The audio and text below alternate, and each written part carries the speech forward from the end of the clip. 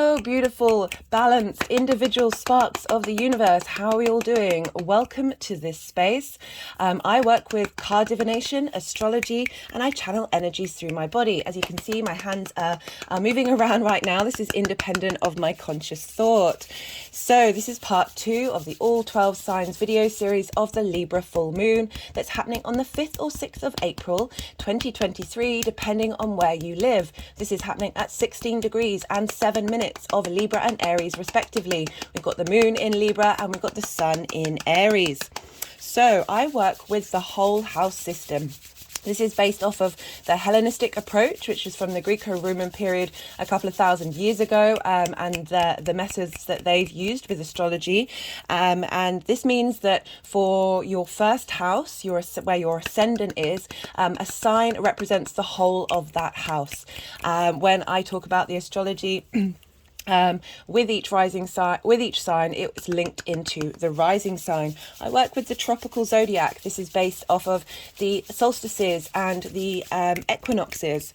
What does this mean? So this means that I don't apply the Aries to the first house for every chart, and therefore all the other signs to all the other 12 houses. I find it to be quite limiting. Our birth charts and the charts that we're dealing with are multifaceted beings, and it just opens up the capacity of a lot more variation, which is the human species in a nutshell, as well as nature itself. And this also means I don't apply the modern rulership of Pluto in Scorpio, Uranus in Aquarius, and Neptune in Pisces. The traditional rulerships tend to have, they're more personal. So these planets are outer planets. They're more generational, and I just feel like they don't like to be bound by certain houses. Certain signs. I completely understand why these energies have a great affiliation for the signs that they've been applied to in the modern dynamic, but from my own experience of working with the signs and working with the traditional rulership, it just fits in place a lot more, and it's a lot more relevant to us on an individual basis. The way that I read tarot and astrology, my main focus in these readings is the inner work. For those of you who are regulars, I talk about this a lot, about how the more that we do the inner work, the more that we question not only the outside world, but our inner space, and really hold space for it, the more our vibrational frequency shifts and changes, and that affects the dynamics that we bring into our life, the things that happen to us. And it also makes it really accessible to the collective when we when we work on our inner space and get in touch with our true authentic soul. The more that this vibrational frequency and the ability to connect just becomes more accessible to other people. It's linked into sort of the 100 monkey syndrome, where when we become, when certain amount of people of a species or individuals of a species, it's not just humans, it's linked into animals, and I should have very much imagined it's also linked into all the other species as well, that when a certain amount of that species learns something, it just becomes more readily available to the species as a whole. So that's why I prioritize the inner work, because it has not only a great impact of giving you strength and stability and growth and abundance in yourself, but all of those concepts are then able to be accessed in the outside world. I just want to say a big thank you to everybody, all the new viewers and all the returning viewers. I really appreciate you spending some of your very precious time watching these videos, and the energy transfer is just beautiful, and I really do appreciate it. So in these videos, receive what resonates. There may be personal messages that don't feel like they apply to you. This doesn't invalidate the rest of the reading. As I said, take what resonates and let what doesn't just flow through you. If things do resonate in these videos and you feel like it's helped in any way, shape or form, there are things that you can do to pay it forward. So YouTube isn't promoting long form content, and that is currently the mode that I'm very much in. The things that you can do to mean that the algorithm then goes, oh, okay, we're going to now push this out into the wider world. So like random people may have access to it. You can like the video. I really appreciate those likes. Comment on the video. This doesn't have to be anything personal. You can put an emoji just to say, Cheers. Thank you. Subscribe, all of you new viewers, if you feel so inclined. Sharing with others. I do appreciate this is vulnerable, so I'm just saying the things that you can do. Rather than going to a video from a notification, search the name of the channel and access it via that search bar. You can also help by watching more than one video in a row. Don't do it for me. I'm not after the likes and the views and the hours. That's not why I do this video, these videos. I do this channel for various reasons. One, because I absolutely love what I do. Two, because I want to pay forward what the benefits that I have learned from these modalities and how much they have helped me be able to be strong and kind and open in this world. So as I said, it's not, I do have an ego, it is there, but it's not being fueled by the response from the channel. Personally, I love it. I love hearing from you. I'd love to hear from you. I love replying. I love getting involved and understanding all the different how these things turn up in the world for everybody. I love that. But that's not why I'm asking you to do it. If you do feel so inclined, I have an Instagram where I post things. Obviously, it's another form of medium, another form of communication. When writing, different messages come through. There can be a succinctness in those posts that can just help. As I said, it's another form of communication. We tend to integrate messages when we get it coming from lots of different spaces. But I also post these things on the community page. So if you don't have Instagram or you don't want to follow me on Instagram, you can find these on the community page and see what's coming up there. My name's Chloe and this is all the cards on the table. I just wanted to clear up first before I start. I know I can be all over the place. This is how my mind works. And eventually I always feel that I do get around to the point. However, speaking of which, yesterday I spoke about a very personal thing that happened to me where I had a dream. I really recommend checking out the collective reading and the introduction to part 1 because I always break down more themes and expand more on the energies and the more nuanced and understandings that we have, the more that we can work with this energy, understand what trauma and triggers may come up, work with them, flip the switch, raise the vibrational frequency so we then become co-creators on a conscious level. But I was talking about a dream that I'd had after the night of after recording the collective reading, and it was about a relationship, the last person that I was in love with, and essentially I experienced reliving the reality of that relationship rather than the fantasy. And we're all good where I am with that relationship. We're friends. We've healed. We've grown. But it came up and it really highlighted a dynamic that I had been in. But I wanted to clarify because I talked about being gaslit and manipulated, but I also talked about it in relation to my dynamic with my father. And I wanted to clear out the main point because I didn't want people to get the wrong idea. My father didn't gaslight me, my father didn't manipulate me, but what I did have was a very strong abandonment issue. My parents broke up when I was very young, and there were things that happened where all of a sudden this person wasn't in my life anymore. And I talk a lot about on the channel about how between the ages 0 to 7 we're in subconscious mode. Everything that's happening around us we take very, very personally.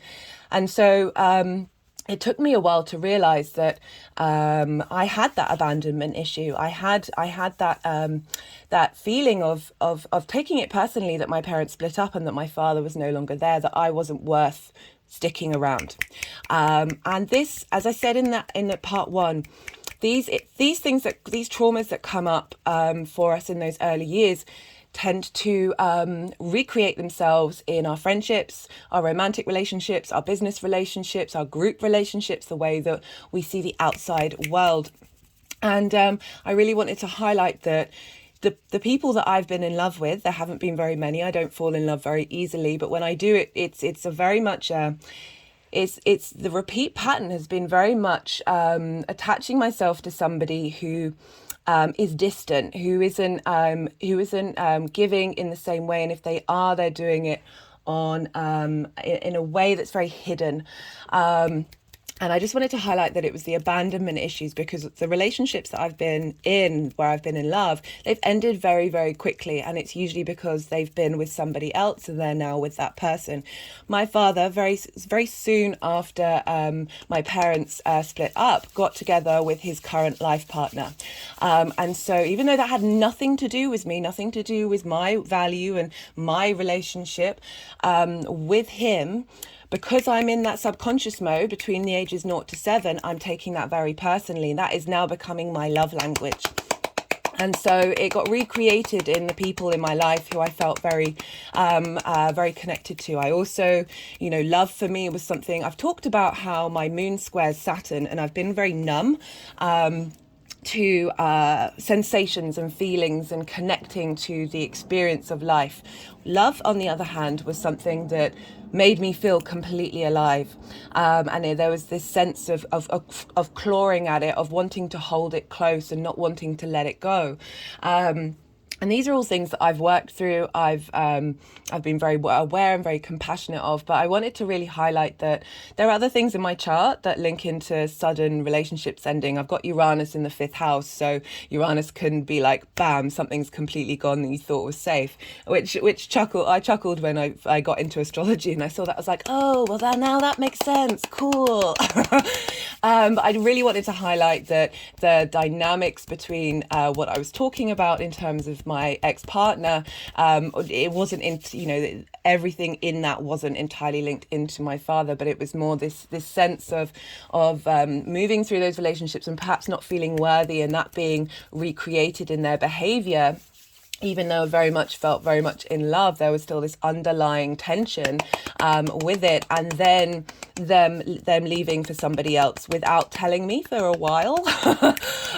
So I want to highlight the fact that, because I talk a lot about how a lot of the things that go on in our lives, our traumas, our response mechanisms, yes, can be our own personal experience, but it's also linked into our lineage, our parents, our ancestors, the collective, our past lives, the galactic. We are holding space for so much energy that we have the capacity to change. I say that we're here to break the cycles. We're dealing with, the dark night before the breakdown before the breakthrough on a collective level. I feel that very, very strongly.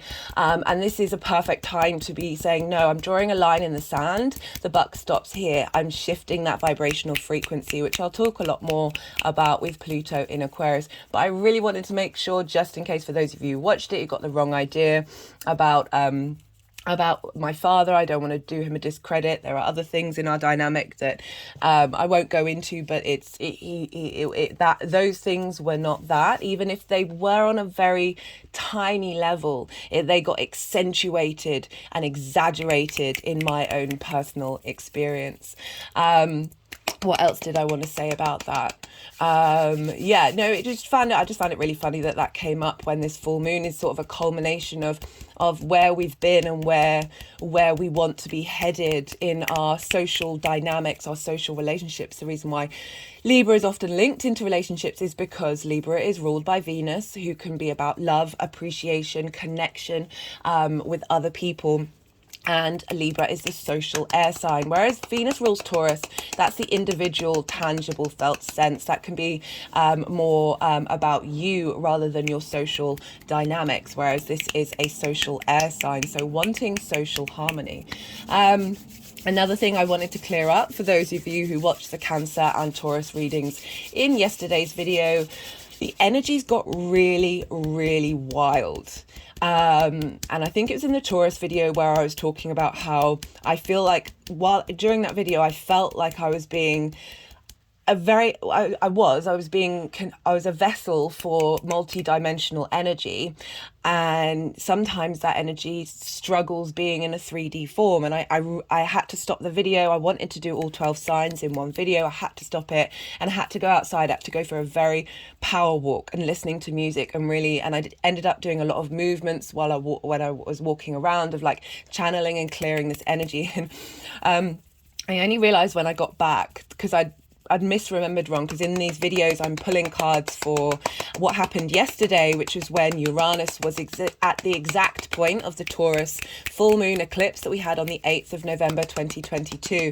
At that eclipse, Uranus was conjunct the moon, but retrograde. And I said in that video that either at the full moon in Leo, which was squaring that eclipse, or when Uranus went direct over that same degree, that's when these big shifts and changes may start to manifest. And I'd thought that it was later on in the evening that the exact degree was going to happen, and it wasn't. It was around that time of doing that video, and the energies were just absolutely wild. And I just wanted to clarify that that's what was going on. The messages were really beautiful and really clear, but my ability to do everything that I was doing while holding that energy, I just found it very difficult.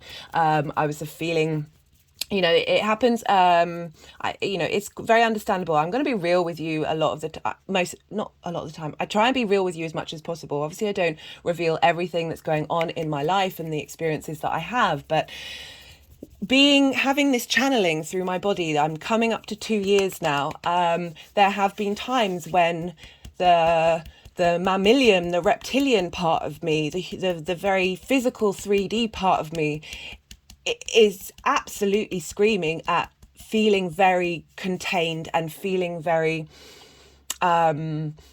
when you have that sense of authority, that's the galactic energy moving through you of being possessed and not being able to be free and not being able to be independent and not being able to not just be able to do what it is that you need to be able to do. That fear response can come up, and it has come up many times in my journey. I'm not all love and light. I hold space for the fact that everything is in fact love and light, but in the same that it is also the dark and the chaos. We can't shame one modality, and the more that we repress these things, so that's why I'm being a bit vulnerable here, the more we don't accept that this is part of our reality, the more these things blow up. That's what we're seeing in the world, these repressions, these wounds of us, of the human species, and how we interact socially. I want to talk about slavery, because slavery's been a thing since the dawn of time. We have more people in slavery, in indentured servitude, than we ever have done before in history. Every empire, every situation, all had some form of slavery. This is not a new thing. This is a wound, a trauma wound of the human race. So too with sexual abuse. These things are very much fundamentals of how the human being has been able to interact with itself on a collective level. These are all ideals that we want to move away from, but we can't hide from the fact that these are the wounds of us, the fundamental wounds of the species. There are many beautiful, wonderful things of it, and I don't want to just focus on the negative, but I just feel compelled to talk about it, because we're dealing with this full moon in Libra of social harmony, and sometimes we can harmonize and put things under the cracks and not look at the darkness. That's why Scorpio falls after Libra, where Scorpio is fully prepared to look at the dark and be like, this is the worst case scenario. But it's really about finding that balance between being comfortable and able to hold space for the darkness that we have, with compassion as well, because the way I look at these things is we are conditioned by so many different things that a lot of what we're experiencing is out of we get overwhelmed by outside energies, that it fractures our behavior mechanisms. I talked about the shadow side of tribalism in the collective reading, that there's this deep darkness that we have of when you get a group of people together and the energy shifts, like people who think that they are good or think that they wouldn't do those things, and if we ignore that fact, if we are just like, oh, everything should be love and light and everything should be great, we're hiding, we're repressing that shadow that is a master teacher. one of the things that I meant to mention about when I was talking about my past relationship is, even though that broke my soul and heart into 1,000 million pieces, and it took me a long time to pick myself up again, the lessons that I learned from that, and now knowing his birth chart and seeing the astro connections between both of us, I very much got this strong impression that his soul signed up to do those things, to help me be able to move away from giving all of myself in a relationship, no matter what, to being like, no, I have my space, I have my needs, and if you're not meeting them, I'm not going to keep sacrificing those needs. And I really, it was a tough journey, and it took me a while to get there, but I wouldn't be the person I am today without that experience, without that at all. And it's really that understanding and accepting of everything that's happened to you has got you here. And I wanted to highlight that, in that full moon, I talked in the introduction of part 1 that the full moons tend to come up and show you triggers, response mechanisms, drama, conflict. And you'll notice whether you respond in the same way that you used to in the past. And it's a reminder. We forget the work that we've done. We forget the journey that we've been on. We're so hard on ourselves. We're constantly, our minds, as I always talk about, is an addict.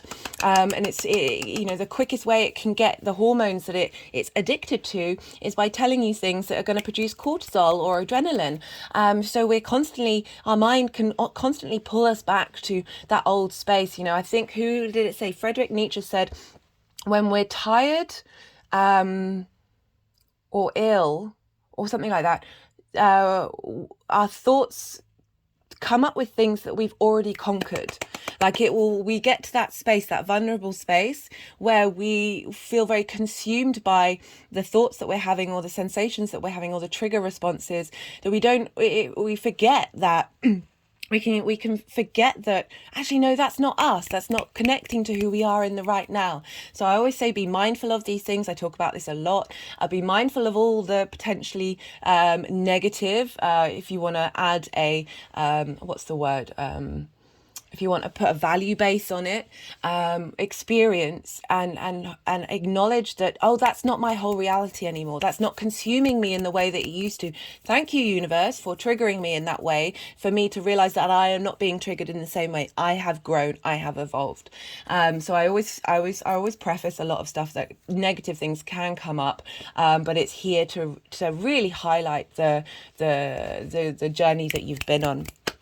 I think that's everything that I wanted to talk about. I think I've cleared up some of the things in yesterday's video. I just had a nagging suspicion, and I rewatched the introduction before doing this. I was like, I did what I tend to do, which is just jump all around the houses, because my brain works in funny ways. And just wanted to let you know about that. I swear there was one other thing.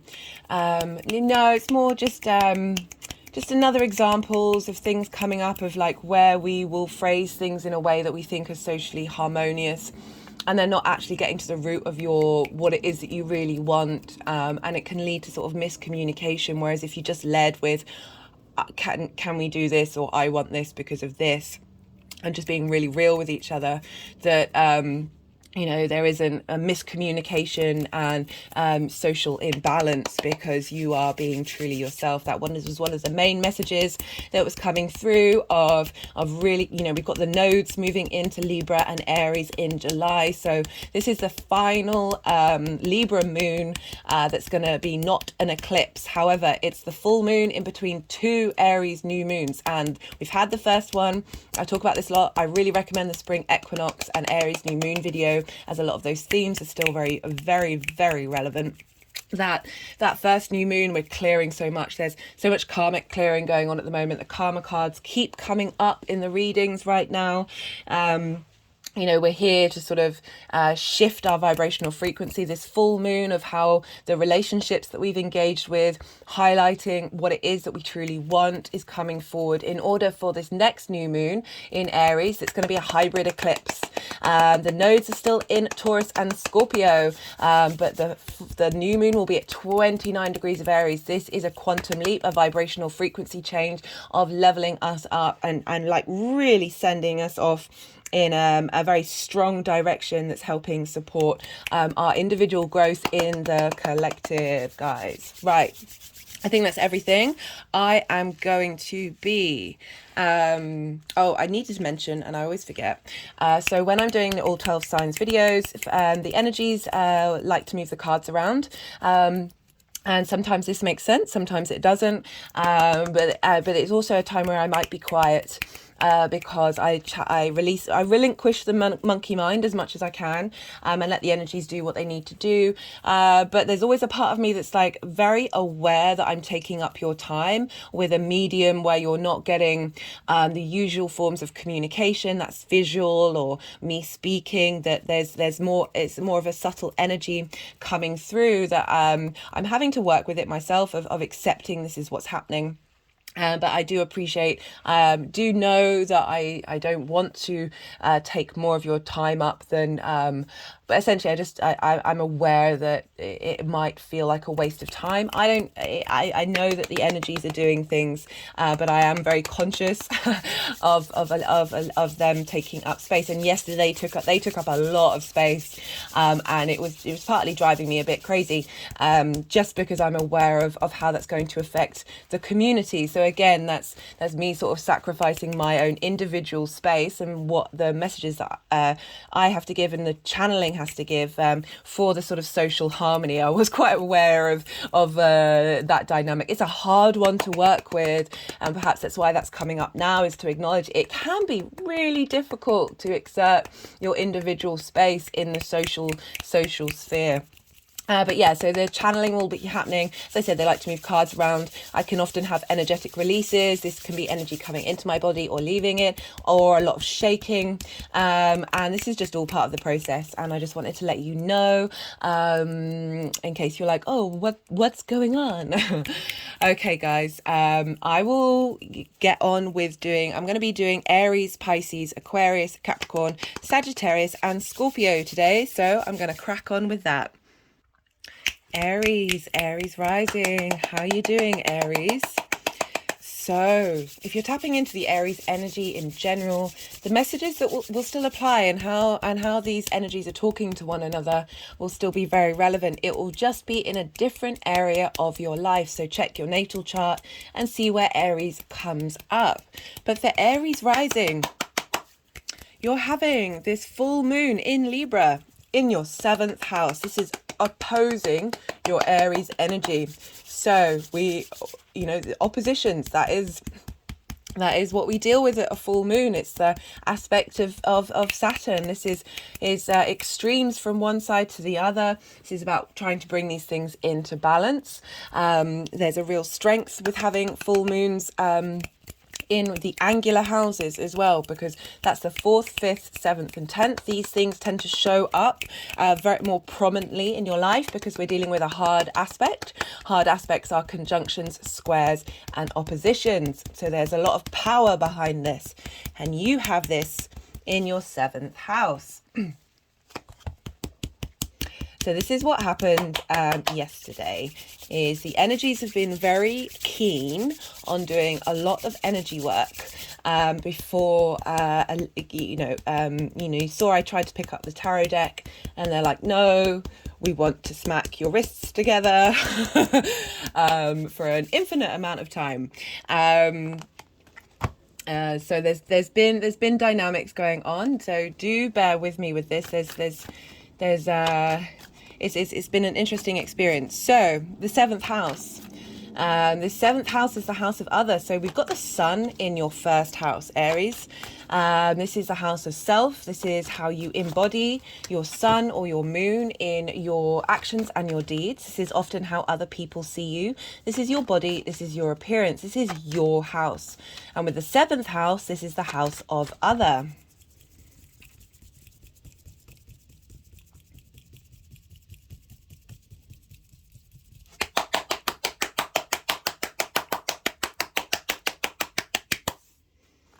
And the house of other is intimate relationships.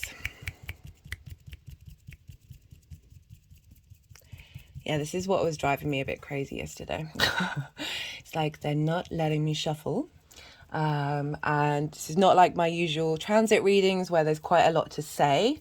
So I'm just aware of the length of time of these videos and the time that I may be silent because, as I said, there's not a lot to talk. Well, there are things to talk about, but it's not in the same way as when I'm going through like 8 different aspects for each transit. Right, the 7th house, guys. This is your intimate relationships. This is your one-to-one relationships. This can be business, romantic, friendship, the people that are very close to you, can be your clients. It's the house of marriage, so it's long-term committed relationships. I also find it to be my relationship with the universe and God, that one-to-one dynamic that you have and how it's showing up. So we've got a full moon here happening. So this is really highlighting the balance or imbalance you may have between yourself and your one-to-one relationships. Sometimes we can sacrifice one of those energies for the other and go to extremes, whether that be prioritizing others or prioritizing yourself. With everything, we're about integration and balance. And so this full moon can be highlighting where you've come and what you've done and how strong you have your ability to interact with others on a one-to-one basis while still being authentically yourself. I wouldn't be surprised if this was the energy for you, Aries, because you've had so much in the sign of Aries. Jupiter's still there. You've got Chiron there really helping you understand the wounds of yourself. You've been doing a lot of introspection about how you want to embody your essence in your deeds and the things that you do in the outside world, as well as really getting into line with understanding your body and your appearance and what moves you, what motivates you. It's a lot of energy being focused on you right now, Aries. So again, the full moon with Libra, this sense of bringing things into balance, a culmination, a sense of harmony, being able to perhaps have a really lovely time with your intimate partners during this full moon,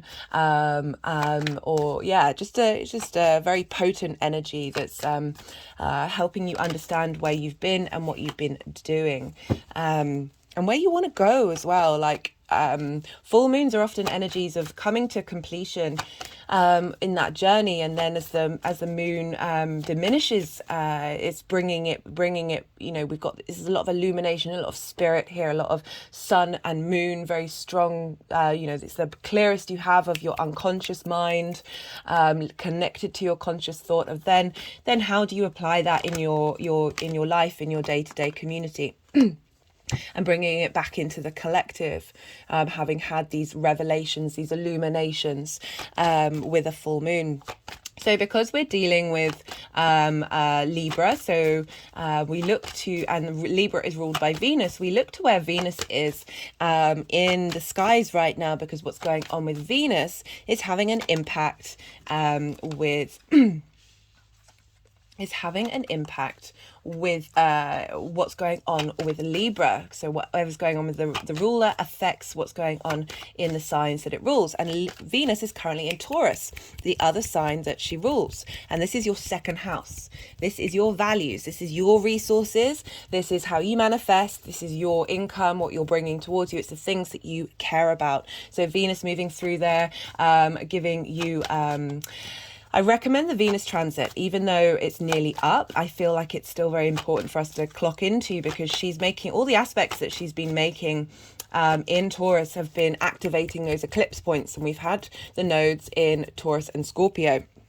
So she's really harmonizing all of that, your value system, how you care about yourself. The more that we understand our true value from a non-egocentric basis, and with this in Taurus of the things that give you pleasure, the things that you want security. There can be a stubbornness with Taurus. It's a fixed sign. All the fixed signs are very stubborn, but Taurus, because it's an earth energy, can just have a little more weight to its stubbornness, but also very powerful manifestation house of really bringing a sense of appreciation with Venus being there, of how you value yourself.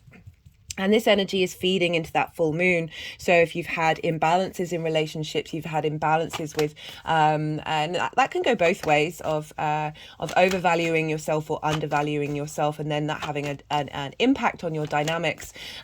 This is, I feel like you're getting a lot of support because of Venus in your second house of values is going to help shine a light on the power of that Libra full moon, of bringing a sense of culmination and appreciation to where you've been and where you've headed. This can also be linked into clients, one-to-one clients, and with Venus being in the second house of your resources, and how you manifest, it's how you make your money.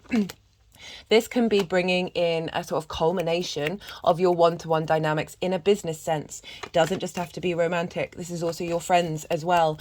If you've had an imbalance with your one-to-one intimate friends based on a value system, or now that you're very much in your power of that, with all of that, what's been going on in Aries, that, you know, you're drawing people towards you that are more in your soul alignment. Because we're also dealing with the sun, we look to Aries, and that's your first house, Aries. So you've got this potent you energy. How are you embodying yourself? How is this impacting the sun? Well, that's embodying you. Sorry, I meant to say, because we're dealing with Aries, we look to where Mars is. I mean, that what I was just saying about Aries is still relevant, but I'd already talked about that. And Mars is in Cancer, in your fourth house. This is a fellow cardinal sign. We're dealing with a lot of cardinal energy. So for the cardinal signs, this is really showing up quite strongly. And you have this in your fourth house. This is the house of roots, foundations, ancestors, parents, home, private home. It's your private space, what you do in an intimate, when you are in private. What do you do? How do you manifest? And this is in the moon sign in Cancer. So what's going on with Mars there, helping you embody your motivations and drives to connect to your home, to your private life and your intuition. I think for the Aries reading, I was very much like, this is a time to really work with that intuitive space in your home by yourself, helping clear out motivations linked into trauma, to your family, to your ancestors, to your lineage. And so this energy of your fourth, your home, is feeding into your individual self of Aries.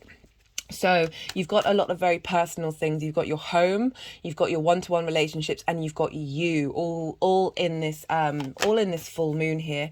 And because Mars is in the moon sign, what's going on with the moon is having an impact with Mars. So not only is Mars impacting Aries, where the sun is, but the moon is impacting Mars, and therefore that's impacting the sun. So the moon is getting there's a lot of weight to the moon at the moment.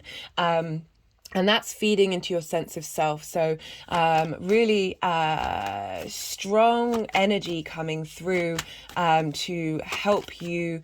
Perhaps there have been people in your life that, because Libra can very much be the social warrior of protecting and defending the people in your life that you really care about, or realizing and coming to that conclusion that you have the capacity to be able to support the people around you without wavering of your own self.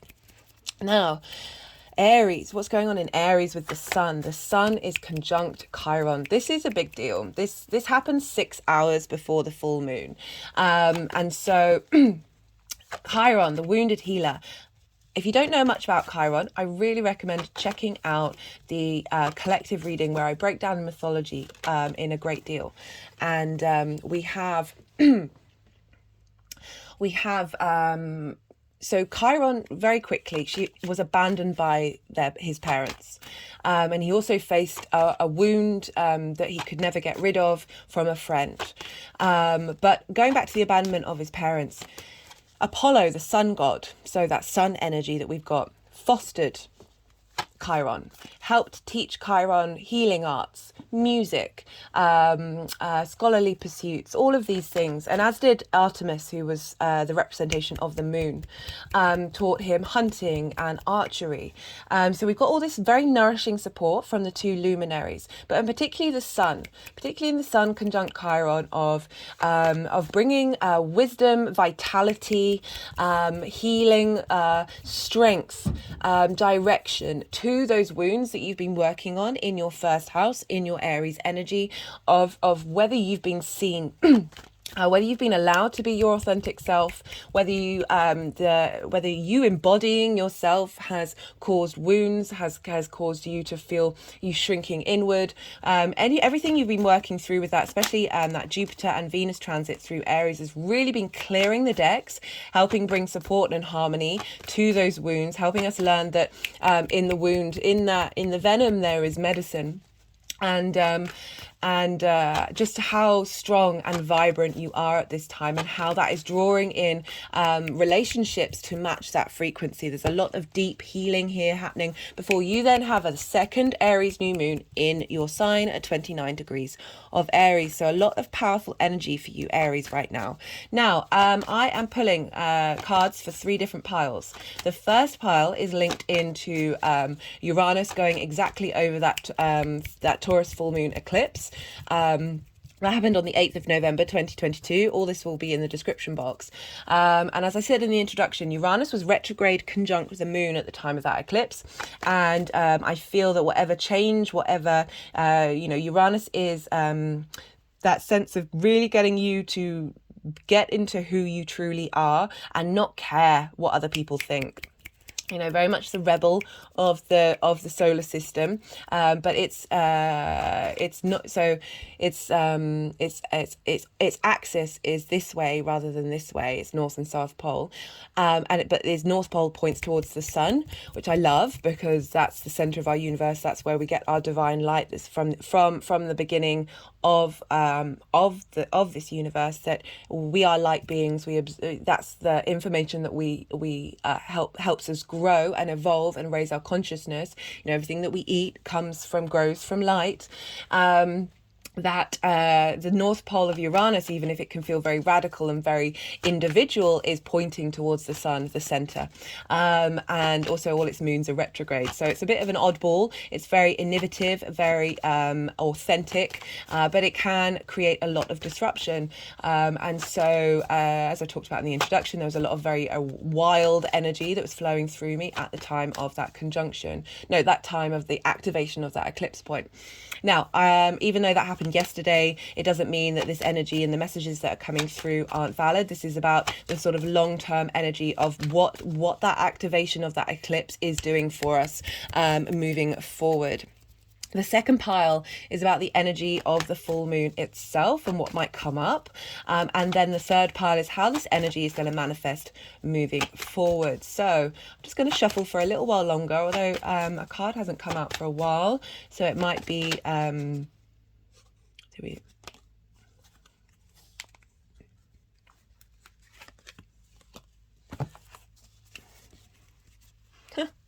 Okay.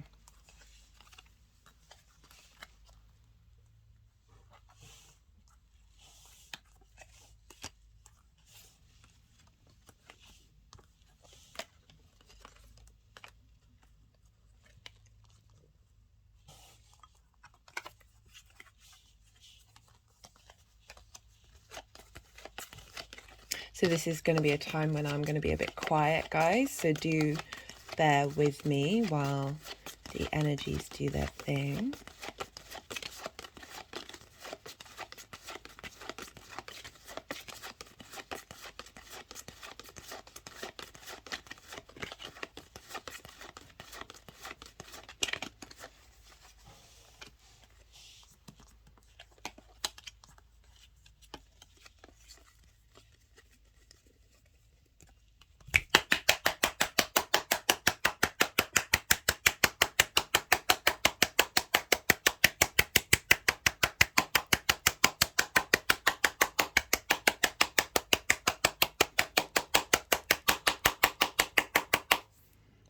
Zoom in a little bit so you can see the cards more.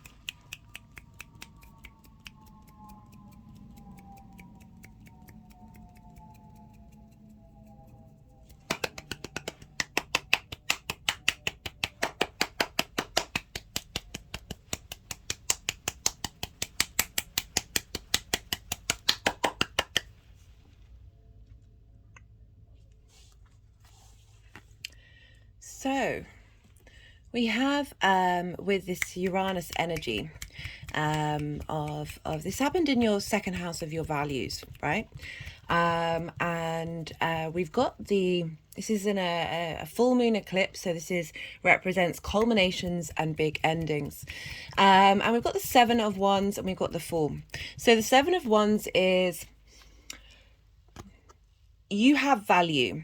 What you do has value, and is you're in competition with others, or others there's this competition space, but it's implying that what you're doing is has merit, basically. But if you look at this figure, right, so they've got different shoes on and they're standing in between a river.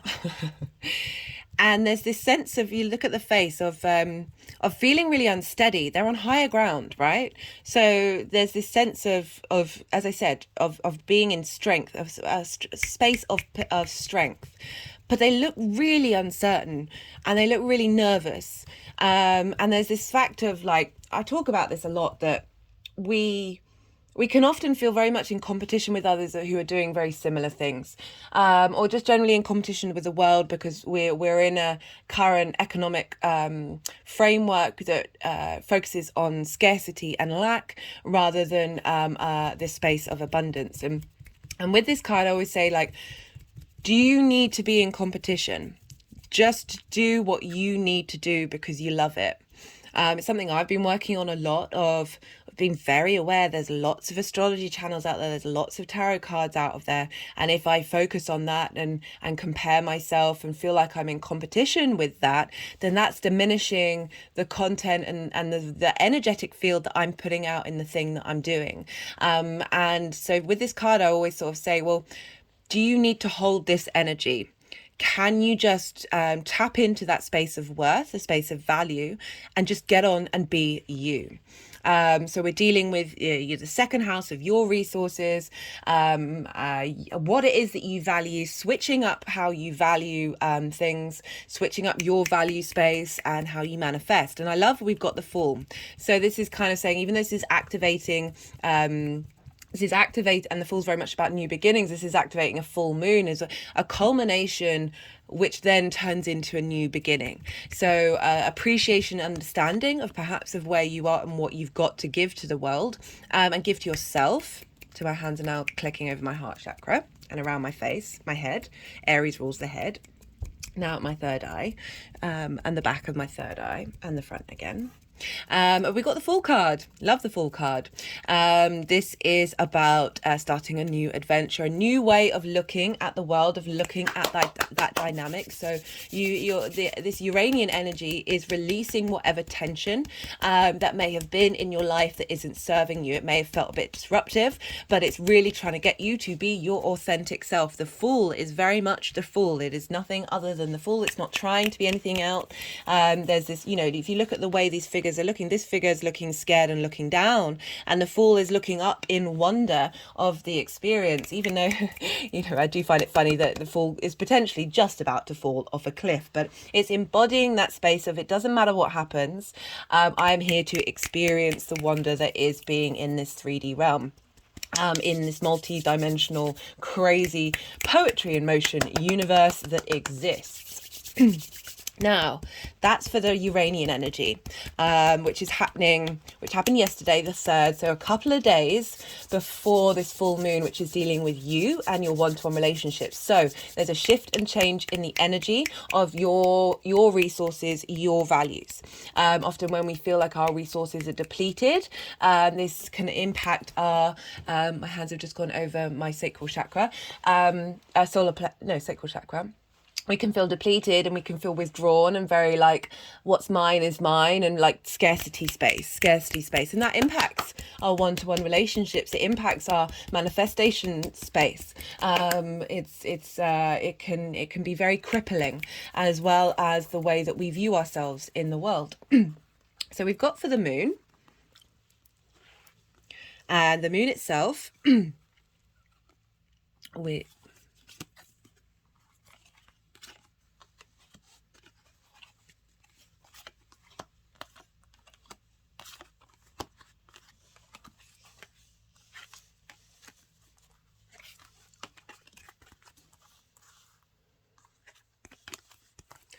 Yeah, often they'll do this, which is why I go a bit mental internally. Is like they'll move the cards around and then put them back exactly where they were before.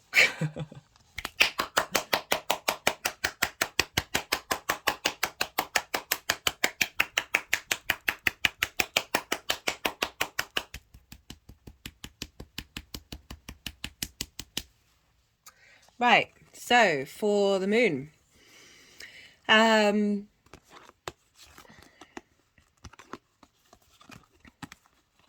we have the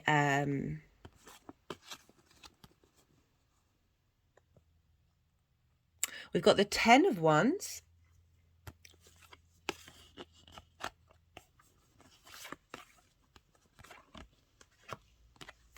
okay, I was getting the impression with the way that they were moving that Page of Swords is there's something coming through with the moon. So we've got the 10 of Wands, this sort of energy it's being shifted and changed. This is about burden. This is about responsibility. This is feeling overwhelmed, overexhausted, and you're not. You know, this figure, you know, compared to the Fool, is looking downward. Can't see the wood for the trees, and it doesn't. You can't see that there is in fact a sanctuary at the end of the road. That journey's. This is a journey's nearly ended. This is a 10. This is a culmination card. This is what's shifting and changing, and in terms of one-to-one relationships, that can be feeling very overworked in your one-to-one clients. That can be feeling like taking on the responsibility of your friends, of their worries and their cares, as well as maybe being in a romantic relationship that has felt like there's been a lot of responsibility going on, that maybe these are things that have needed to be done. The 10 of Wands isn't about necessarily denying the fact that sometimes things are hard work, and sometimes that hard work is worth that effort. But there's also very much of potentially holding on to other people's things in order to support them, because you may be feeling quite strong at the moment, but there is that sense of being burnt out. We've got the Page of Swords with the moon, so the page is very much about it's very youthful energy. It's heralding in something. It's bringing something, a new way of thinking in, a new idea, a new possible dynamic and shift in the way that you look at things. The Page of Swords, you know, you can see this figure is looking backwards, constantly sort of second guessing or worrying. This can also be about gossip, and worrying about what people think of you. My hand is now tapping on my third eye chakra, and then that being affecting like how you operate and how you are, because you're second guessing everything and you're over analyzing everything. But as I said, the page is also very youthful energy. That's just one side of the page. That might be personal to some of you, that it is with this moon that's very, you know, that sensitivity, that space of creativity, of intuition, of but it also can be the space of delusions and illusions, that I feel like whatever, if that's the case, if you have things in your life that you haven't been able to see clearly. I'm saying this because we've got a lot of swords here. You may not have seen things clearly. That this is essentially being shattered, cut through with this Ace of Swords that's crowning that energy. So the Ace of Swords is very potent energy. It's a new beginning in the way that you're thinking, the dynamics that you have in your one-to-one relationships. There's a clarity, there's a potency, there's a clearness, there's a real sense of strength coming through, of feeling revitalized after this 10 of Wands.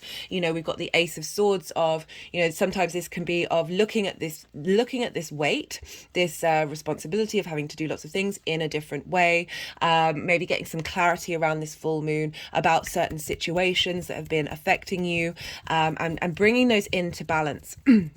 As I said, the moon is also very creative, very intuitive, very spiritual and magical. But this moon is very much about your emotional, instinctive response mechanisms when it comes to social dynamics, bringing things into justice. But I love that the Ace of Swords is coming through. You know, Libra is an air sign. Swords are air sign of whatever's been going on. There's a clearing out. There's like aces are starting that suit again. There's a refreshment. You know, as I said, aces are very potent, and this is your sort of shifting your prime motive, your prime ideal of how you deal with your what it is that you want from your one-to-one relationships, and that sort of strength of understanding how you want to be in them and what it is that you're drawing towards you. Definitely, you know, mind frequencies, swords, shifting that frequency level. Because we have 4 of the energies moving forward. I think it's Death in reverse and the 3 of Pentacles. Yeah, it is. And I'm going to talk about it without holding it up for a second while they're doing the energy work. Death in reverse is there's this process of letting go, of transmuting. This can be an inner letting go, an inner releasing, as well as because I don't think, because sometimes people can read the Death in reverse as you're not being aware of what it is that you need to let go of. But with this Ace of Swords coming through, this real sense of clarity, and the page of acknowledging there's a heralding in of a different dynamic, followed by that ace, is very, very potent.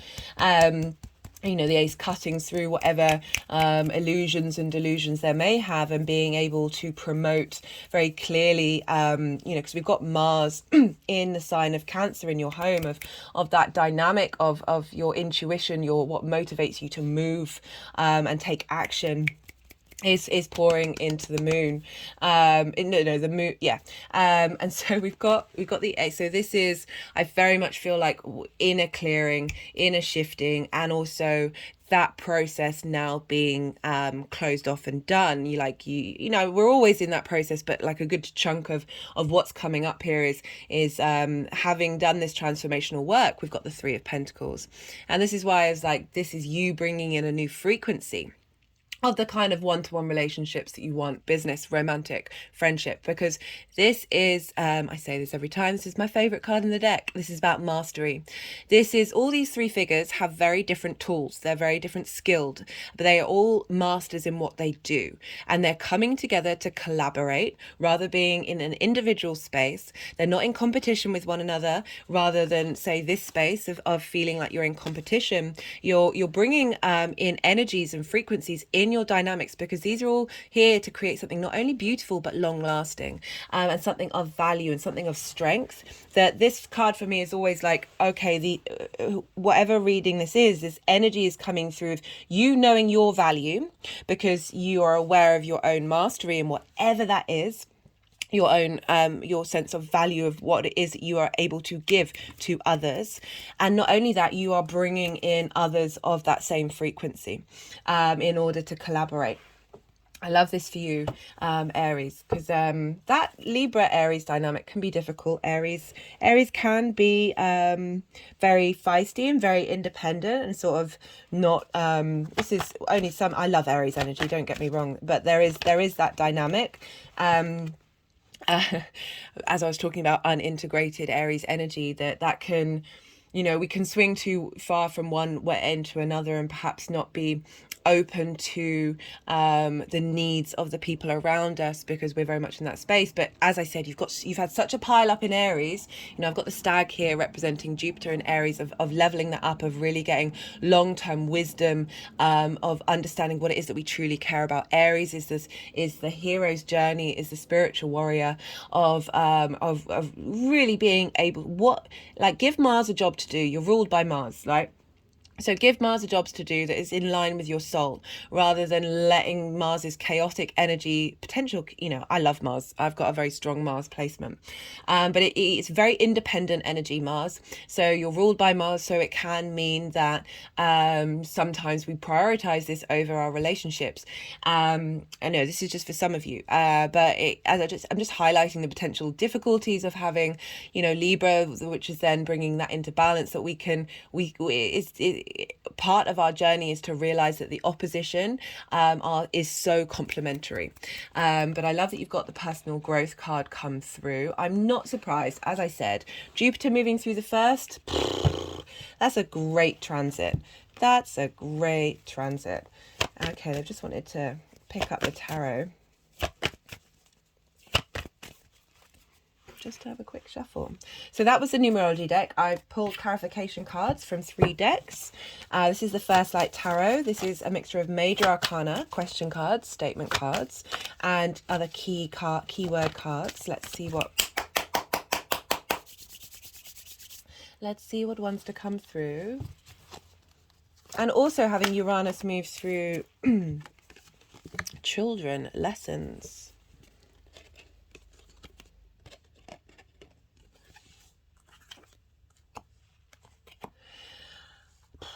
I mean, what's coming into my head is, kind of what I was talking about in the introduction, about how what happened to me as a child had an impact on my one-to-one relationships. This, it was personal to me, but so many of us have our own trauma. It's all relative, that we're working through that and healing that, especially with Chiron in the first and Jupiter, of when we're able to shift that very deep programming, it opens the world up. So love this for you, Aries. Right, I'm going to pull maybe one more from this deck. I always like to at least get a major arcana, and usually when I say that, that's when they throw out a load of question cards. I have Aries in my 9th house, and this means that my relationship with the universe, big picture philosophies, I'm very independent. I'm quite feisty with the energies that are currently active in my body, and they're quite feisty with me. So I do appreciate that Aries energy. We've got the source. This is love and light. Being, I was talking about that space of abundance, moving that 7 of Wands, of trying to switch that gear of how you look at the situation, and connect to the infinite source of the quantum field.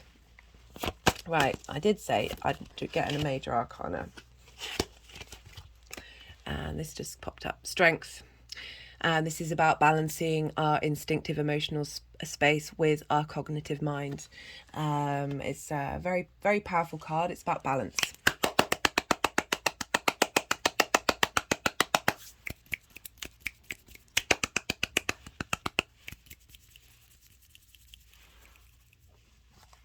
Right, I'm now going to pull a card from the Oracle of the Rising Sun. Let's see what wants to come up as final messages.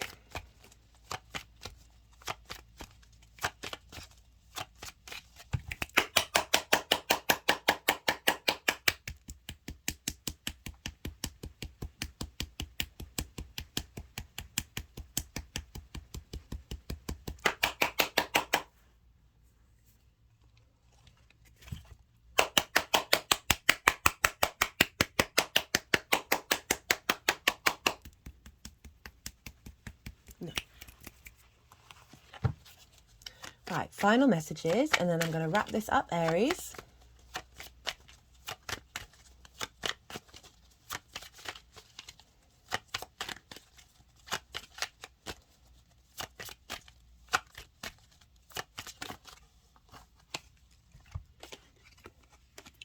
Got rebellion and versatility.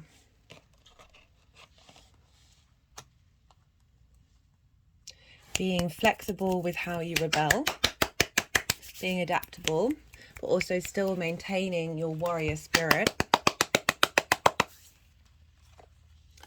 from a space of abundance. You know, Aries energy can be very, very protective. Someone I know is a firefighter who's an Aries Sun. Is, you know, it goes both ways, and that is such a strong, important. Your energy is so important right now, Aries, of really being able to be your authentic self. But yeah, as I say, we can give Mars a job to do. Mars, if you listen to the Mars transit videos that I've done, I go into the mythology of Mars, and Mars, you know, again, it wasn't very well respected, and like, it's kind of off the bat of in part of the human psyche of our journey to civilize, is that in villages, if they didn't have enough food, like, they tend to kick out the sort of rowdy testosterone men, and send them off to the forest, and there's that abandonment issue coming in there, that some of our unintegrated explosive moments of Mars is linked into trauma. So realize you are loved, Aries, no matter what. Right, I'm going to leave it at that.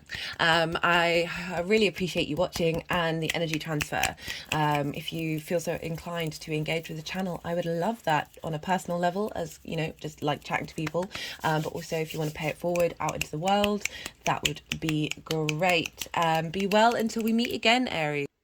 Pisces rising. How are you doing, Pisces? So for those of you just tapping into the Pisces energy, the messages that come through, and how the energies are talking, not the energies, the planets, the celestial bodies are talking to one another, will all still apply. It'll just be in a different area of your life. So look to where Aries falls and the themes of that house, and you can just bring in the messages that and tie them into those areas.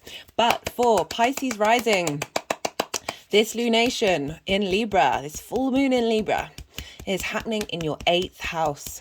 This is the house of shared resources, outside world resources. So this is the give and take between you and the other, and the world.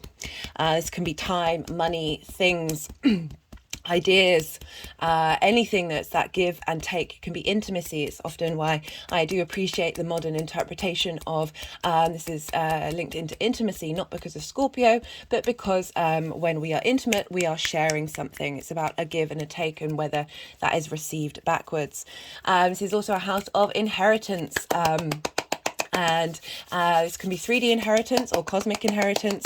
This can be loans, taxes, mortgages, big things, big money things.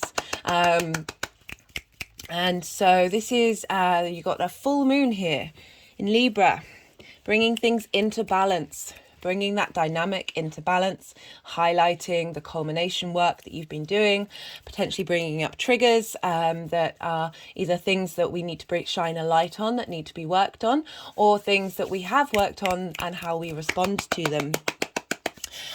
So this can be a culmination, as I said, above that inheritance on a very 3D level of maybe things coming in towards you.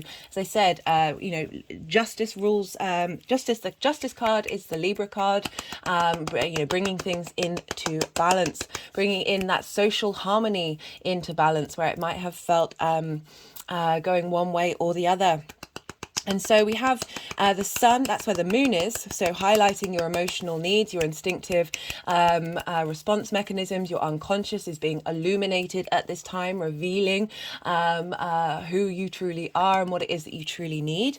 And this is all opposing the sun in Aries, that's in your 2nd house of your resources. This is your things that you value. Again, that can be ideas, things, whatever it is. It's also how you value yourself. This is a house of how you make money, and it's your house of manifestation. We've all had a lot of Aries energy going on for a while now, and a real leveling up of that area of our lives. So this is about highlighting perhaps the imbalance between your value system and the outside world's value system, and now really trying to get those into harmony for you on an individual basis. Reevaluating your core values, and especially how you value yourself. I feel that's a very important journey that Pisces has been going on with all this energy in Aries. Because we're dealing with Libra that's ruled by Venus, we look to where Venus is in the skies, because what's going on with Venus is having an impact with this lunation.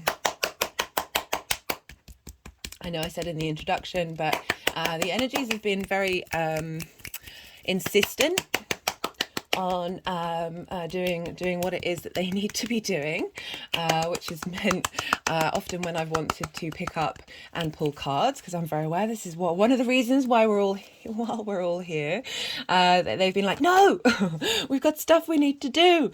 So because as I said, because we're dealing with Libra, which is ruled by Venus, we look to where Venus is in the sky, and where Venus is and what house Venus is in for you. So what she's doing there is helping level up and influence this full moon. And Venus is in your third house. This is your house of communication. This can be the things that you do on a regular basis. This is about your local community, the places that you go, the people that you meet.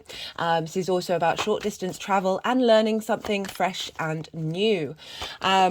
And so Venus is moving through here, helping you get in touch with your voice and your ability to communicate yourself. This sextiles your Pisces energy, which is an aspect of Venus, so bringing in a sense of harmony and appreciation. And all of this is feeding into your shared resources. So you've got your local community here. And the impact that Venus is bringing some harmony with that is impacting on the revelations you may have about the give and take and the dynamic that you want. I forgot to mention that the 8th house for you, Pisces, and just Libra energy in general, in conjuncts your Pisces energy, whether that's your sun, moon, or wherever that falls. And in conjunct can feel a bit difficult. It's traditionally they don't have things in common with one another.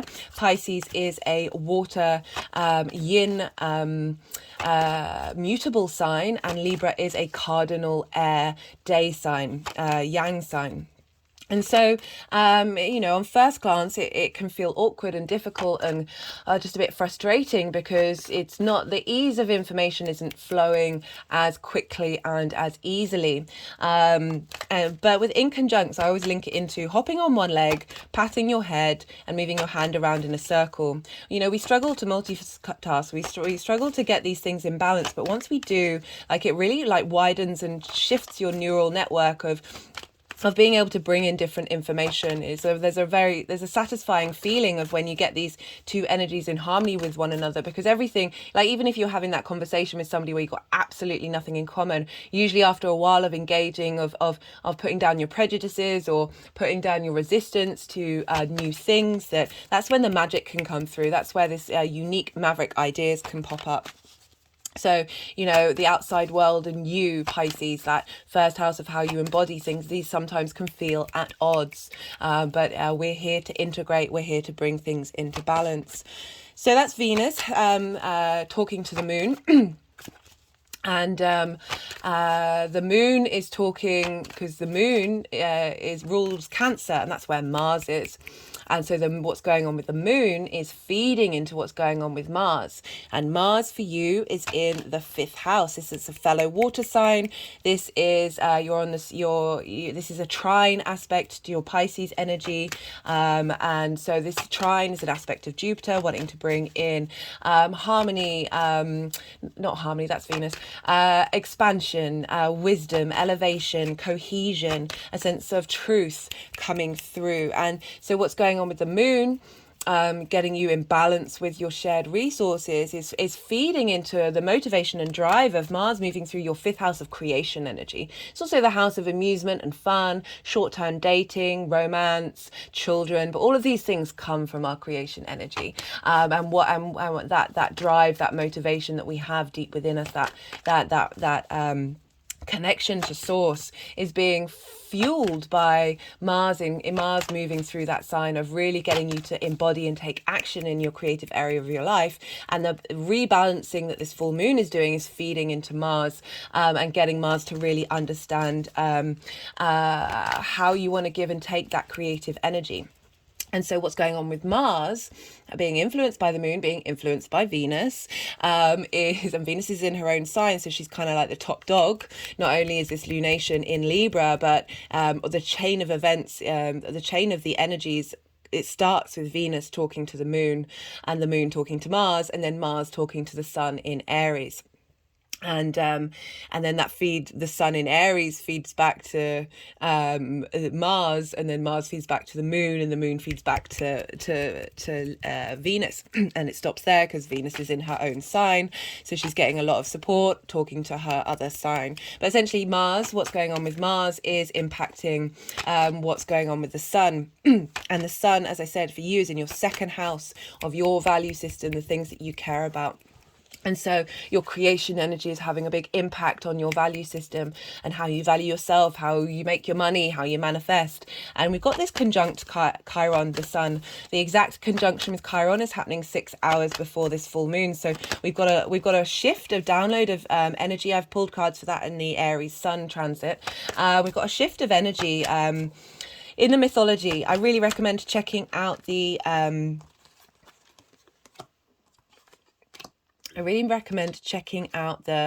collective reading. I talk about the mythology a lot, linked into Chiron, and how Chiron was abandoned by its parents, and it was fostered by Apollo, the sun god, so sun energy. And Apollo taught Chiron the healing arts, taught Chiron about music, about wisdom, about knowledge, and Artemis, who was the moon, taught Chiron about hunting and archery. And so you've got these luminaries feeding into Chiron at this time, the wisdom and the support mechanisms that helped Chiron become the master healer, become the master teacher, and teaching so many others. Giving support to Chiron at this time of really highlighting the vitality and wisdom and illumination of the sun, is helping us really be able to clear any negative connections that we have to our wounds, and show us that the poison that we may have felt, those wounds we may have had that don't ever seem like they're going away, there's so much wisdom and knowledge to be taught from that space. And this full moon is really bringing that all together, and really bringing that sense of balance, because we're dealing with Libra, and the Venus being at the forefront of this. And Venus is about love, appreciation, creativity, value, relationships, and how we connect to others. So really very strong Venus energy happening at this time. So that's the kind of general energy that's happening for you, Pisces, for this full moon. And I'm pulling, there's going to be 3 piles, and the first pile is for what happened yesterday, is when Uranus was at the exact point of the full moon eclipse in Taurus that happened on the 8th of November 2022. I'll put all of this in the description box. That's too many. That's too many cards. This energy is still relevant, because I'm pulling cards for how this is helping us move forward, what's shifting, what's changing, and how that, as I said, like I said in that full moon video that I did in Taurus, that there's a sometimes, like as I said in the introduction, when I'm moving the cards around in this way, like my brain goes a bit foggy, and I'm really leaning into letting them do what they need to do, yeah, so that's why I'm kind of like oh, what's going on?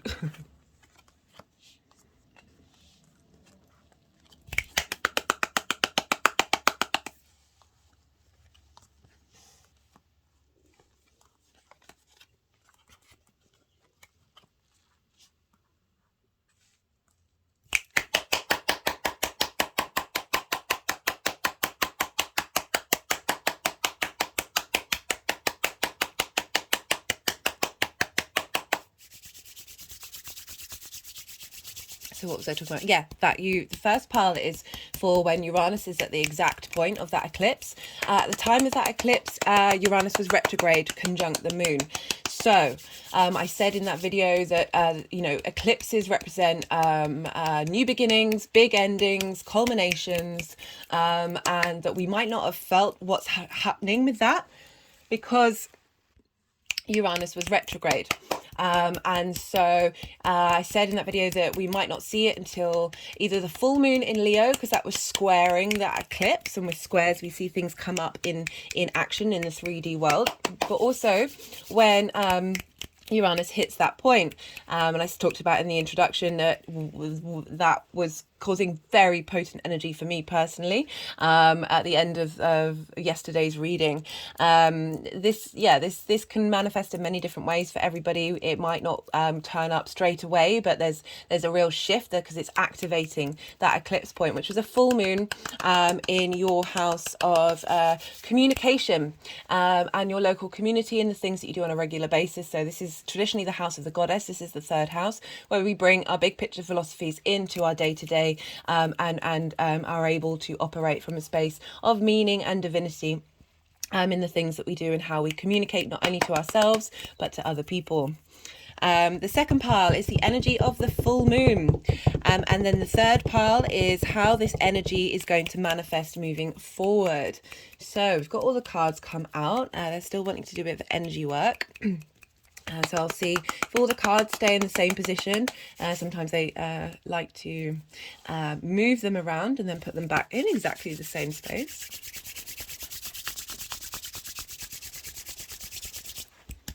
But we've got some good cards come through for you, Pisces. I'm enjoying what's being said to me right now. So we have for the Uranus energy, we've got the Hanged Man and Strength, so two major arcana, very potent energy here. The Hanged Man is about changing perspective. There's a sense of limbo, so I did say these things might not necessarily manifest, and so it's a cultivation period of Mars being of Uranus being retrograde and then moving over those retrograde spaces. And of accumulation, of drawing in, of getting new perspectives and being able to think in a different way. You know, in a lot of traditions, they say like even just standing on your head helps shift your perspective on an energetic field. I always talk about Odin, the Norse god, which is another avatar of Mercury. Well, they are both avatars of that energy. That Odin was upside down on the world tree for 9 days and 9 nights, essentially sacrificing his part of who he was. And at the end of it, received the wisdom of the runes. So when we give ourselves pause, when we change our perspective, we allow that cultivation energy, new ideas can come through, new ways of being can come through. And I like that we've got this with the Strength card. And so this is about harnessing your animal instinctive responses with your cognitive higher mind. They're both valid. There is no hierarchy here. There's a union that is, you know, we've got the infinity symbol here of when we become in balance, when we have our own inner strength, we are tapping into the infinite power of the universe. And I like this has come up for your house of communication, of really being able to be in balance and bring in that divine perspective that you've had come through with Uranus being in that sign is very much the maverick, the innovator, and being able to harness that and be in balance and have real strength in the way that you're able to communicate those messages that have come through. And also bringing in a sense of harmony of the things that you do on a day-to-day basis that really facilitate you in a very wise and yet childlike space. So we have for the full moon, we've got the Queen of Cups and the Page of Cups. This is lovely. So this is your 8th house of that shared resources dynamic. And we've got the Queen of Cups of feeling very nourished, like your needs very much being met. You're being supported and held at this time and being able to tend to your emotional needs in a very nurturing way.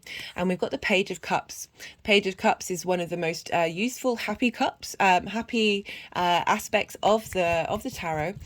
This is about imagination and creativity, and this is heralding a new emotional connection to the way that you give and you receive. So you're switching gear. There's a playfulness, having felt the nourishment and the support and being held by the Queen of Cups. And also the Queen of Cups can be very sensitive.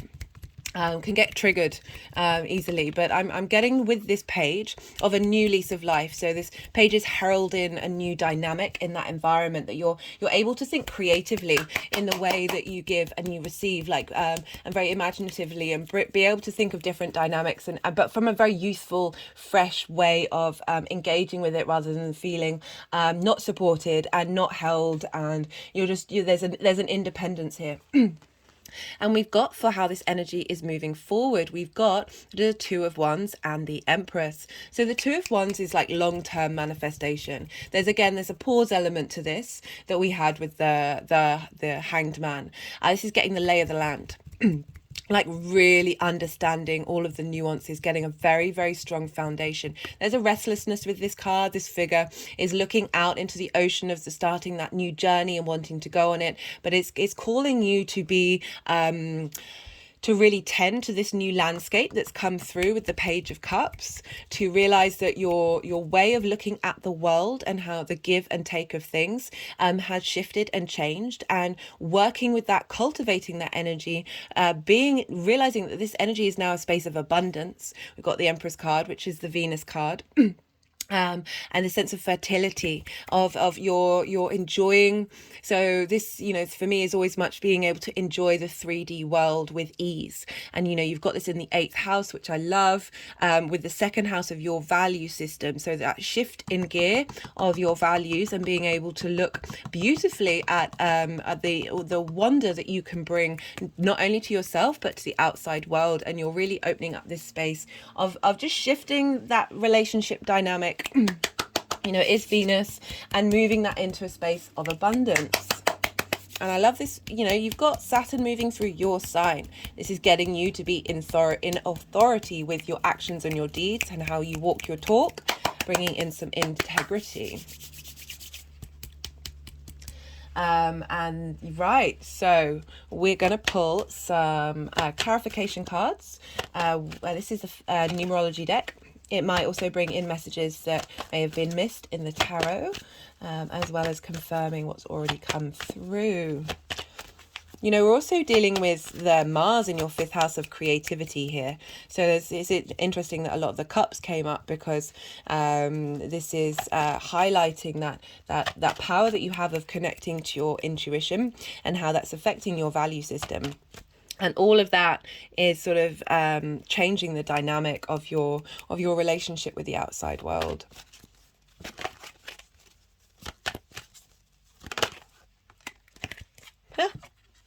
Financial discipline.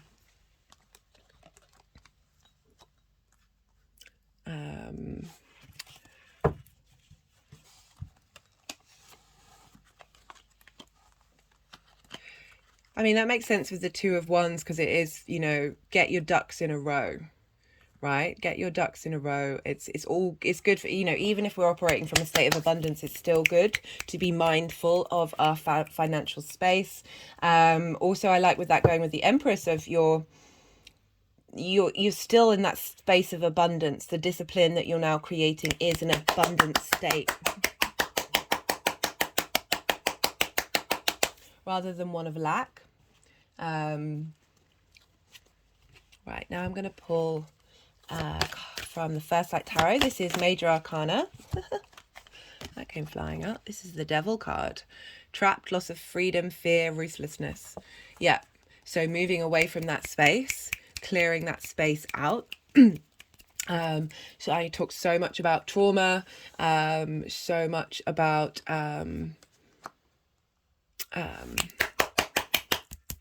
and how our trauma leads to addiction, our trauma leads to fear, which leads to addiction. I mean, we're all addicted. We're all addicted. It's not just the stereotypical big guns that are addiction. Like, the human race is very addicted right now, and very trapped in our own trauma. As I said, we're here to break those cycles. You've had new perspectives of your environment, and how you communicate to yourself. And now, having got that perspective and shift and changed, and now being in that space of strength, rather than feeling weak and shameful about anything that you may have been going through. The capacity for the human being to feel shame is monumental. It's such I find shame to be such a redundant energy. It doesn't. There are other energies that fuel us to change in a way that brings the abundance in and brings that space in, rather than yeah. Right, this is the Oracle of the Rising Sun. I'm going to pull final cards. Oh, that's half the deck. Some final messages for Pisces with the full moon in Libra.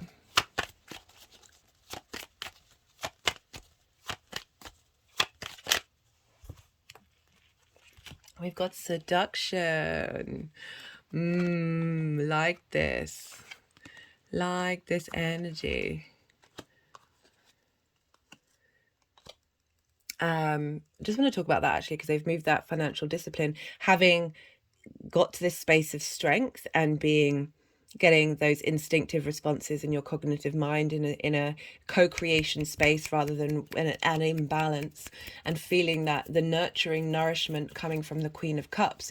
You know, it's also that sense of being your own parent, being your own adult, that it doesn't mean that you can't nourish yourself and treat yourself, but you're doing it from a very deeply emotionally, intuitively connected, in a way that's like cleared out a lot of that trauma. That means that we tend to go to extremes. And then being able to look at your own value system in a different way, and your interaction with the outside world, of not clawing at it, not seeking it, of really being in your own creative space during this time. We've got seduction, the Empress, and the Two of Wands. So for me, this seduction, this is Jupiter in Pisces, of being seduced by the outside world, feeling your own seductional levels in order to interact with the outside world. And that's not in a way of manipulating people, but just really enjoying that beautiful abundant space, and really appreciating the pleasure and the joy of this human existence. And you know, Venus is all about pleasure and appreciation and value and love, and the ability to be seduced by your own experience. The Siren card came up in the main reading, and I very much felt like you be the siren to yourself. But it can also be, and I meant to say this in the introduction, that, you know, the siren calls used to draw men to their deaths in ships, that our trauma, response, relationship, romantic, whatever that is, response mechanisms can feel so overpowering, can feel like that siren's call, that being able to take a step back and have a higher perspective about that can really help us transmit that energy, transmit that energy to a space of the Empress, in terms of that fertility and that abundance, rather than the taking away of something from somebody else because you're craving it and you're needing it. Right, guys, I really appreciate you watching, and the energy transfer. I really love it. Thank you so much. I'd love to hear from you on a personal level. I love hearing from you. Love chatting and seeing what experiences are coming up. If you feel so inclined, I would love to hear from you. But otherwise, if you want to pay it forward, like I said in the introduction, I listed all the things that you can do to help push the algorithm. So yeah, if you feel so inclined, but do what you need to do, and good luck out there, Pisces, and be well until we meet again. Aquarius rising. How you doing, Aquarius? So for those of you just tapping into the Aquarius energy, the messages that come through, the tarot that comes up, and how the celestial bodies are talking to one another in terms of the aspects, are still relevant. Just look to where Aquarius falls in your chart, what house that falls in, get the themes of that house, and then sort of apply it to that area of your life. For those of you with Aquarius rising, though, this lunation, this full moon in Libra, is in a fellow air sign, so you're sharing resources. This will be a trine A trine is an aspect of Jupiter, wants to bring elevation, opportunities, wisdom, cohesion of self, truth come through. There's a sense of generosity and abundance with a trine. There's a free-flowing ease. So you're the same element, you're sharing resources. And this is in your 9th house, Aquarius. This is your house of your big picture philosophies. This is the house of perspective. So this is linked into how you map out yourself in the community, in the world, in the universe. This can be linked into morals, philosophies, ethics, your connection with God, connection to religion, spirituality, the universe in general, nature, whatever you want to call it. It's your big idea of how you fit in this world and how you want the world to be, what it is that you want. Is your perspectives. It's also the house of mastering something. So this can be like higher education or just learning to master something that you've been working on for a while. It can be absolutely anything. This is also linked into foreign travel. This means going to an environment that is foreign to you. It isn't something that you're familiar with, and you spend time there the more, and this is usually for a longish period of time, because then you get to learn a new perspective about something. As I said, this is all about perspective. This is the house of teaching and learning. So we're learning to change our perspectives and widen our perspectives, as well as when we are able to then share that information with others. So you have this full moon happening here. The moon is bringing a light to how you are in the world, your philosophies, your big picture perspectives, and what value system you have, and how do you emotionally connect to those? What's important to you? How do you nourish yourself in that area? Have your needs being met? Your plate, where you place yourself and how you place yourself, is that connecting to your true needs at this time? Maybe highlighting a completion of mastering of something, or you're in a distant land. It doesn't have to be distant. It can just be an environment that's foreign to you, and you're feeling the benefits of your perspectives being changed, a culmination of that environment, and perhaps things might get triggered that are highlighting how far you've grown and whether you are responding to them, or shining a light on those hidden parts of ourselves. The moon's connected to the unconscious, of what it is that we need, and how it is that we want to bring things into balance, in the way that you see yourself in the outside world. So yeah, there's a very potent energy coming through, of bringing a completion, bringing a sense of wisdom and understanding, a culmination, as well as all those triggers that I talked about. And it's free flowing into your Aquarian energy. For Aquarius rising, that's your house, the first house. This is how you embody your sun or your moon in the actions and deeds that you take. This is often how other people see you, your appearance and your body. So this energy of the full moon is giving you a sense of abundance and understanding of how to bring those philosophies, those perspectives into your actions, into how you embody yourself. So very facilitating to get you in line with the bigger picture. And we have the sun in Aries opposite the moon, and this is in your 3rd house. So Aries energy sextiles Aquarius energy, and a sextile is an aspect of Venus. So we've got a lot of harmonious aspects to your Aquarius energy. A sextile wants to bring beauty, creativity, appreciation, value. There's a sense of passion and connection with others. It can be relationship, but it cannot just be the relationship dynamic between those two themes, the two houses. So this is the 3rd house for you. This is the house, so the 9th house is traditionally the house of the gods, and the 3rd house is traditionally the house of the goddess. And this is where we bring our big picture philosophies into our day-to-day. Bring that meaning into all the little things that you do, your local community, who you speak to, how you speak to people. And it's also the house of communication first and foremost, and that's communication with yourself, and communication with, communication can be anything. It's that exchange of how you interact with others on a talking, writing, body contact, energetic frequency, all of those things. And you've had a lot of energy in Aries. Well, we all have, and this has been in that 3rd house. So we're really, the light that's being shone at this time is conjunct Chiron. So the sun is conjunct Chiron for this full moon. And it actually makes the exact conjunction 6 hours beforehand. I really recommend checking out the collective reading.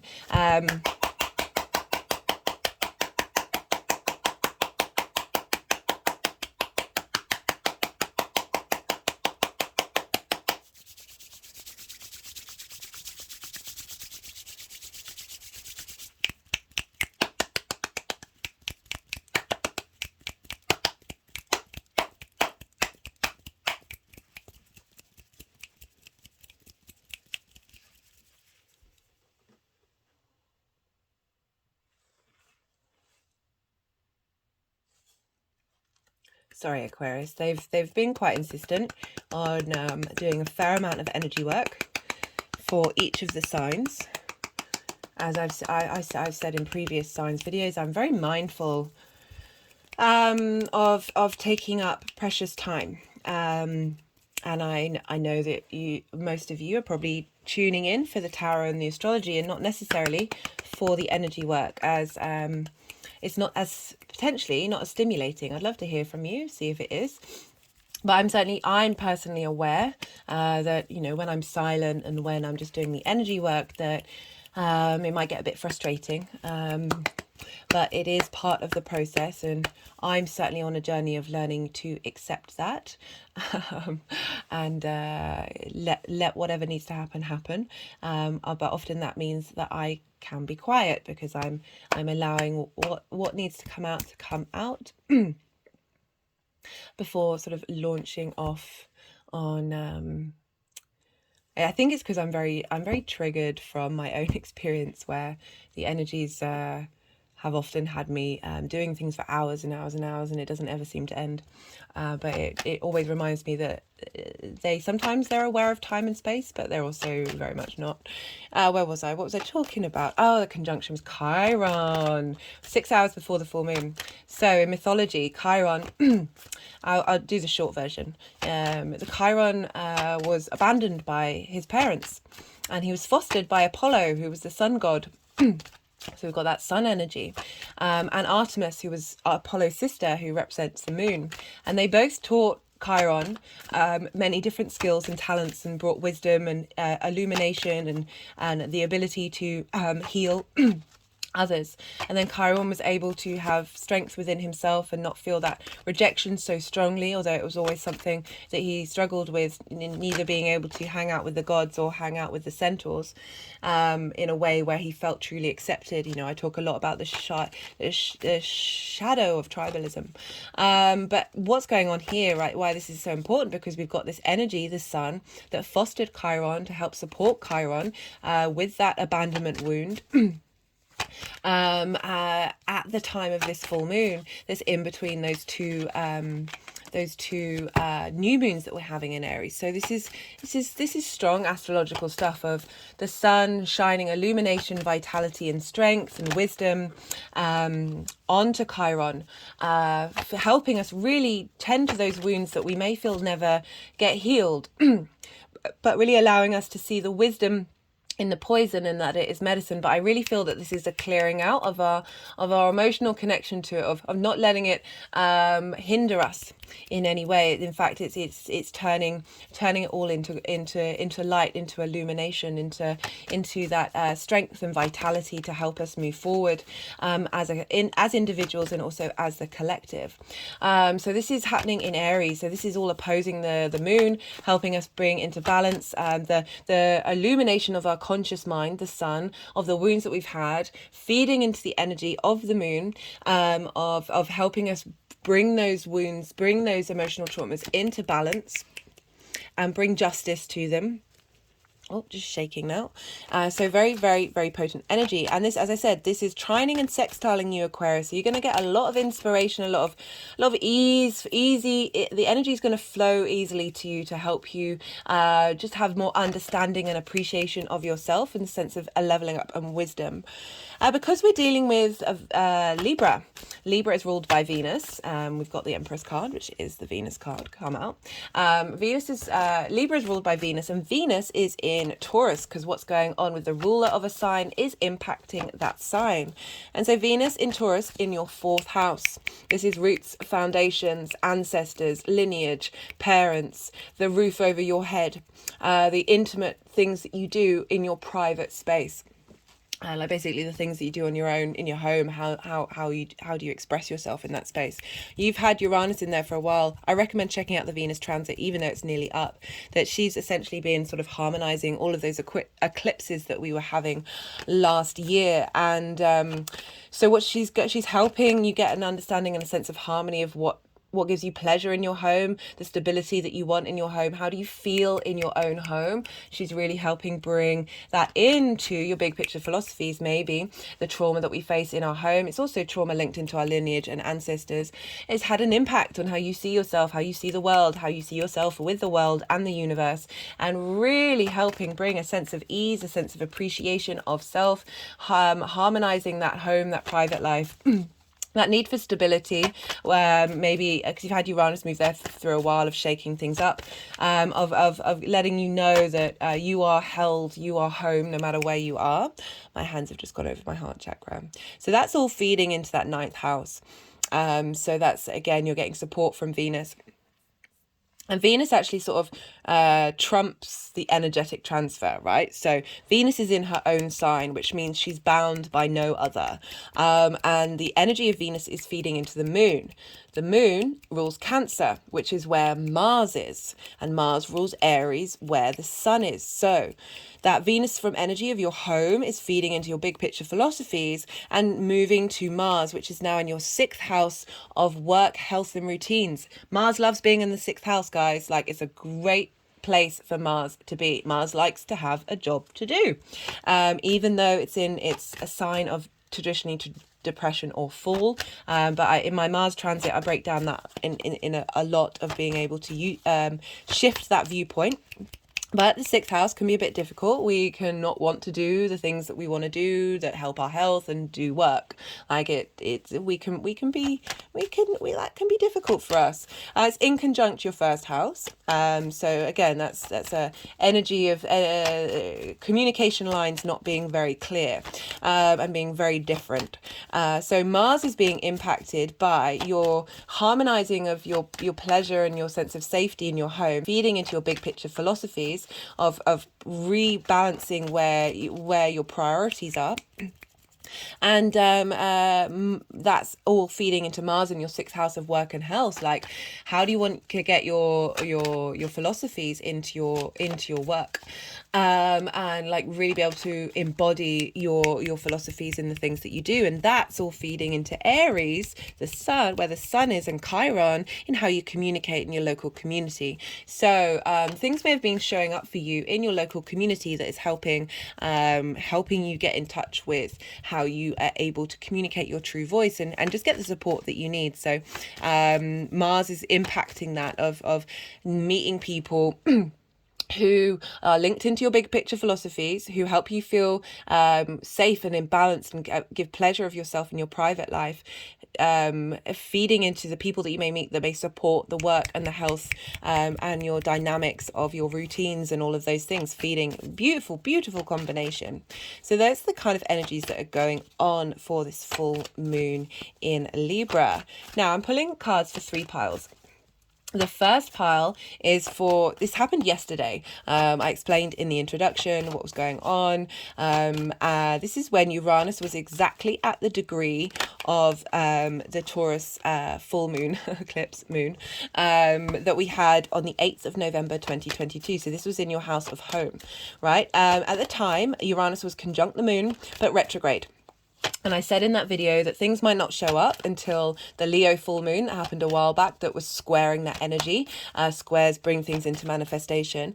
Or when Uranus goes direct. So it's been in retrograde, it's been revisiting things. Things might not have got going. But now it's direct over that eclipse point and it's activating it. And so I feel like there's a big clearing happening, a big change. And it's certainly been coming up in the cards, and I wanted to do a separate video but I haven't had time, so I thought, you know what, this is happening just before the Libra full moon. I'm going to bring this in because it is in the sign of Taurus where Libra is, and as I said, where Venus is, and Venus is in her own sign, so she's sort of the energy of what's going on in Taurus is then feeding into this full moon. So that's cards that I've pulled on. I know this is after the event, but that's it doesn't matter because this is sort of the long-term energy and shift and change that's happening with Uranus being at that point. You might have noticed something at the time. This may come up afterwards. It all depends on you, and there's no right or wrong way. We can also look back at this time with hindsight and be like, oh, that showed up. What does that mean? The second pile is the energy of the full moon itself, and then the third pile is how these energies are going to move forward and manifest and cultivate. So I'm just going to shuffle a little bit until see if there's any more cards that want to come out for you, Aquarius. How you doing? Love to hear from you. Yeah, the fixed signs, this is, even though Saturn's now in Pisces, like we're still dealing with that eclipse cycle. So there's it's like a culmination of everything the fixed signs have been going on for the last couple of years of coming together. You know, the nodes are going to move into Aries and Libra in July, so I think we've got two. I think we've got that Taurus new moon and the Scorpio. Well, it'll be the Scorpio full moon first, and then the Taurus new moon. And that will be the final part of the cycle before the nodes go into Aries and Libra. So I feel like with this full moon, this is the final full moon before we've got all the Libra and all the Aries.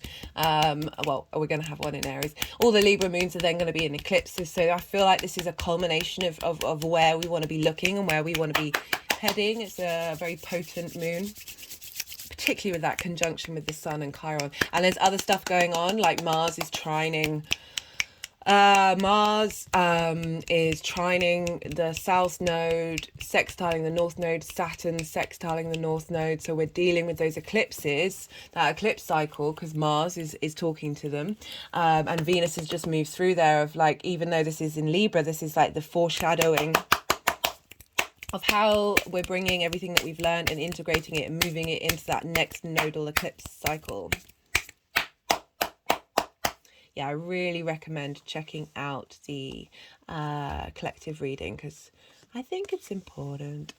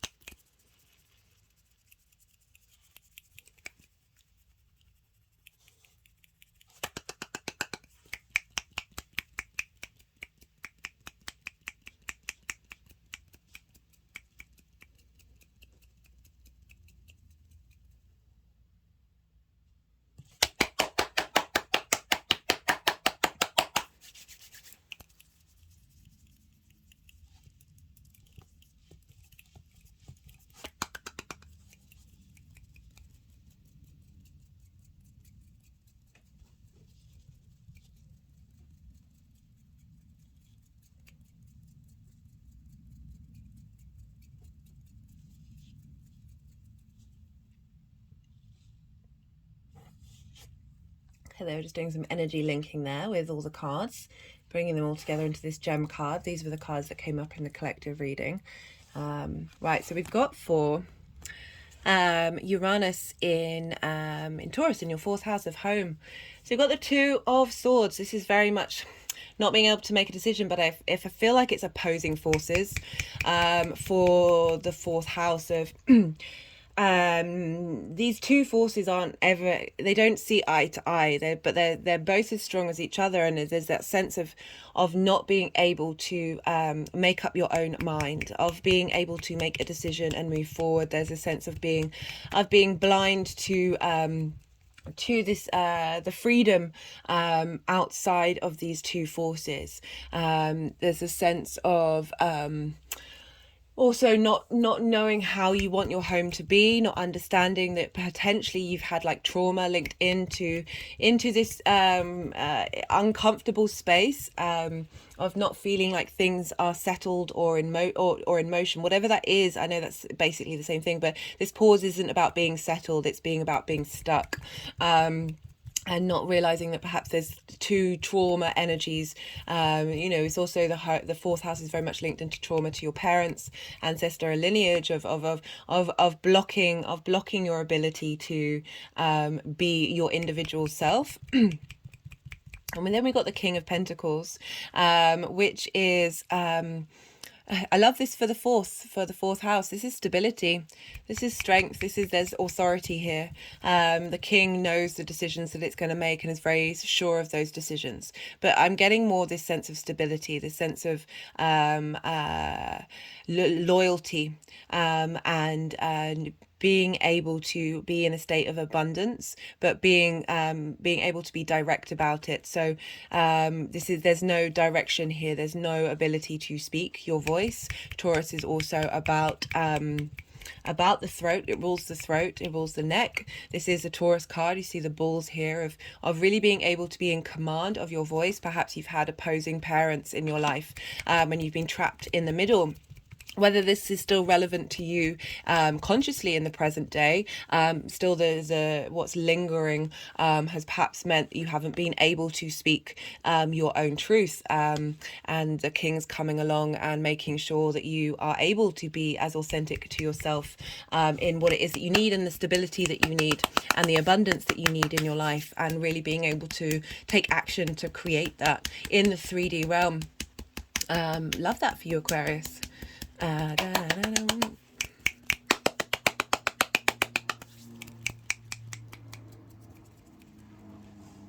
next up,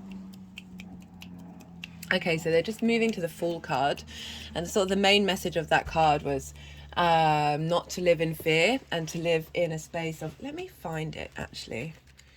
There was a particular phrase right at the bottom of, it wasn't necessarily the poem itself, it was the main. Our perspective can be filled with fear, or it can be brimming with gratitude that we are alive, dancing and twirling in the ocean of existence. Love that. I love that. I really feel like good, the bad and the ugly are our ability to be resilient and understanding and resilient, but as well as having that full energy of appreciating whatever's going on as part of this wonderful thing as a human being, that we get to experience all of these things, like shifting away from a space of letting that energy hold us back, but be open to it and let it go as well, and move forward.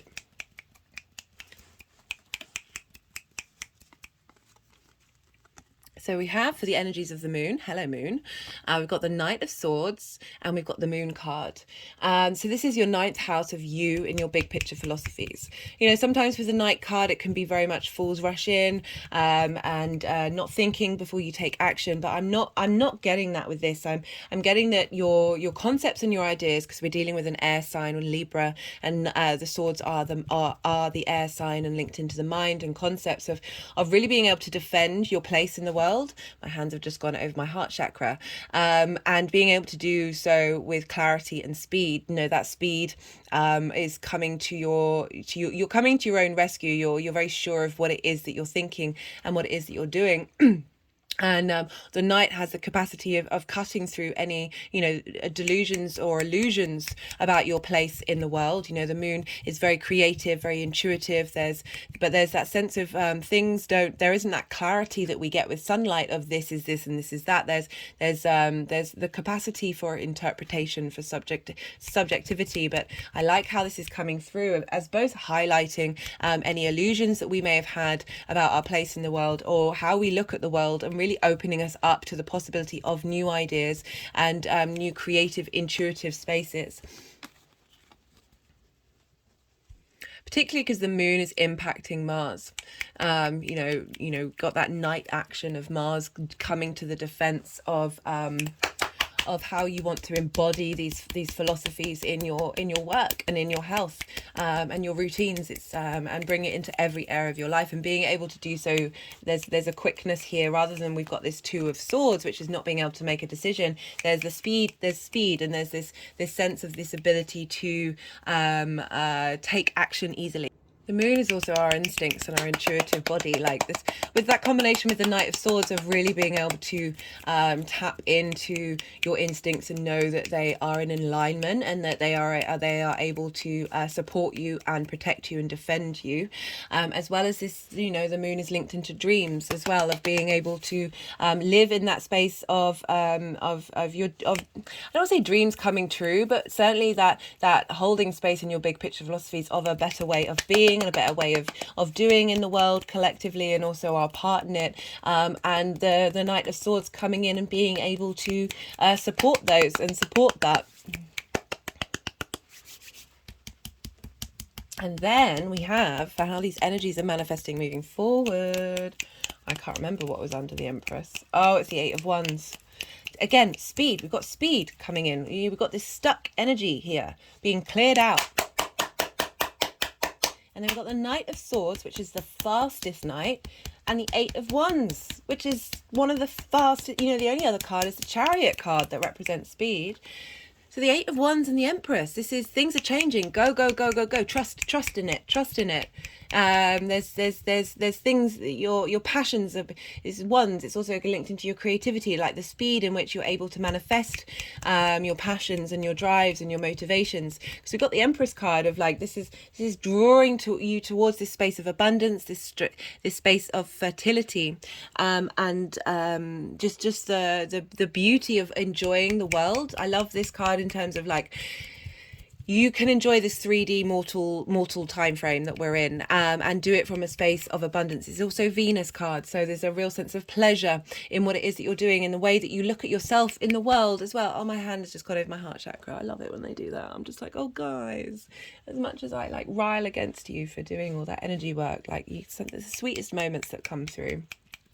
And doing it from a place of strength, from a place of feeling safe, no matter where you are. Like the King of Pentacles, yes, there's a solidness to this, but it's not saying that you need your home to be solid. It's like you are the King of Pentacles wherever it is that you are.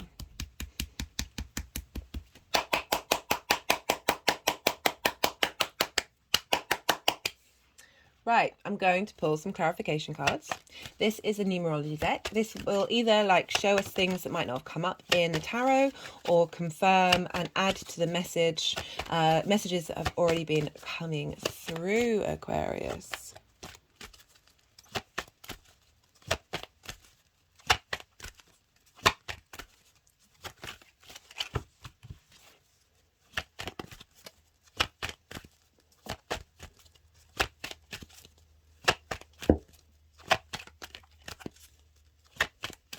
You know, I've been talking a lot about karmic clearing and stuff, and with that Knight of Swords, there's that ability to cut through the illusions, cut through those traumas, cut through those connections, and then transmute that energy into a space of abundance. Like it's energy doesn't disappear. You know, I talk a lot about how, you know, cutting cords is not part of my practice. It's something I'm still working with and getting used to it. It's more that of transmuting that energy and shifting and changing it into to a frequency that suits your soul's purpose, rather than banishing it. Like, I'm not a fan of banishment. You know, I've talked about my own abandonment issues. It's very much linked into that of, you know, no one left behind, no energy left behind. We're all in this together, guys. And yeah, this sort of understanding of a lot of that negative energy, or those cords are linked into situations that we find ourselves in that are often beyond our control. Rebirth. Love this. Love this. Yeah, a real shift for everybody. And that's, rebirth is another way of saying that karmic clearing is happening, and that giving you that strength where you might have felt uneasy and felt overloaded. Got the, this is the First Light Tarot. Got the resistance, preparation.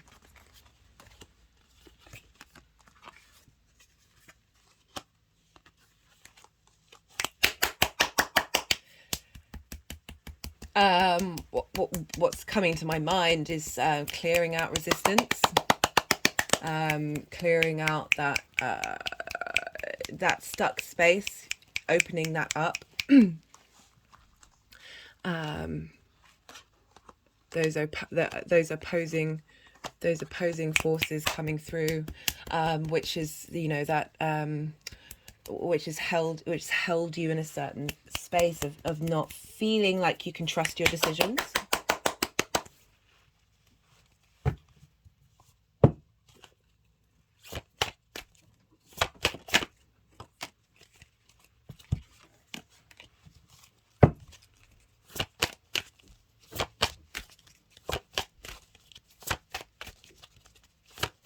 That said, why is it happening? And the energies were like, no, we don't want that one.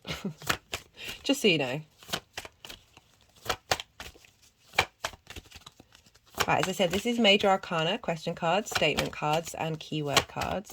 I usually pull until we get a Major Arcana. And that's often usually when they send out 3 different statement cards.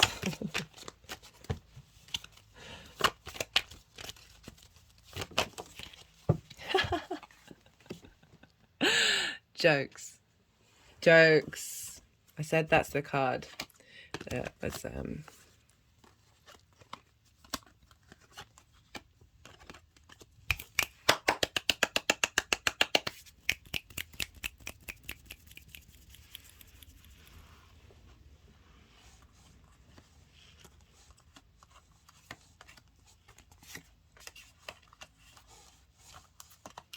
they're doing the Two of Swords, resistance. Why is this happening?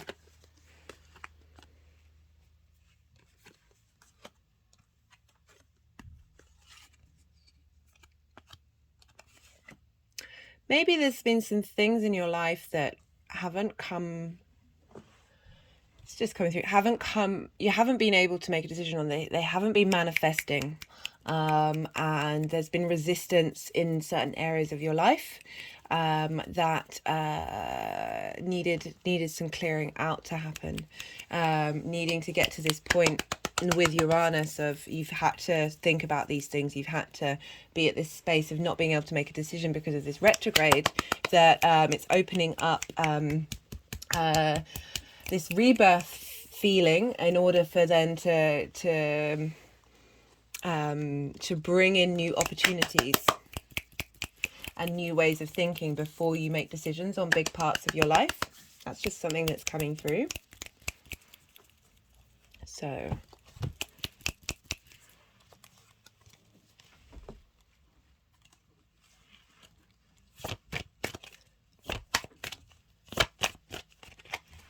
let's do the Oracle of the Rising Sun, actually. Put all the decks in the description box, and I will write out what I was talking about Uranus with that Taurus full moon. Got power. Moon in Scorpio.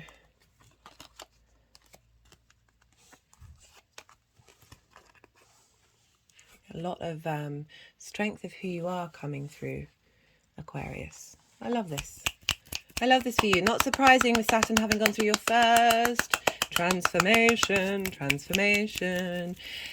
What the astrology has taught me is patience and the universe. Patience. Sometimes when we get in touch with our intuition and we realize that often our intuition has been redirected through lots of different channels, that it takes a while to get out and it's clear to us that these transits and these things that are happening, they take a while, and slow and steady wins the race, guys. Slow and steady wins the race. But that being said, there's a lot of speed in this reading. Everything all at once, guys. Everything all at once. We can do both.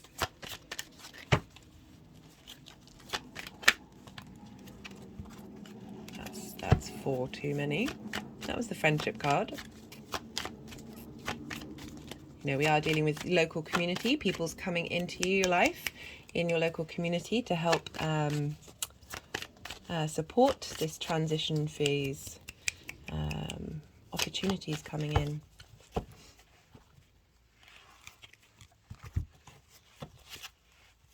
Okay, now they're just being weird with the decks. Right, Aquarius, I'm going to leave it at that, actually, because they're just being weird. I do appreciate your time. So, Aquarius, I really appreciate you watching. I think that was a very powerful message that came through. I appreciate the energy transfer. Good luck out there, Aquarius. I'd love to hear from you, obviously. I like getting to know everybody, see what's going on, how it manifests. But, you know, no pressure. You do you. As always, sending so much love. And be well out there until we meet again. Capricorn rising. How are you doing, Capricorn? So for those of you just tapping into the Capricorn energy, the messages that come through and how the celestial bodies are talking to each other by aspect will still apply. Just look to where you have Libra in your chart, for your particular chart, and the house that Libra falls in, and apply the messages to the apply the themes of that house to the messages that are coming through. But for Capricorn rising, this full moon in Libra is happening in your 10th house. This is a fellow cardinal sign. So this is in your 10th house, as I said. This is your, sorry, they're just bashing on around my heart chakra.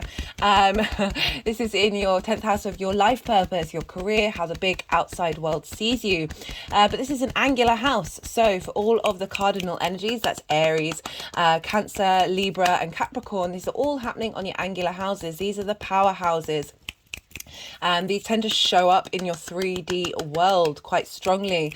And so this full moon is squaring your Capricorn energy. A square can bring up conflict, drama, frustration, competition in a way of wanting to win. But also, you know, if those things come up, they're here to see what you need to tend to and what's important to you, and whether you respond to those potentially negative energies. But also a square is a powerful manifestation energy. Squares represent friction. And we need friction to bring things into force in this linear 3D time frame that we're very consciously aware of. So that's squaring your cardinal energy, your Capricorn energy in your first house. For you, Capricorn rising, this is how you embody your sun or your moon in your actions and your deeds. This is often how other people see you. This is your body, your appearance. This is your house. So you've got this very powerful lunation, this culmination of your career, illumination of the work that you've been putting in, bringing into balance that dynamic, maybe highlighting your unmet needs in terms of your life purpose and how the outside world sees you. Or, as I said, just bringing a sense of harmony and appreciation to the work that you've been doing. And so that's where the moon is in Libra, and the sun is in Aries, and this is in your 4th house. Again, this is squaring your Capricorn energy. And this is for Capricorn rising, this is in your house of roots, foundations, your ancestors, your parents, your home, the things that you do in your private space. your sense of what home is. And so we've all had a lot of energy happening in Aries, and you've had a lot of change going on, a lot of movement, a lot of manifestation with Jupiter being there. There's a lot of wisdom and understanding of what it is that you need in your home life, and how you are able to be your individual self and embody that in your home. This could have brought some friction, some frustration, but all of this is leveling up the wisdom and understanding of who you are in your home. I've also found with a lot of the readings with Capricorn, because with the Aries stuff, is you're clearing out a lot of energetic linkage and trauma linked into not only your experience, your parents' experience, but your ancestors, those that have come before you, both in soul and blood. So like very potent energy, and this is particularly potent because that sun in Aries will be conjunct Chiron. The exact conjunction, which is called a conzimi, is happening 6 hours before this full moon. So very potent, like in the lead up of, not only very potent energy when we've got things in the lead up of the full moon, but then that culmination very quickly afterwards. So I pulled cards for that conjunction in the Aries Sun moving through Aries video. So do go check that out if you want to see what's coming up in particular with that Kazemi. But very importantly, in terms of the mythology, I do recommend checking out the collective reading where I go through all of this information in great detail about the mythology, because I feel like it's very, very potent right now, and very important messages for us to understand and work with. Chiron's called the wounded healer, and so this is he was abandoned by his parents, so that he had an emotional wound linked into an abandonment and not fitting in. He was half god, half centaur, and so he did that sense of being the odd one out, of not fitting in anywhere. And he was fostered by Apollo. Apollo is the sun god in mythology. So, and he was fostered by Apollo as well as Artemis, who was his sister, who represented the moon. And they both taught Chiron things, brought a sense of wisdom, a sense of elevation, linked into music, the healing arts. Artemis taught him hunting and archery. So all of these skills that Chiron, this sense of space, the sense of new home, like fostering can be an amazing thing to do for people. Of re-showing them a different dynamic when it comes to that relationship with maternal and paternal figures. And so Apollo, the sun god, really helped heal that wound, bring illumination, but also strength by supporting and saying, rather than giving someone a fish, teach them how to fish, right? So that was very much the sun's energy to Chiron, Apollo to Chiron. And so we have this conjunction, which is this illumination and vitality, a sense of wisdom, a sense of intellect, a sense of space, of inspiration coming through with the sun. But in terms of that vitality of giving strength to those wounds, sometimes with the Chiron wound, and it can feel like it never quite heals. It always, there's that pain linked into that, both on a physical and an emotional basis. That the strength of the sun is really helping at this time. We're dealing with a lot of karmic clearing, because this is in between those two Aries new moons of getting you to be able to really appreciate the poison that is medicine, and not having that attachment in that pain sense to those wounds, and being able to elevate and switch up gear with the vitality of the sun and the moon both feeding into Chiron. So big energy, and this is all squaring your sense of self and how you embody yourself. So you're getting a lot of support that may show up in frustration and conflict, but it's to highlight what needs to be tended to, illumination of things that need to be worked on, as well as showing you the journey that you've been on, and how this is forging in the fire of creating space for you to truly embody your nature. And be able to be integral with your actions. So love this for you, Capricorn. So because we're dealing with Libra, which is ruled by Venus, we look to where Venus is in the skies, because what's going on with Venus is having an impact on the lunation, on where the moon is. And Venus is in Taurus. She's in a fellow earth sign. So she's trining your Capricorn energy. Trines an aspect of Jupiter, wanting to bring wisdom, integration, cohesion, understanding of self, a sense of truth, a sense of abundance, a sense of opportunities, of understanding coming through, of heart. It's easy, it's a free-flowing energy because they've got things in common. They're sharing resources, being two earth signs. And this is in, for you, Capricorn rising, this is in your 5th house of creation energy. This can be linked into fun, amusement, romance, dating that isn't necessarily that long-term commitment space of the 7th house. And also children, but all of these things come from your creation energy, and you're getting a real boost with Venus being in there. So she's creating inspiration and creativity and a sense of appreciation for your creation energy, and that is feeding into your career.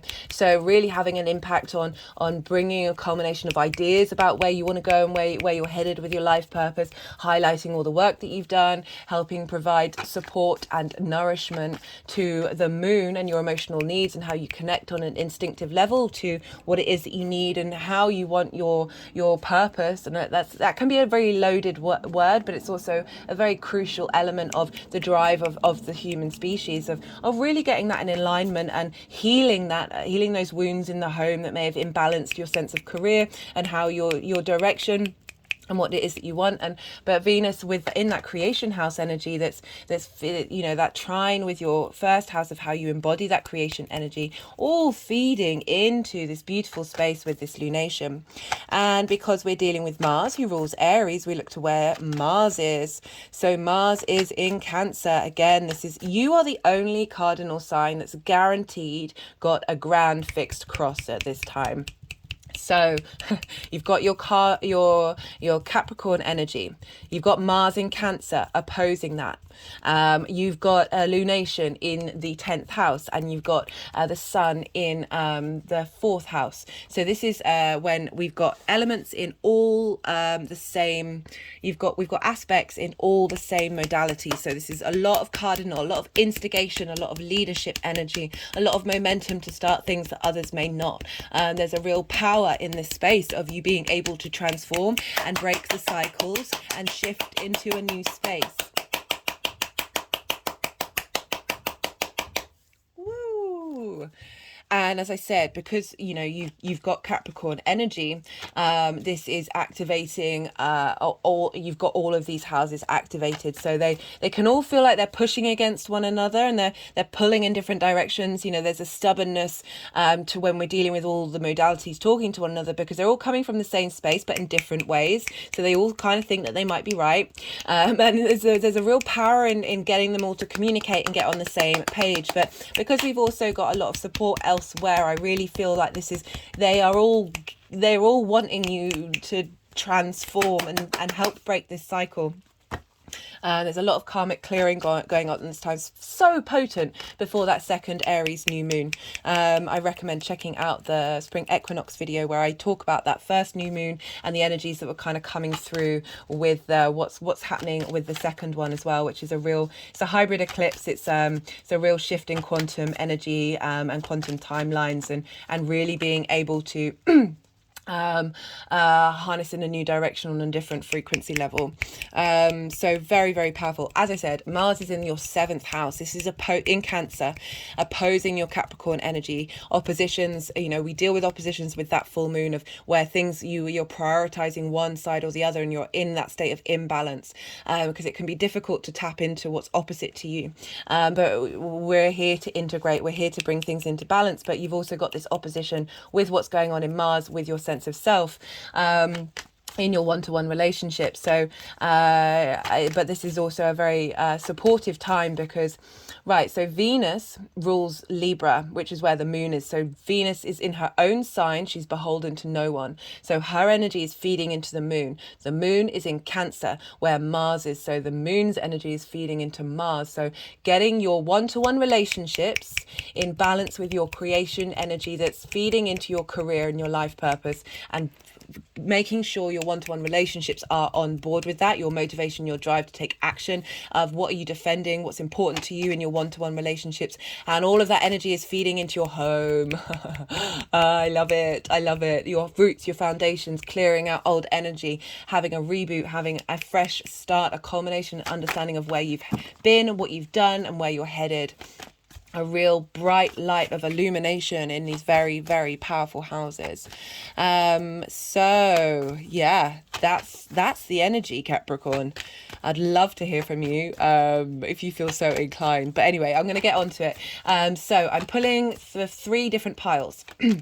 The first pile is for when Uranus was exactly over the Taurus Full Moon Eclipse that we had on the 8th of November 2022. This happened exactly yesterday around 5 GMT time. I had mistakenly thought that it was later on in the evening, and I was recording a video at the time, and the energy was utterly bonkers.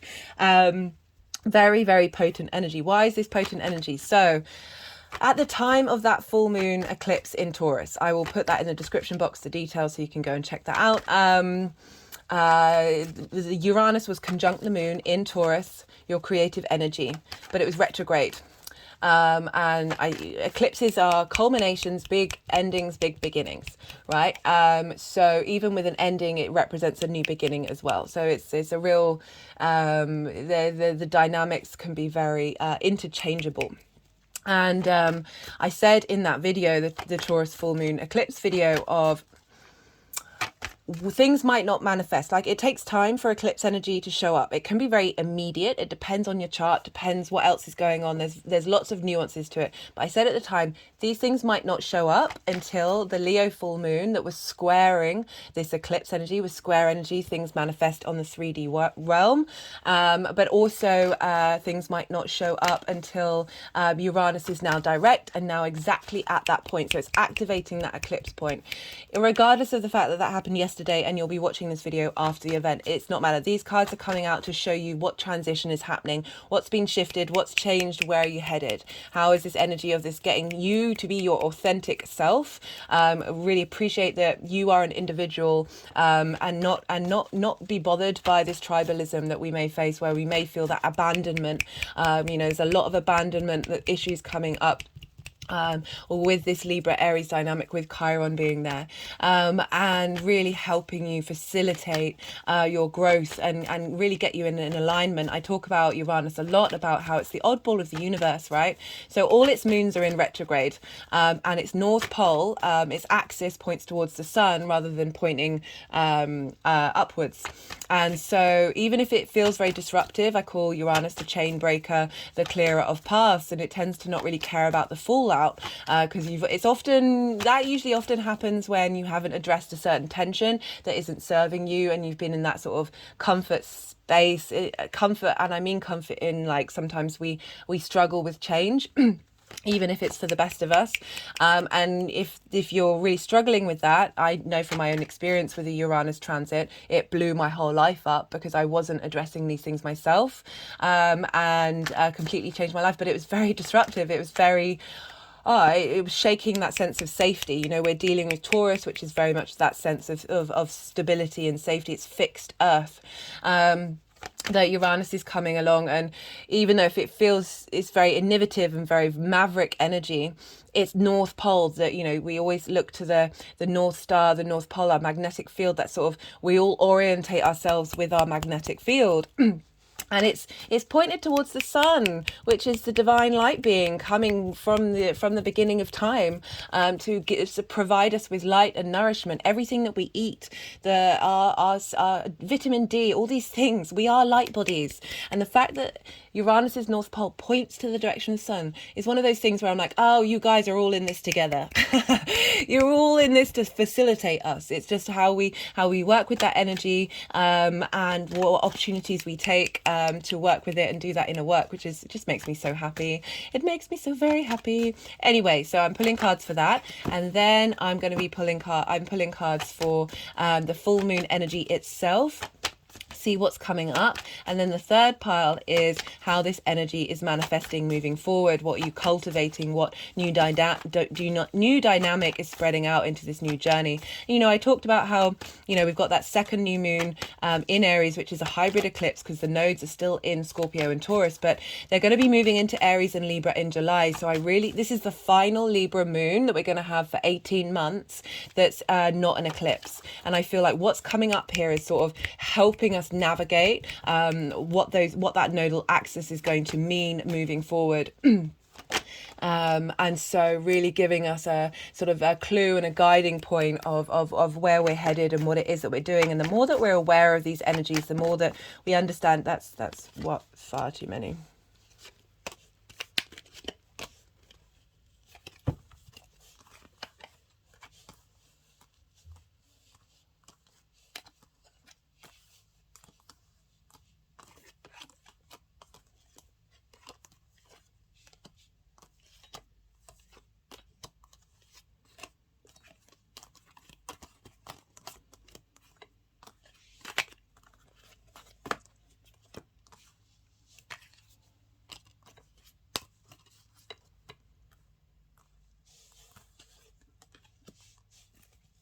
Going to see if they want any more cards. Sorry, I do go quiet when I end up moving the cards around, because it means that I can focus on what the energies want to do rather than get distracted and then not be able to think or talk at the same time. So yeah, so it's a really potent moon. That is, oh, there your card turned up, Capricorn. I love the Devil card. It represents so much.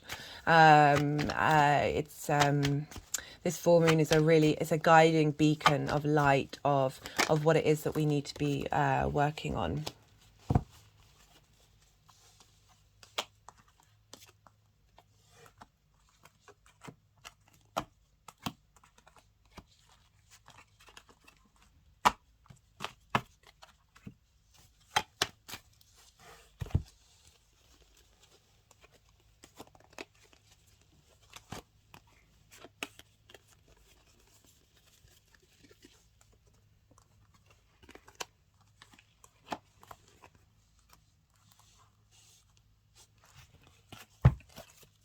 I feel like I want to keep shuffling for a little bit.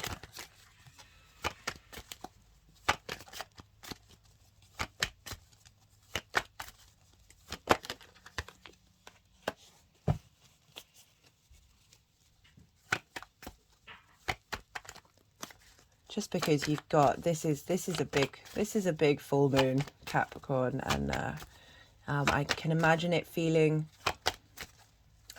being, as I said, being pulled in lots of different directions, and it's really about focusing on the center of in between the cross, which is where spirit is, and knowing that you might be in the eye of the storm, but it's also a very powerful place of manifestation.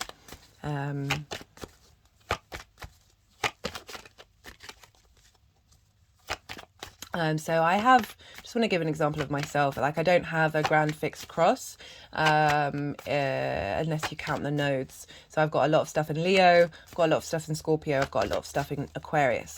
So every time Taurus season comes round, it is a phenomenal time to get shit. Sorry, I try not to swear. To get stuff done. It can be like a generator. Of all these energies, like just yeah.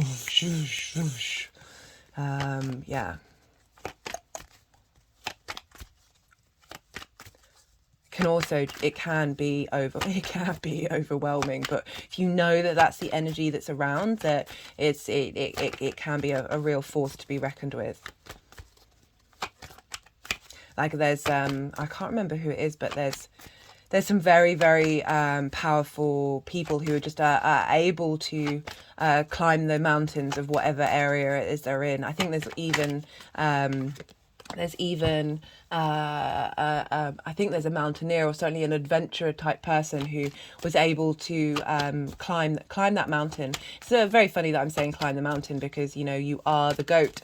In some traditions, it's a sea goat, so you're able to traverse the sea and the land and be able to go to the depths and go to the heights. You have that sense of commitment and legacy behind you, and being able to go and do the difficult things, but achieve great things.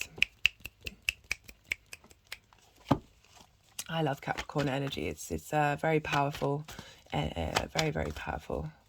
Just with some of that energy, it's always careful about saying no too much.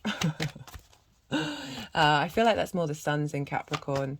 You know, ruled by Saturn, it can be the no planet. It can be sort of that default space.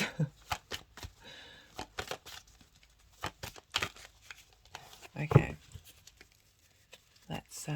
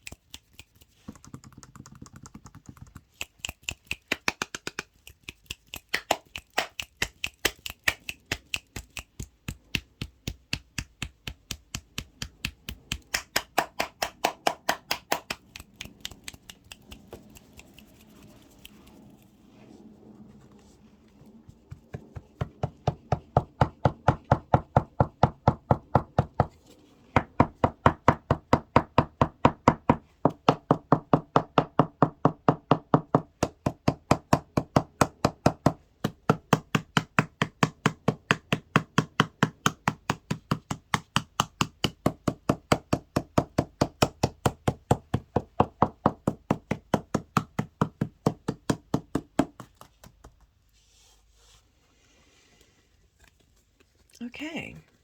So this is a lot. This is for the Uranus, conjunction. The Uranus being at that exact point in the for that eclipse. You've got the Nine of Swords, Two of Swords, Four of Cups,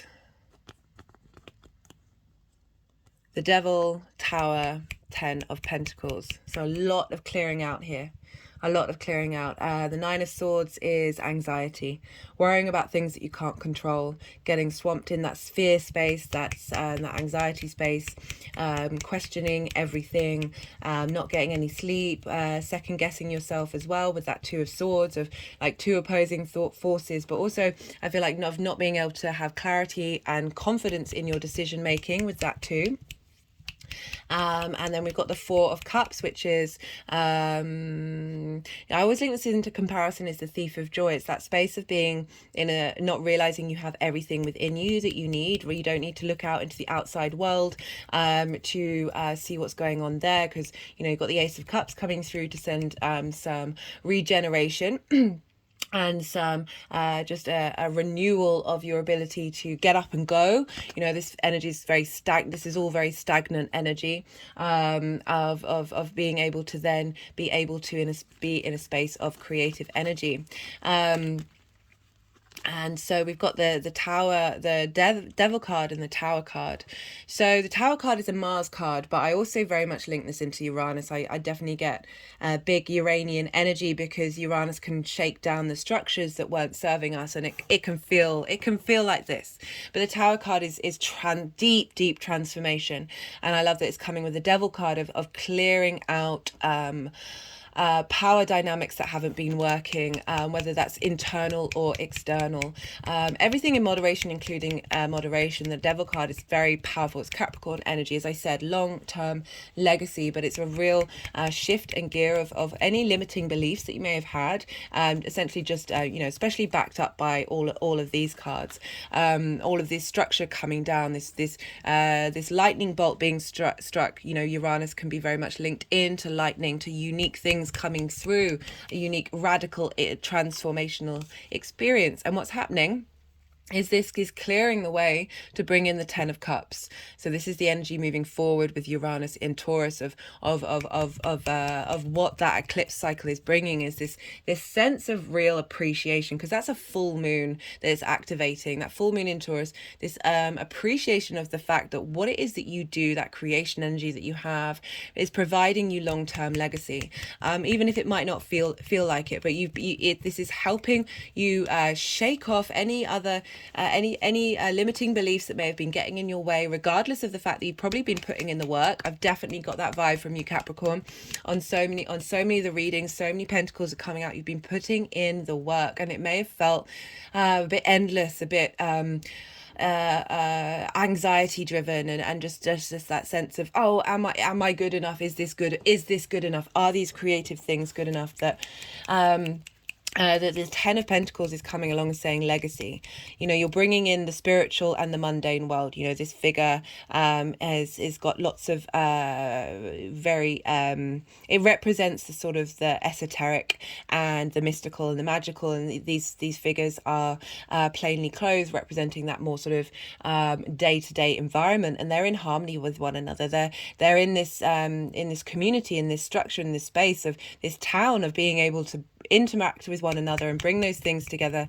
They really represent, you know, got loyalty here with the dogs, and a child of representing imagination and innocence, of really harnessing everything that you have about yourself.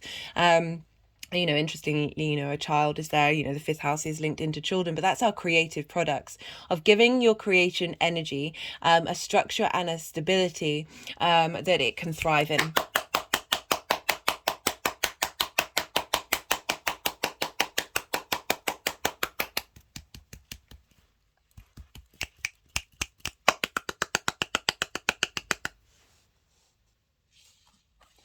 So we have, for this full moon, so we've got the Eight of Pentacles, which is about enjoying the work that you do. I like this coming up for that full moon in your 10th house of career. You know, we are always in a state, you know, this is kind of, it's not quite apprentice level, but it's not quite mastery level that we get with the Three of Pentacles, but it's not, it's appreciating the fact that we are always the teacher, and we are always the student in our work, and that journey of constant discovery and constant honing of one's skills is something to take pleasure in. And I like that this is coming through, that's sort of bringing in that energy for you for that Libra full moon, of this is how you feel, this is what you want to bring into your life. And we've got the Page of Swords. This is about the mind. This is about ideas, constructs. Pages are heralding in new spaces, new ways of looking at your work. Perhaps there's been some stagnation in the way that you feel quite overloaded with that work, that you're not getting that pleasure from it, but and the page coming in is heralding a new way of addressing and looking at that work, and really being able to cherish what it is that you do, and the way that that you are and how you embody yourself in your work. Or it can also mean bringing in new inspiration to apply to that Eight of Pentacles, that you're already in that state, but you're getting some illumination, some appreciation, some respect coming in with your work, and being able to, as I said, again, learn and grow about what it is that you're doing and where you're headed, and know that you're constantly in that space, and that's okay. That this sense of wanting to bring in social connection into your work, of linking and bringing in all of these ideas onto the table, that there, as I said, the page is it can herald in new ideas, can herald in just the ability to think differently about what it is that you're doing. Off the back of clearing, this is what I love about how this is a couple of days before that full moon, and the conjunction with Chiron in your 4th house, of clearing those wounds, that we're now in this space of being able to connect to that Libra area of your lives with a new perspective and a sense of vitality. Pages are very youthful energy, which is why I was kind of tapping, they can represent apprenticeship of renewing something that you've been working on for a while, with that vitality of that freshness, and really it's such a great energy to hold space with our work, with our career and our life purpose of being able to cultivate that space. We've got some really great cards off the back of this, of how these energies are moving forward. We've got let's see if they want to move these around anymore.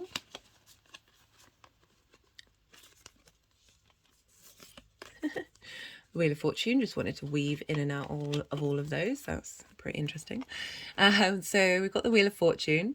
This is the Jupiter card. This is Jupiter is in your 4th house of home, roots and foundations.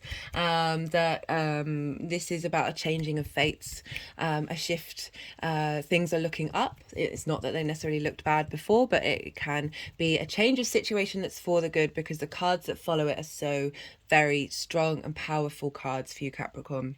Again, we've got more pentacles. We've got the 9 of Pentacles. Love this energy, very independent energy. This figure does what they need to do in order to get where they need to be going, in order to bring the state of abundance into their 3D reality. It's not about being selfish. It's about being very sure of where you're headed, and the choices that you make are the right ones to get you to that space.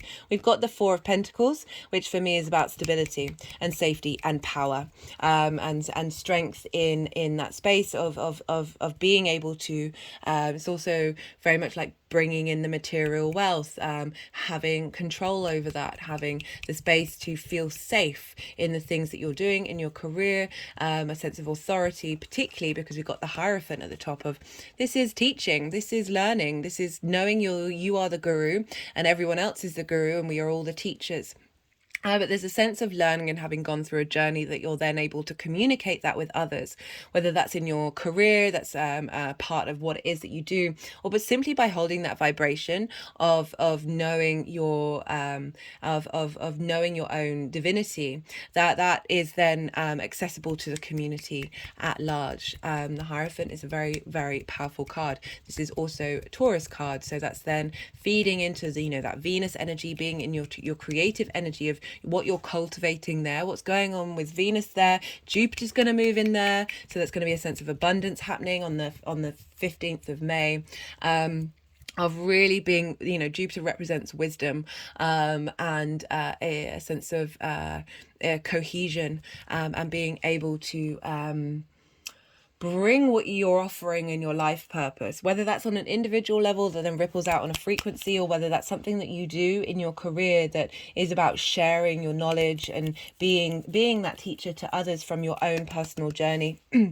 is definitely coming. There's such strength here for you, Capricorn, even though, you know, there's a lot of cards that have come up that have maybe felt that feels difficult. And the fact that you've got the 10 of how the Uranian energy is moving forward, and then the Hierophant with that 9 of Pentacles and the 4 of Pentacles, and the Wheel of Fortune changing gear is like, and I like how this is crowning it with the energy of like, don't get stagnant.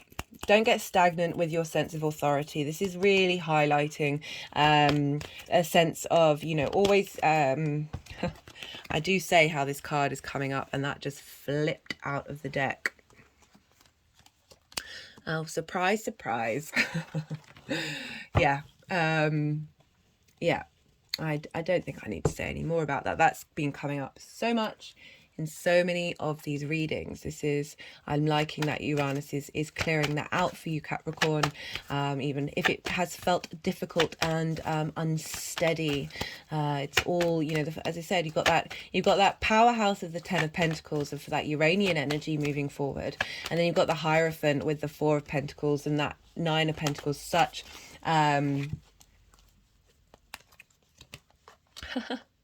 I love that. It's a timeout card, and they've just gone time out to the disruption, time out, like we're done.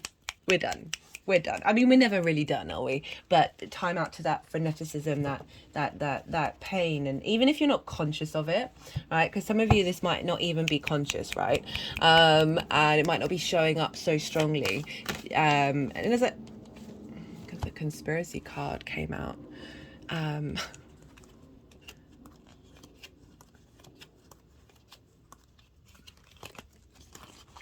You know, I talk a lot about how a lot of the things that we're going through aren't linked to you, they're linked to other things. It's like the energies, the conspiring against you is too strong a term, but certainly that, as I said, we're here in this human form to transmute that, even if we're not doing it, even if we're not aware of it consciously, or these things aren't showing up on a very, very loud level. They're still potentially, you know, some people feel like they've healed themselves, but they're still, the things aren't, you know, that whole manifestation thing, like the Secret, where you just sort of, I can't even remember what the routine is with The Secret, that people do The Secret and then the things aren't happening. It's like, well, there's some core wounds within you that you might not even be consciously aware of that need to be shifted, because that's part of your really innate programming. That, as I said, you're unconscious. We're dealing with the moon here.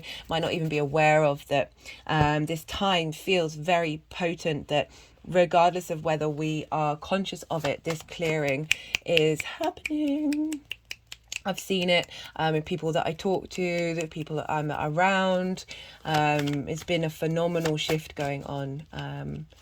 Yeah, right. I'm going to pull another card from the First Light Tarot. This is Major Arcana question cards. So this is sort of half flipped. Definitely flipped. This is the Lover's card. Matters of the heart, choices, physical love, union. For me, this is very much, because I deal with the inner work rather than talking about relationships. This is about, you know, in the traditional deck, there's a feminine energy and a masculine energy, and then an angel, as well as trees and a snake and apples. That this is harnessing all the different, this is Gemini energy, this is duality, this is appreciating different parts of who you are, and what stories they have to tell you, and integrating all that in order to make better decisions for yourself moving forward. Like a union of yourself with your soul, getting that in alignment, having had that karmic clearing happen, is really freeing you up to this space, whether you're conscious of it or not. Right, now I'm going to pull final card from the Oracle of the Rising Sun, Originality. I think this card was coming up in the reading yesterday. This is Mercury in Aquarius, but Mercury has just moved into Taurus. We are all original beings. We all have a unique way of communicating. Perhaps new ideas are coming through during this full moon. You're like having eureka moments about where you want to be headed, what you want to bring to what else it is that you're already doing. So be mindful of that and see what wants to come through during this full moon. One more card, because I am aware that that's come up in other readings, so I do want to get something specific for Capricorn.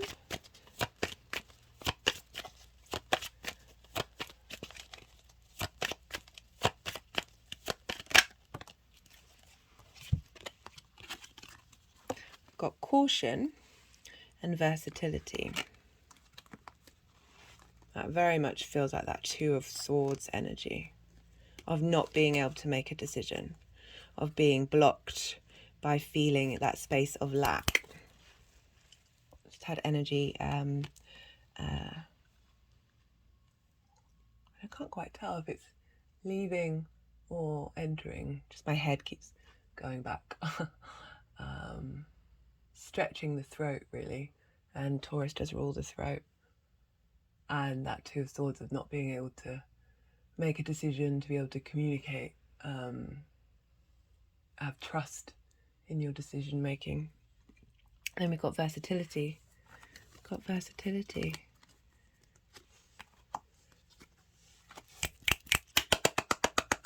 So what was that? That's the Sun in Gemini. So the Wheel of Fortune, big shifts can change to happen, asking you to be versatile to what's coming up and be open to it. I'd love to hear from you about that, Capricorn. The more that we integrate, the more that we have our own inner strength, the more that we are actually able to be versatile, rather than feeling like we are wrong, we are right and they are wrong, or whatever situation, moving away from that no space that I was talking about earlier, and just being open. Right, Capricorn, I'm going to leave it there. I really appreciate you watching and the energy transfer. It means a lot to me. I would love to hear you on a personal level. I love interacting and responding and seeing how these things manifest in the world for you all. Obviously, do what it is that you need to do. But I just wanted to let you know that I would love to hear from you. I am a bit. It's not that I'm flippant in the beginning of like do this to pay it forward. There is a part of me that loves to connect to people. But yeah, good luck out there, Capricorn, and be well until we meet again. Sagittarius rising. How you doing, Sag? So those of you tapping into the Sagittarius energy in general, this will apply. The messages that come through, how the celestial bodies are talking to one another by aspect, will still apply. It'll just be in a different area of your life. So look to where Libra falls for you in your chart, and apply. Sagittarius falls for you in your chart, and look to that area of your life and the house that it's in and the themes that house has, and that will still apply to the messages will still apply. Sorry, I do apologize, my brain just went blib blib blib blib blib blib blib blib. Right, Sag, so for you, Sag rising, this is happening. This full moon in Libra is happening in your 11th house. This is your house of hopes, dreams, friends, groups and wishes, alliances. So it's a very positive house. So it's a good luck house. And this is sextiling your Sagittarius energy. Sorry, I feel bad for saying Sag all the time because it's just because it's a longer word. And it just feels a lot easier saying Sag rather than Sagittarius. But Sagittarius is such a great word. I love that word. Anyway, it's sextiling your Sagittarius energy. And a sextile is an aspect of Venus. She wants to bring harmony, beauty, appreciation, creativity, love, relationship, and that's not just linked into romance, the sense of pleasure of connecting to your dreams. Connecting to your friends, groups and alliances at this time. So what does a full moon in this house mean? So, and that's sextiling your Sagittarius energy of how you embody yourself in your actions and your deeds, based on your sun or your moon, as well as you. This is you. That energy of this full moon is feeding into your energy in a very positive, creative, harmonious way. But what does it mean to have that full moon in your 11th house? So an illumination of your dreams and hopes. Perhaps something gets revealed where one of those is fulfilled and satisfied, and you're like, oh wow, this feels great. This is and now what do I hope and dream next? What comes next? Or it can bring about highlighting where these dreams and hopes haven't been met, and what needs to be worked on and what needs to be highlighted. But definitely getting more of a inspirational vibe coming through for this lunation. It can also be you spending time with the kind of vibrational frequency of big groups that you want to be around. This is friends, alliances. So things may come about where you're in a group environment, and you feel nourished and supported, and then there we can tap into our hopes and dreams a bit more. This is this is Libra. It's bringing things into balance. It is also the social air sign, so really helping you get into alignment of the groups and alliances that you want to bring into your life that are based on your hopes and your dreams. So Aries for you is a fellow fire sign. This is why I'm getting there's a lot of support here, because a fellow fire sign, that's you're sharing resources, and that's an aspect of a trine when we're dealing with two of the same element, and a trine is an aspect of Jupiter, so we're dealing with a sextile, which is Venus, and a trine that is Jupiter. These are both the benefic planets, which is why this feels like a very positive lunation that's going to happen for you, Sagittarius. That trine with the sun, where in Aries is feeding create inspiration, elevation, a sense of cohesion, a wisdom and truth, opportunities and abundance feeding into your first house. So you've got really lovely support coming from both the sun and the moon feeding into your Sagittarius energy. And for you, Sagittarius, this is happening. The sun is happening in your fifth house of your creation energy. This can be linked into the things that give you amusement, play. This can be short-term dating and romance rather than the long-term commitments of the seventh house. This is also the space of children. All of these things come from your creative energy, your creative spark. And we've had we've all had a lot of energy in Aries, and you've had this in this area of your life. You've really been processing and working through it. Particularly because we have the sun will be conjunct Chiron. The exact conjunction is happening 6 hours before this full moon is exact. So we've got this very, very potent healing energy. Oh, hey, Libra.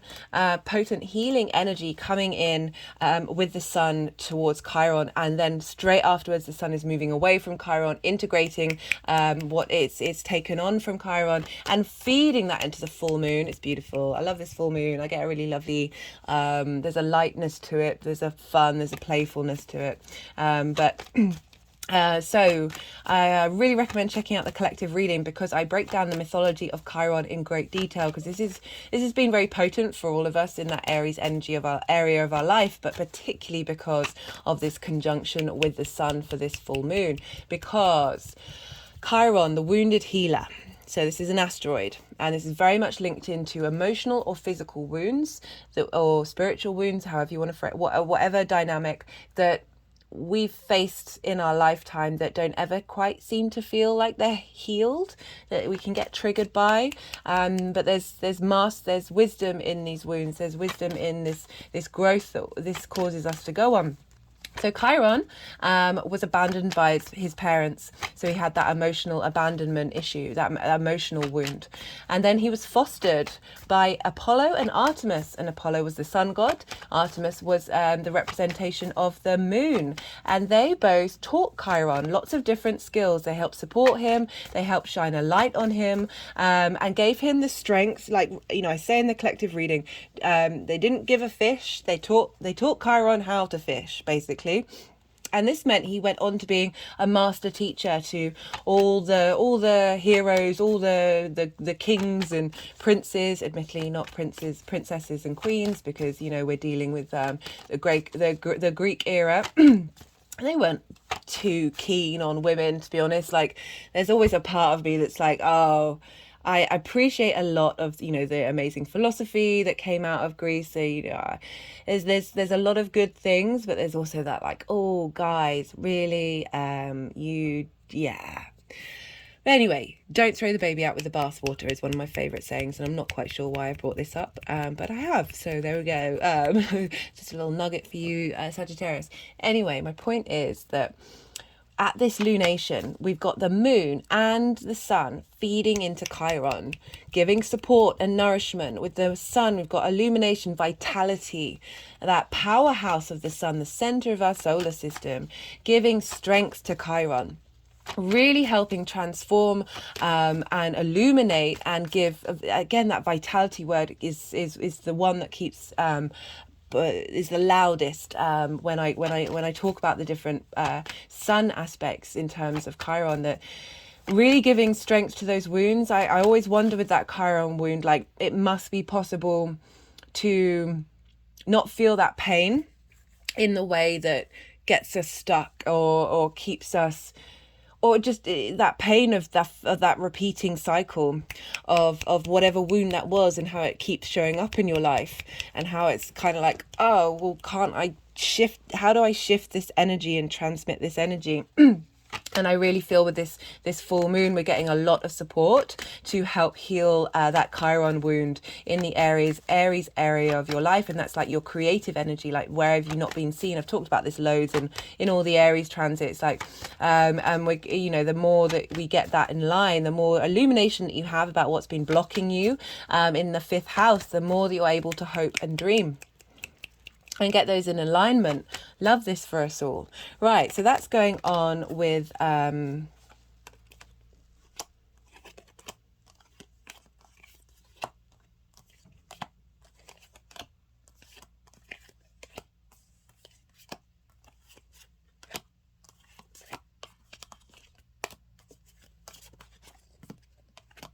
sorry guys, I usually do this later. Right, so that's what's going, the general energy of that full moon. But we look to, no, that was just my fingers being special. We look to, that was the 6 of Wands, if that comes out again. We look to where Venus is, because Venus is ruling the moon in Libra, and Venus is in her own sign. So in terms of like the energy links, Venus isn't dependent on anybody else's agenda. She's in her own sign, she's doing what she wants, and what's going on with Venus is impacting the moon. So you have Venus in your 6th house. This is the house of work, routine, health. Venus is, I recommend checking out that Venus transit video, even though we're coming to the end of it, because every aspect she's making is activating the eclipses that happened last year in Taurus and Scorpio. So you're really finding harmony. She's walking she's walking the same path that these eclipses have done and that Uranus has done, and flowers are growing up behind her. So she's bringing in that sense of peace, that sense of understanding, of love and appreciation, and being able to find the creative ways of integrating this information, and bringing a sense of harmony to that area of your life. So, you know, all of that's feeding into your hopes and your dreams. Like, work isn't a bad thing. Like, I really enjoy doing work that we need to find up a different word that represents what work is, that integral space of putting in the hours and appreciating what it is that you do. That's kind of what Venus is doing for you right now, and also helping you get in line with how you take care of your health and the routines, and really helping ground that out. You're going to have Jupiter move in there in May, so that's really going to give a boost. But meanwhile, back to this lunation. So what Venus is doing in your 6th house is helping draw in people, helping bring some harmony to your hopes and your dreams. Where do you want to be headed with your work? Where do you want to be headed with your health routines? What kind of groups do you want to be in? Venus is the wisdom and the appreciation that is growing in your 6th house, is helping you get in alignment. What did I say was the card that sort of but didn't come out? Getting you in alignment, and really, because we're dealing with a full moon, highlighting that journey and the culmination, and bringing in a lot of energy in groups and alliances that are supporting your hopes and your dreams at this time. I love this, based on that foundation of that 6th house. And so that's all feeding into the moon, and the moon rules Cancer. Where's Mars? Hey Mars. Mars is in Cancer. So what's going on with Venus, the energy of that work, routine and health, feeding into It's also co-workers and pets, interestingly enough. That might be relevant to some of you. Feeding into the 11th house of your hopes and dreams, friends, groups and alliances. And that energy, this illumination of that coming into balance, feeds into Mars's journey, and Mars is in your 8th house of shared resources. I've done a Mars series, so do go check that out if you feel so inclined. And that's about how you embody your desires and motivations on an intuitive, nourishing space of your give and take, of really, are you defending your own needs? Mars is helping you sort that out. Mars is helping. If there's been an imbalance with that give and take of the shared resources with the outside world, with the people that you're around, or whether you've been taking too much, it goes both ways. And so Mars is sort of really with, I won't talk too much about that, but essentially there's a lot of support for Mars to not sort of kick off in the way that it possibly could be in an emotional space. That still comes up, but it's clearing very quickly. We're thinking long-term legacy here. So your hopes and your dreams, the kind of friends and groups you want to be around, that frequency level that you want to bring towards you, is feeding into Mars's journey of the shared resources. Like, okay, Mars is going, right, okay, that's what I'm getting from this. This is what I'm then applying for that journey through Cancer, helping you bring that into balance. And Mars is impacting the Sun, where Chiron and the Sun are, and that's in your 5th house of your creative energy. So all of that, putting in the work, getting your health in line, getting your hopes and dreams, is feeding into that creative energy of you putting in the work to tend to your creative fire now that these wounds are being cleared out. Love this for you, Sag. This is there's a lot of support here. There's a lot of support. So yeah, all of the fire and air signs apart from Aries and Libra are getting this trine and sextile. So there's an ease, there's a free flowing to this energy, as there's a lot of inspiration and creativity coming through, because you're actually dealing with Venus in the 6th and Mars in the 8th, and they're in conjunct to you, so that can feel a bit awkward, but it's getting a lot of boost from it's getting a boost from the trines and the sextiles of the lunation, feeding into your sense of self. So you're able to bring in some inspiration and wisdom that can then feed back into that, the inconjunct, where they don't have a lot in common. So the communication can feel a bit difficult, of really being able to think differently and look at things differently in those transits. Love that for you. So I was just double checking. Yeah, so Gemini has it the other way around. So Gemini has Venus and Mars in the 12th and the 2nd, and they're inverted. So they're either side of the Ascendant, rather than you've got it, or in the inconjunct, which is either side of the 7th house. I just love how all this works together. Right, so I'm pulling cards. As you can see, there are 3 piles. So the first pile is when Uranus is, this happened yesterday, I talked about it in the introduction. It doesn't invalidate the messages that are coming through, because this is the long-term message of all of that energy. So this is Uranus. There was a Taurus eclipse on a full moon, and it was an eclipse on the 8th of November 2022. Now, Uranus was conjunct the moon at this eclipse in Taurus, which is your 6th house of work, routine and health, but it was retrograde. So when planets are retrograde, this is a time of doing over, revising, bringing things together, like not necessarily action being taken, direct action. And I said in that video, the Taurus full moon, maybe go check that out if you feel so inclined, that things might not manifest until the Leo full moon that was squaring that eclipse. So with squares, we get things manifest in the 3D world, or when Uranus goes activates that exact degree point of that eclipse, now in direct motion. So this can this might show up in your life now, this might show up in your life a little while later, it still may take some time, but just be aware that this energy, this shift and change of shifting that eclipse energy is happening. So eclipses bring about big new endings, big new beginnings and culminations, and they're all kind of the same thing, really. So when we have a big ending, it's heralding in a new start, and when we have a new beginning, it's closing out an ending. There's culmination in both of these spaces. So I do feel like it can be a bit weird in the way that it manifests. That, well, you know, that's that phrase, when one door opens, when one door closes, another window opens, basically. Like it's that the fact that it's everything all at once. You know, time is an illusion, guys. Right, so that's for the first pile. That's been so that's happened a couple of days before this full moon. Like, so this full moon is it's the final Libra moon that we're going to have that isn't an eclipse for 18 months from July. So 18 months from July. And this is big. So this is, for me, this moon very much feels like this is showing us where we're headed, how to integrate and understand the energies for when the nodes move into Aries and Libra. We're going to have a new moon in Aries, the second new moon in Aries. It's a hybrid eclipse. So the nodes are still in Taurus and Scorpio, but this new moon is happening at 29 degrees of Libra, guys. And the first new moon, oh goodness, I can't remember off the top of my head. It's either 0 or 1 degree of Aries that we've had.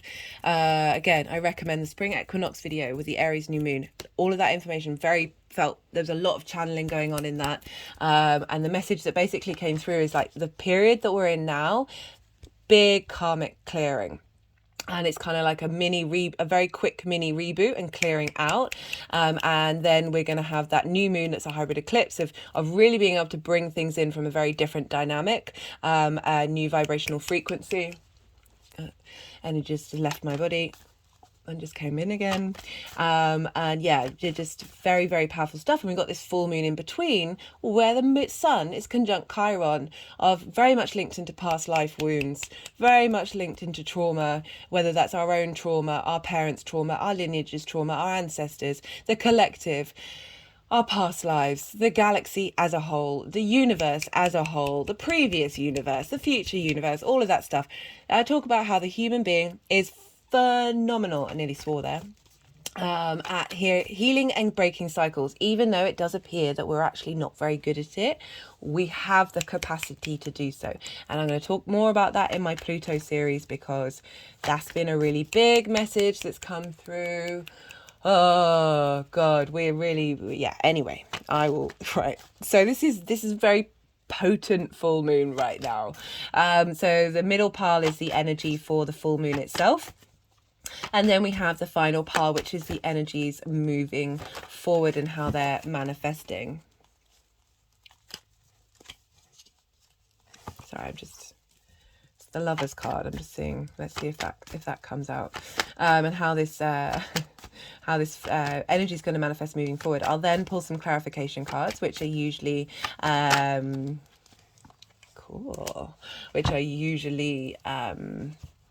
either, as I said, clarification cards, or they're adding to the story, or showing a different message that might not have come through in the tarot.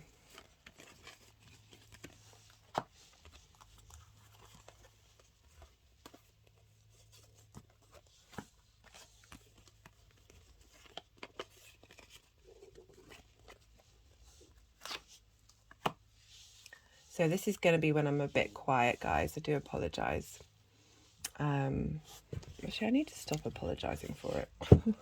Let me know in the chat, if in the comments, if you don't need me to apologise every time I switch off my monkey mind and let the energies do what it is that they need to do.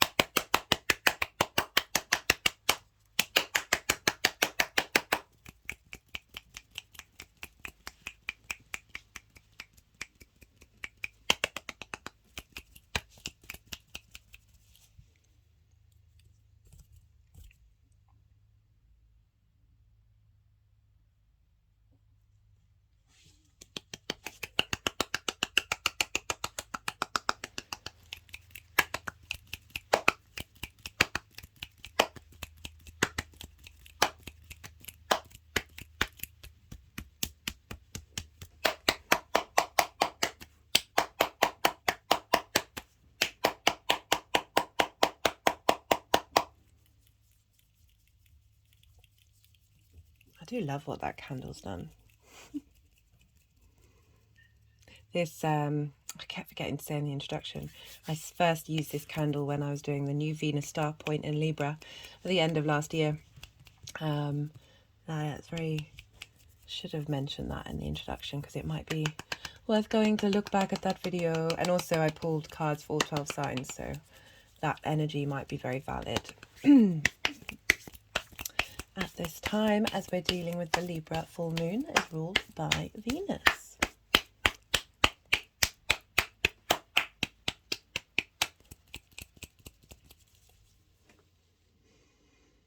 Okay, has the time come?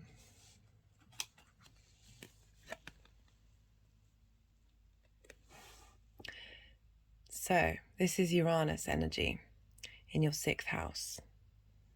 We've got speed, we've got change, we've got movement with the 8 of Wands. A real shift in gear, change. You know, Uranus is the oddball of the universe. It wants you to get in touch with your truest, authentic self and not care about what other people think, your uniqueness of you. And it can disrupt your life if you're not heading in that space, in order to help free you up and be able to tap into that energy freely. So we've got the 8 of Wands, which is one of the fastest moving cards in the deck. This is about go with the flow, go with the change, see what happens, like be really open to it. So maybe new experiences are coming up with work, new experiences about your health and the kind of routines that you want to do, of like really just being very open. And we've got the World card, which is a Saturn card. And this is, you know, I always found it interesting because it's like the world is opening up to you. There is a sense of completion with the world, but for me it's very much the world is opening up to you, because and then you're able to start a new journey where you start again with the Fool of really knowing yourself. So this is the card of knowing yourself. And once you do, you open up that new world, that new way of looking at things. I always found it interesting that this is a Saturn card, because, you know, Saturn can be very much linked into boundaries and limitations. But, you know, with all the work that I've been doing with Saturn is knowing that those limitations are put in place in order for you to get integral with what it is that's at the core of what you need, your foundations of your own integrity. What, you know, so often we draw boundaries and lines in the sand that aren't actually serving us in the long term, or we don't do enough of that. And it's about really honing in. The more that we know ourselves, the more that we walk with integrity, the less we need to draw those lines in the sand, because we are just being us and doing us, and not getting swamped by other people. So I like this is coming through. It's essentially saying what's going to be going on is bringing the world. You are engaging in the world in a really positive way, and very supported way for your long-term legacy. And with that 8 of Wands is very much saying, don't like. The experiences that you're going to be having are very much in alignment with yourself, and that you're being held by the world, you're being held by the universe. There's a sense of protection there, and yeah, so really giving you strength to get that, especially Jupiter's moving in there in May, so you're getting even more protection in that area of your life. I'm really interested to see Jupiter and Uranus is a very, very powerful combination. Can't wait. Anyway, so that's the Uranian energy that's coming through for you. And then we've got the full moon, which is showing that things are being cleared out. These things may manifest in your life, but they are for you to look at and hold space for and integrate. Or they're triggers that no longer trigger you. Or this is clearing out. Or, you know, I always find it funny, like all these different examples, but all of these things can come up at the same time. Like I've certainly noticed with my experience of the lunations of, it's not as simple as this is great or this is bad. It's like, oh, all these different vibrational levels are just showing up in different ways. we're constantly on the journey. We can have a sense of completion, but there's awareness of, and then the next cycle, and then the next cycle. Right, we've got the Five of Pentacles and the Five of Cups. So we've got two fives here. So this is feeling left out in the cold. This is a feeling of grief. This is an emotional and physical sense of feeling abandoned and feeling in a state of loss and a state of being closed off. So with the 11th house of your hopes and your dreams, or groups and alliances of either your dreams not being met, not being supported, you feeling frustration, you being in a space of grief at unmet dreams, and as well as feeling maybe a bit isolated from groups and friends and not necessarily getting the support that you need, that you may be putting in yourself. And this is all getting transmuted. Like, with the five, it's always about grief is in a process that is important to our life cycle, but not holding on to it. I don't think grief ever goes away. I don't think any of these things ever go away. It's what we deal with it and how we do with it, because we've got the Two of Cups, which are upright. So there is this sense of union, this sense of love here still, because the Two of Cups represents love and union, and being able to then go on this journey and go over the river into a space of safety and a space of abundance. And we've got the Five of Pentacles of feeling not welcome, left out in the cold, not supported. It's that state of lack that, yes, those are very valid feelings to have, so much so with so many of us, because there's so much nonsense going out in the world where we're not taking care of each other. On so many fundamental levels, it's quite painful that these figures have been in this situation for a while. We can then flip. Yes, these are valid spaces, but what's gonna work long term for you to contemplate and go over these things and be in that dynamic. We've got Chiron here in your 5th house of creation energy, getting a complete revamp, a reboot. And we've got the Ace of Cups coming through. This is vitality. This is a new emotional space of abundance. After this space, there's lots of lack here. There's lots of pain here. There's lots of frustration. And the Ace of Cups is coming in. I love this for you, Sag. So you see here, I always say the phrase that I've always found very useful when I heard it is give from your saucer, not from your cup. And that implies the Ace of Cups. That implies that your cup is constantly in overflow. And so therefore you are not depleting your sense of self. You are not giving away more than you need for yourself. We need things as individuals. This is very valid. And that you are giving, what you are giving is from that space of abundance, from that space of nourishment, and really being able to look at things on an emotional level in a very different way. A sense of renewal, a sense of love, a sense of appreciation, sense of just emotional creativity and intuition, because we are dealing with your 5th house of creation energy, of really bringing in a freshness, or this is highlighting that you've been doing this work already and you are in this state. It's showing you that you are already in this state.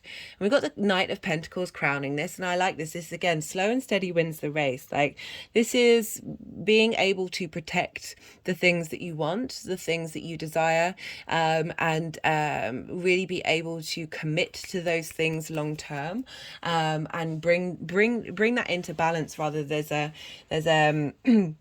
sense of harmony that's coming through with that Knight of Pentacles and the Ace of Cups of there's loyalty and commitment here to your emotional space. And to your space of abundance, your space of creativity, and then how you can hope and dream, and really bringing the inspiration. Again, we're dealing with sextiles and trines. This isn't necessarily things showing up in the 3D form. It can do, but this is a lot of wisdom and information and creativity feeding into you, and getting you to realize that you hold this space now. You don't hold this. You are not in this space. And if you are still in this space, you are working through it. You realizing that, yes, I may still physically be in this space, but I have the capacity and the willpower to be in, like, one of the things that I channeled with Venus in Pisces was everything in this moment is truly divine. The good, the bad, and the ugly. And the more that we sort of tap into responding in a physical and emotional and spiritual way with that sense of ease, that sense of comfort to whatever's going on. You're building in a resilience, in a strength. As I said, slow and steady runs the race. I used to get really angry at myself over the smallest of things, and I'd have a full body internal rage of, who am I to even exist, right? Stupid, really, really dumb. But that was my reality for so much of my life. And I was very mindful in when those things happen, to laugh, even if I didn't feel it, to laugh, to try and embody that. And now, after a good time of bringing that into a habit and a practice, that space of abundance, that space of laughter is the best medicine, of just really like it not affecting my own reality. And now I just do it instinctively. And it really amazes me every time that happens, because that was very much a fundamental of who I am. The reason why I'm saying this is, oh no. Oh, she's fine. So I just spilt some wax. I'm hoping that won't affect the picture, but I'm sure she doesn't mind. Oh, my hand's just gone over my heart chakra. It's because of this, because this can still, I'm wary of saying, oh, this is all getting cleared out, this is all done, this is all signed. It doesn't quite work like that. Sometimes it does, but sometimes this can still linger. And this is about, that slow and steady wins the race, with that Ace of Cups, of that renewal of you put things into physical practice of breaking that mindset. And which is why I wanted to talk about that, because we've got some, are those all the cards? Yeah, we've got some really great cards. Great cards coming through. So this is for the energies manifesting moving forward. So I know I focused on the negative a little bit, but this is great. We've got Justice, which is the tarot card for Libra. And we've got two kind of like celebration cards. We've got the Six of Wands and the Four of Wands. So the Six of Wands is victory, and the Four of Wands is celebration. So Justice coming through is rebalancing, bringing things into order, into harmony, being able to make decisions that have long-term legacy. There's a sense of justice, as I said, and that feeling of compassion and empathy, but based on reality, of really being able to be measured, and to bring about that sense of, again, there's a sense of karmic clearing here as well, of like of really creating space in your mind to be in that state of harmony, in that state of balance, that is opening up this, regardless of what's happening, is to open up to this space, which is kind of what I was saying, of like that celebration feeling of no matter what's happening. But these are really positive cards, so I'm not going to focus on that. So this is so this figure is on a horse. So there's a sense of hierarchy of this person being celebrated. They're about to go and have a big feast, but this is off the back of having worked with a lot of other people. So it's kind of implying the individual in the collective.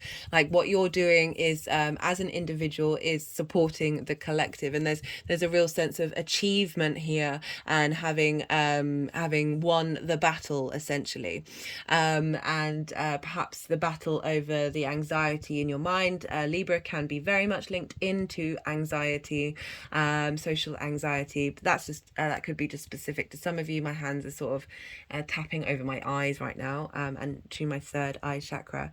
But this is also what's happening here is sort of, as I said, your hopes and dreams could be manifesting here, Sagittarius. Like there's these are the victory cards. This is about having put in the hard work.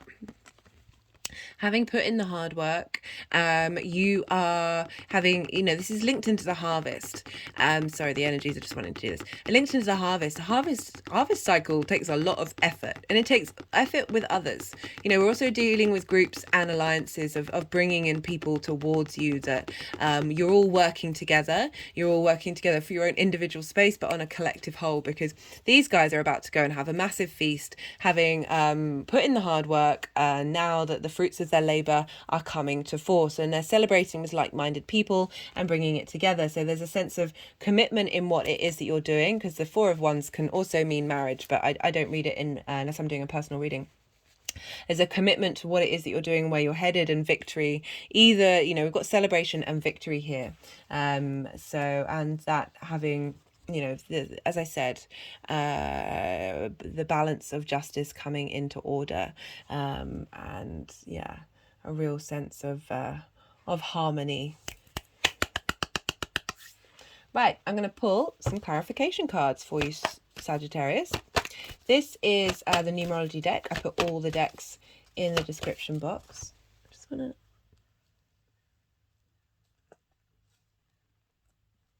Sorry. I'm going to put it back in the candle because I think it's like right at the bottom of the candle. And put some more wax in so it can keep on doing its thing. Right, so I put all the decks in the description box, and if any of them take your fancy, this is the numerology deck. This can be clarification cards, missing pieces of the puzzle, or completely new messages that the tarot might not have brought up. Let's see what wants to come out for you. That's 3. We'll see if that one wants to come out. It was moderation, spirituality, and pride. Let's...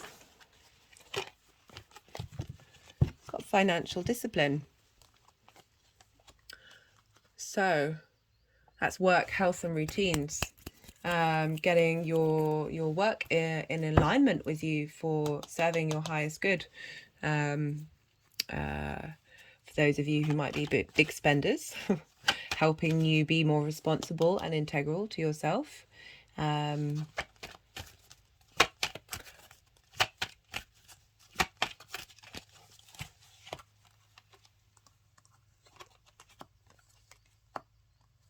Maybe that's what you've already been doing, and that's helping you open up the world to you.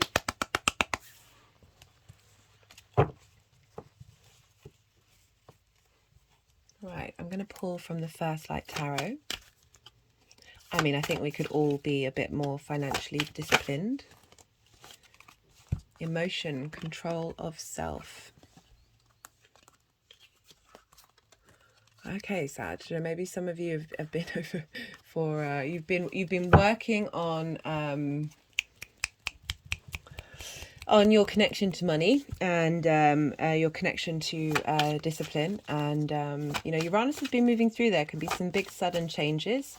This could be jobs ending, jobs beginning, and all of that is helping you get in line of what it is that you really care about, what's important to you, knowing yourself, knowing, working with those emotions that can sometimes send us off kilter and go overboard, or be too withholding. We've got conspiracy, truths, the value of theory. So we've got it's wanting to go over truths. As I said, rights being wronged, things coming out. You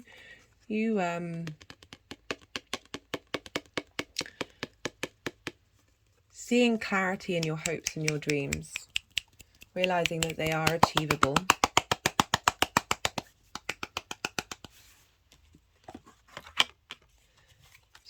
So this is Major Arcana, question cards, statement cards, and keywords, like the one we just had with conspiracy, but they wanted you to look at the truth aspect of it. And I often shuffle until we get a Major Arcana. And there we go. We've got the moon. Phases, mystery, instinct, discovery. Giving you support. Giving you support. Getting your intuition in alignment. Beautiful. I'm going to do one more.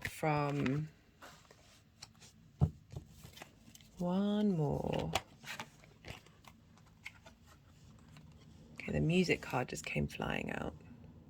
Whenever that card comes out, it could be go listen to music. For me, it's frequency. For me, it's frequency. Changing your frequency. That perhaps you've thought that your working environment, people have been out to get you. That things haven't gone your way, you don't know where you're going, like the money has been difficult. That's very much a thing for all of us, really. That music card for me, as I said, always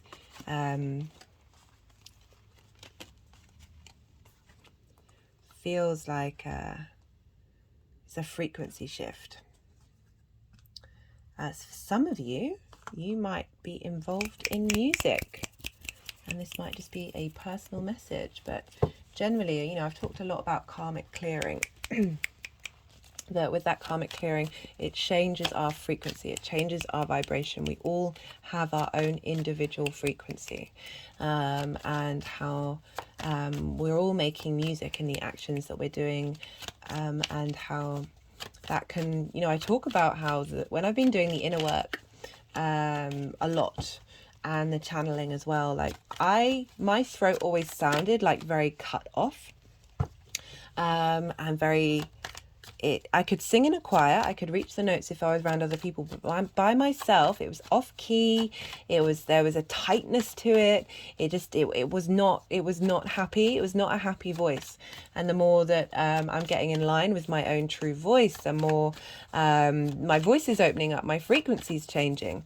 And I just thought I'd bring that in. We are dealing with Taurus as well, which rules the throat. That maybe there's been some trauma linked into that area of your life where you've not been able to speak your truth, and just felt a little bit out of whack in that area of your life. That the more that we with this karmic clearing that's happening, you know, a lot of the energetic field and the stuff, energy that we store in our bodies is linked not only into us but to others. You know, there's a lot of theories about how from past lives you have a lot of symbols on your body, like certain aspects of who you are, certain moles, certain scars are linked into past lives, that we're holding the trauma of not only ourselves, our lineage, our parents, our ancestors, but our past lives, the collective, the galactic energy, the cosmic energy, all of it. Okay, so still no card. Final card.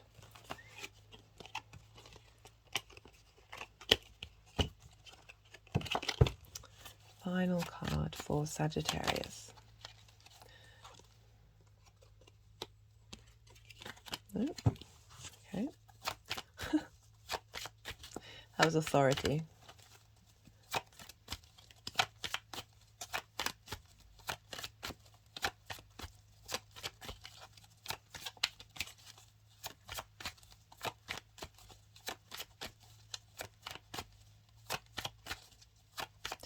You know, the fifth house is also very much, you know, that how we earn money to get a roof over our head.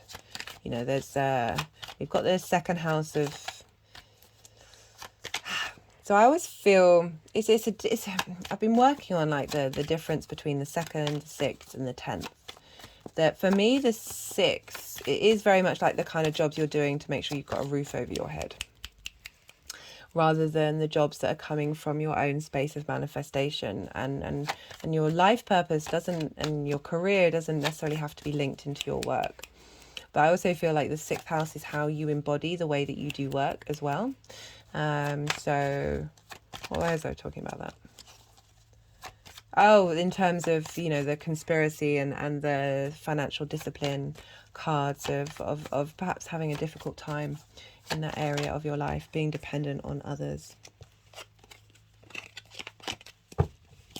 These cards are not, even the ones that are coming out, they're like no, not that one.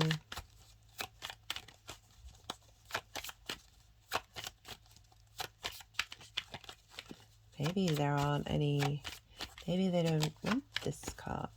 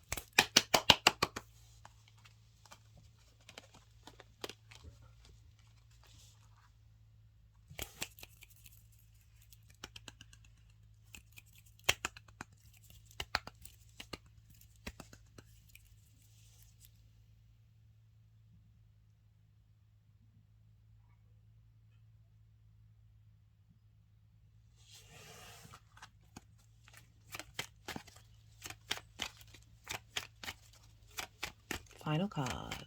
Come on, guys. Let's do this. Final card for Sagittarius.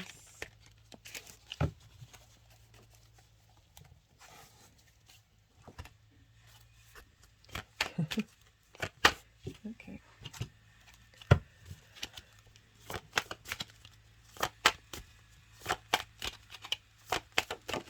Nope, nope, nope, nope, nope.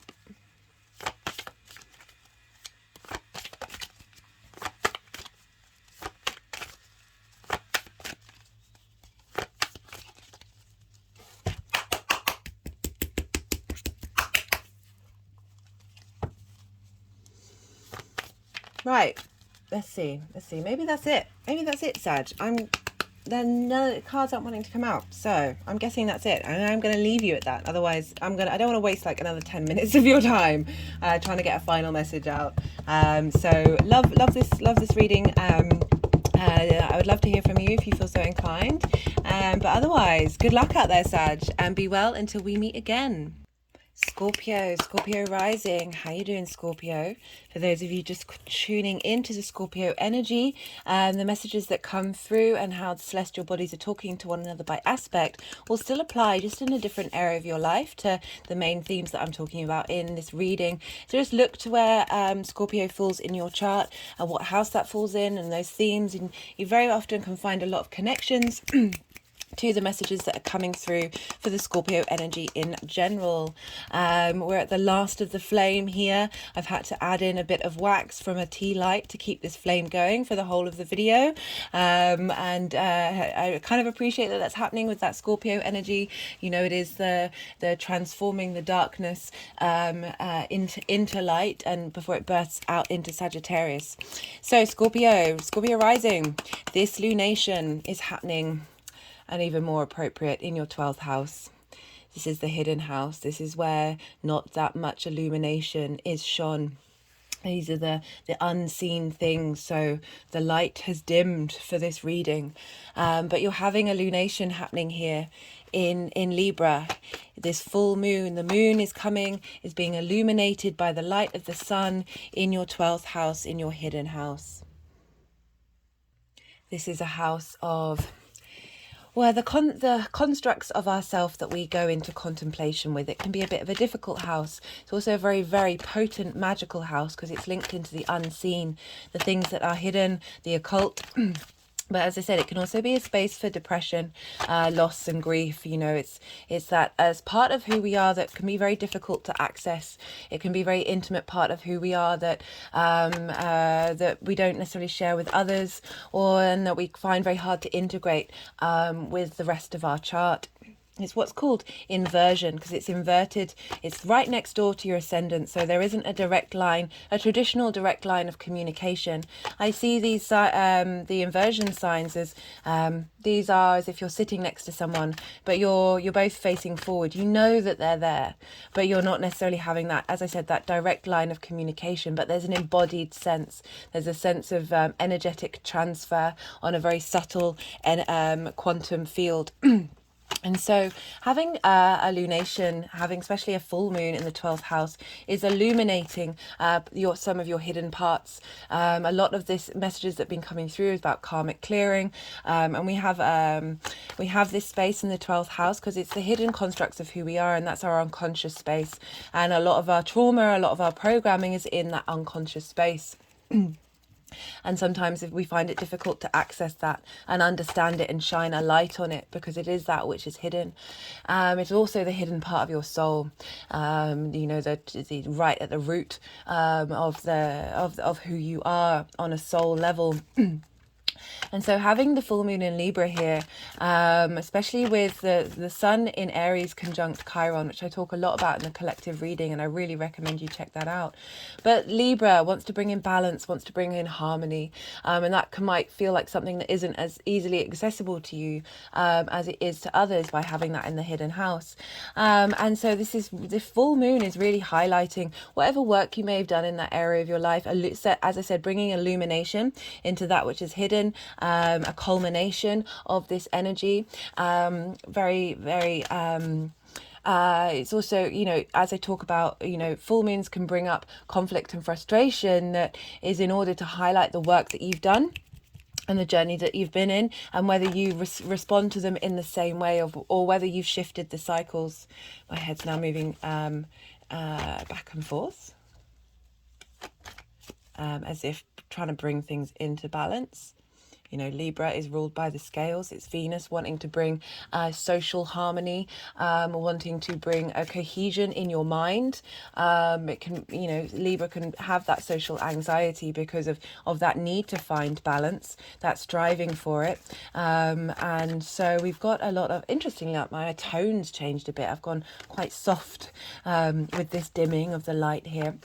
But as I said, we're having a big illumination, and this is a very potent illumination because we have 2 Aries new moons. We've had one, we've got this full moon in Libra in between, and then we've got a hybrid eclipse in Aries at 29 degrees. And this is the final Libra moon that we're going to have for 18 months from July, which won't be an eclipse. So I really feel like this moon is highlighting where we've come from, where we're headed, and where we're headed, how we're amalgamating this energy moving forward. So it's a very, very potent energy. And as I said, it's in between 2 Aries new moons. So it's really the bridge between this clear out that we're doing with this first Aries new moon to the quantum leap that we'll be doing with the new moon in Aries later on.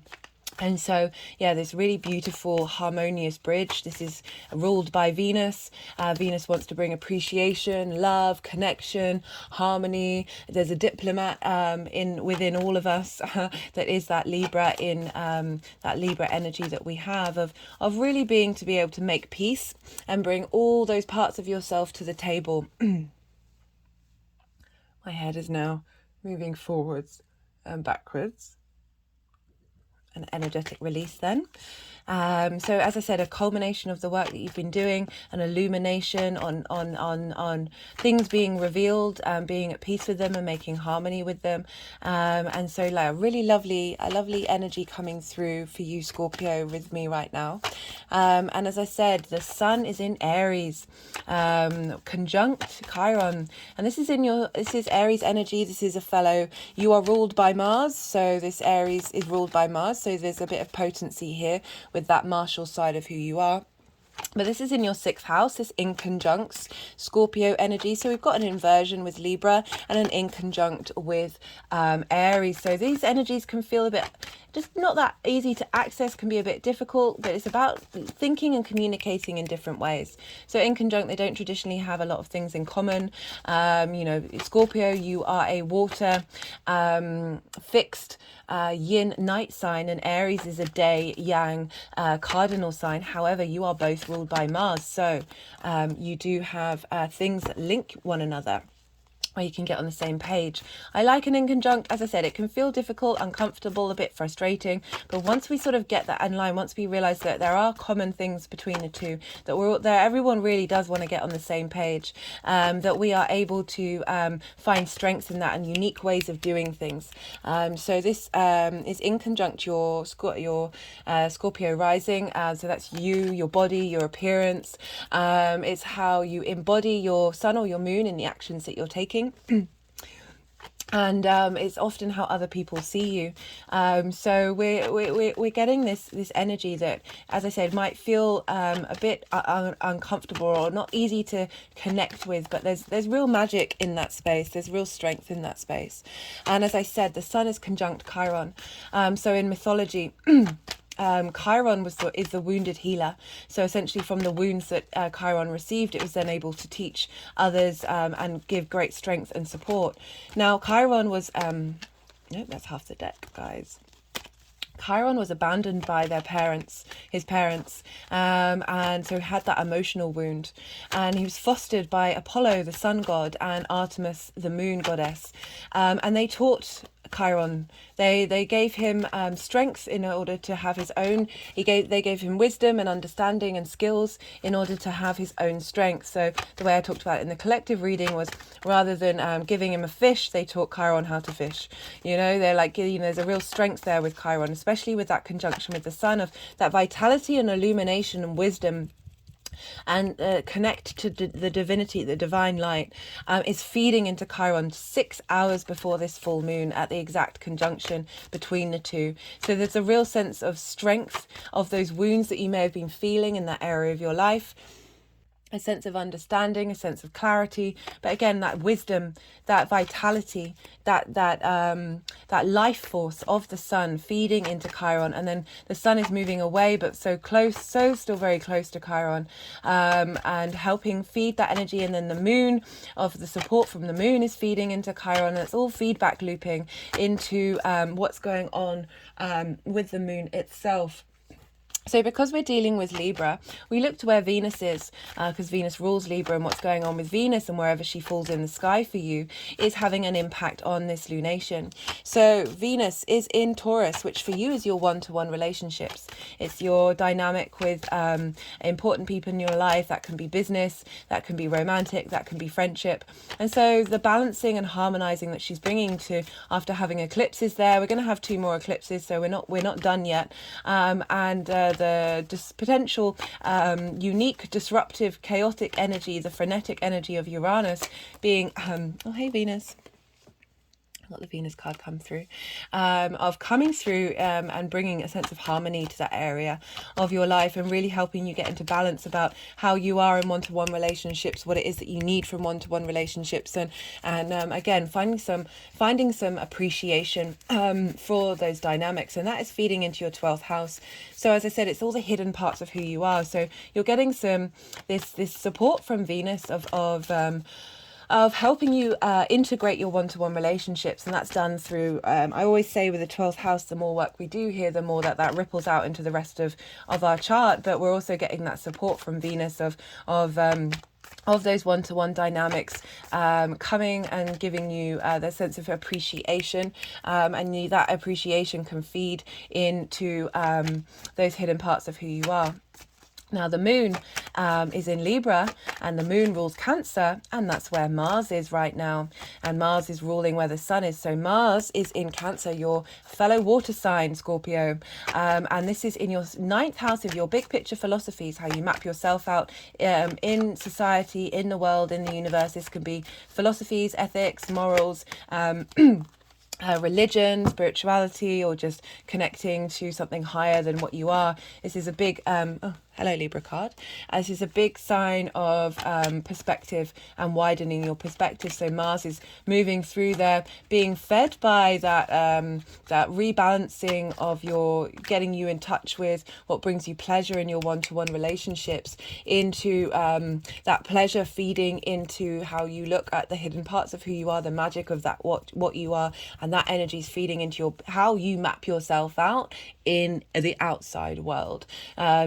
And how you're motivated to take action in that area of your life, that you're really finding a sense of defending where you're at, and really being able to get in touch with your intuition and the actions that you're doing that mimic how you want to be in the world and how you want the world to respond to that.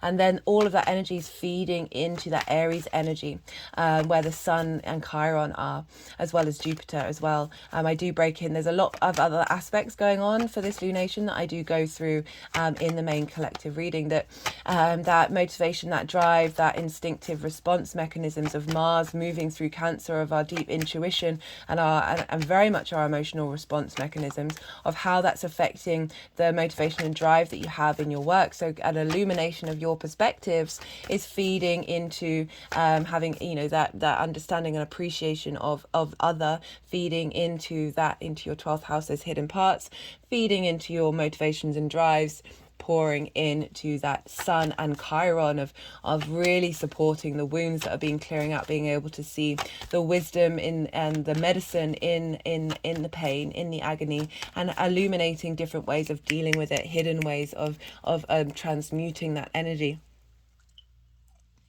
Just had energy, I couldn't quite tell whether it was releasing or coming. I think it was a bit of release and then coming back in again for this energy that's happening for us right now. So that's the kind of general energy for you, Scorpio. You've got you've got that trine with Mars supporting that in conjunct in Aries. And you've got Venus, that opposition, so that can be a time of bringing in balance and harmony. But there's a strength with that opposition that's feeding into the 12th. So you've got some potentially energies with that inversion in the 12th and the in conjunct in the 6th of not having direct lines of communication, being supported by so a opposition is a hard aspect, so that brings things up into the 3D world. This is in an angular house with you, opposite you, Scorpio. So there's big impact here feeding into that inversion energy. And we've got this trine, this supportive energy, this facilitating energy of Jupiter, helping you be able to work and understand your health and your routines in a better way, and getting a lot of inspiration. Also, Mars is squaring that Aries energy as well with its journey through Cancer. It's quite far away for a square, so Mars is still at the beginning degrees, and this is at 16 degrees. But we still have that energy of again another hard aspect, bringing things into manifestation. So there's going to be 3 piles. The first pile is linked into something that happened yesterday. For those of you who didn't watch the introduction, I talked about how the Cancer and the Taurus readings got really frenetic and crazy. And I had thought that so I'll get to, right, Uranus. This is the first pile is for when Uranus is exactly at the same point that it was at the Taurus Full Moon Eclipse in 2022. It was retrograde conjunct the moon at that eclipse. And I said at the time that things, eclipses represent big endings, big changes, and new beginnings, and also culmination. But I feel all these energies are wrapped into one another, regardless of whether it's a lunar eclipse or a solar eclipse. We're still, as one door closes, another door opens. At the time with that video, I said this might not manifest. Eclipses can take a while to manifest. It's part of a big 18-month cycle. It might have come up very quickly at the time. It all depends on your chart. But I said it might not manifest until we had that full moon in Leo, where it was that full moon was squaring that eclipse that we had. And then also when Uranus was going direct, Uranus was retrograde at the time, so it's revisiting, going over things. And this direct emotion is now able to take action. So it might not have shown up yesterday, it might not show up for a couple of days, but just know that energy is working with you at this time. So regardless of whether you're seeing this, this I had to stop the video yesterday because the energy was so mental. It's very frenetic, very, very, very vibrant energy. So I wanted to get these all out yesterday, but I didn't. But I just want to say, so this is you're not missing out on these messages or this energy by the fact that this is coming out after the event. The second pile is the energy of the full moon itself. As I said, this is a very potent full moon, very poignant of highlighting and clearing out, and the sense of culmination of where we're headed with those nodes. Libra is going to move. The South node is going to move into Libra. So you're really going to be refining that area of your life. And then we've got the third and final pile. We've got how these energies are going to cultivate and manifest moving forward. So a real sense of integration. And then I'll pull some some confirmation cards, began with a C. And these from 3 decks, and these can either bring in messages that have been missed by the tarot, or sort of confirm what's being said, or add other pieces to the stories of the messages that have already come through. So that's it for the energies. I'm just going to shuffle for a little while longer to see if there are any other cards that want to come through for you, Scorpio.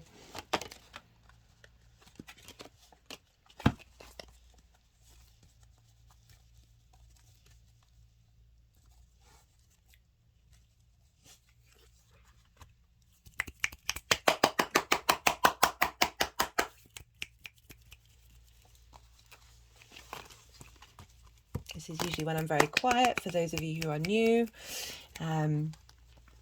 as what I'm doing can be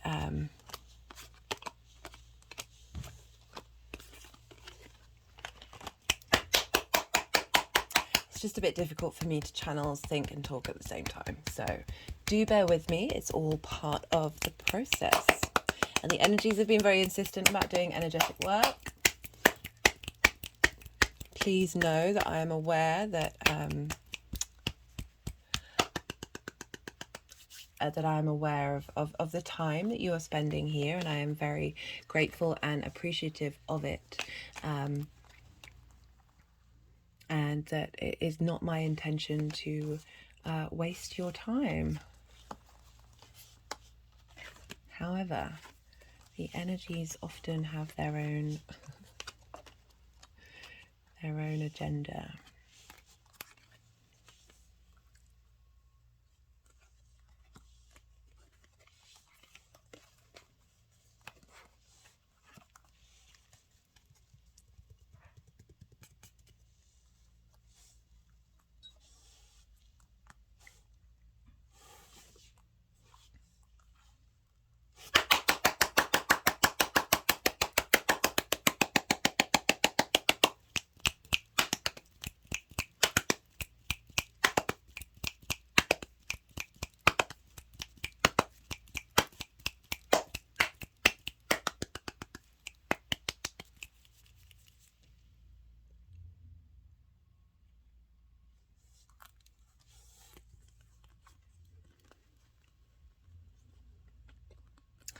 So this is what we have for Uranus.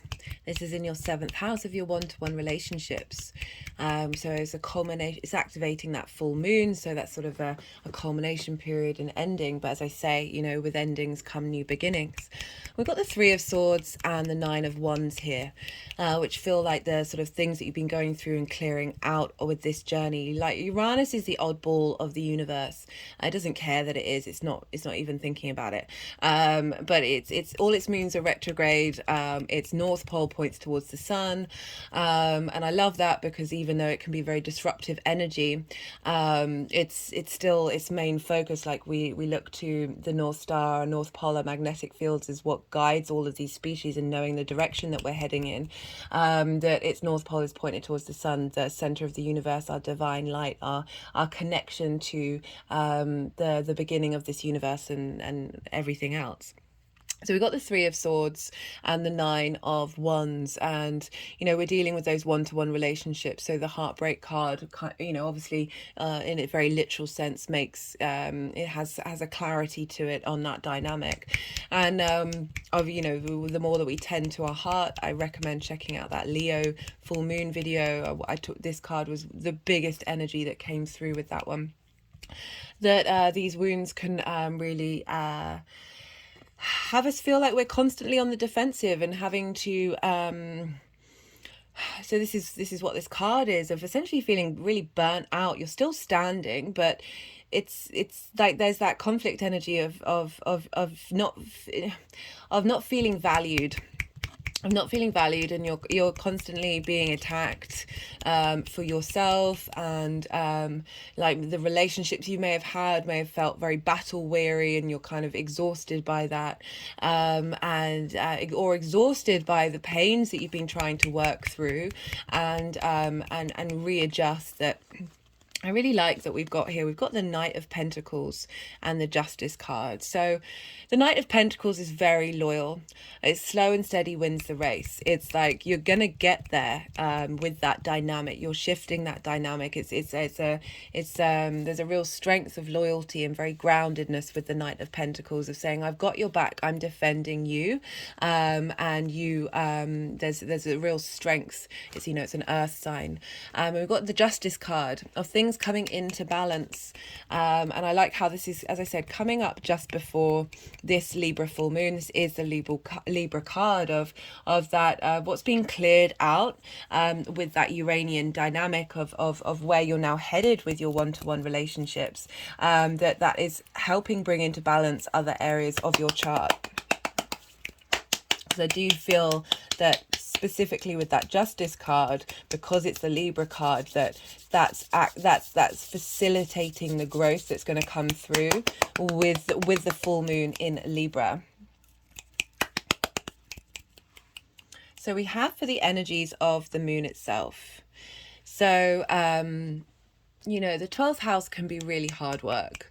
And this is the card of hard work, but this is being able to enjoy the journey that you're on. For this card, for me, it's like it's not the mastery card of the Three of Pentacles. It's not the Seven of Pentacles of you're right at the beginning of your journey. This is allowing space to realize that you are constantly in a state of striving for mastery. Like it's you're enjoying the process of what you're doing. And you're cultivating a great sense of legacy, of bringing all these different parts of you together. And we've got the Wheel of Fortune, so it's a shift and change of that work. It's that kind of getting that's a culmination of that work. You're really helping get to a space of an understanding of who you are. You've put in the hard work. And now the universe is shifting gear and changing that dynamic.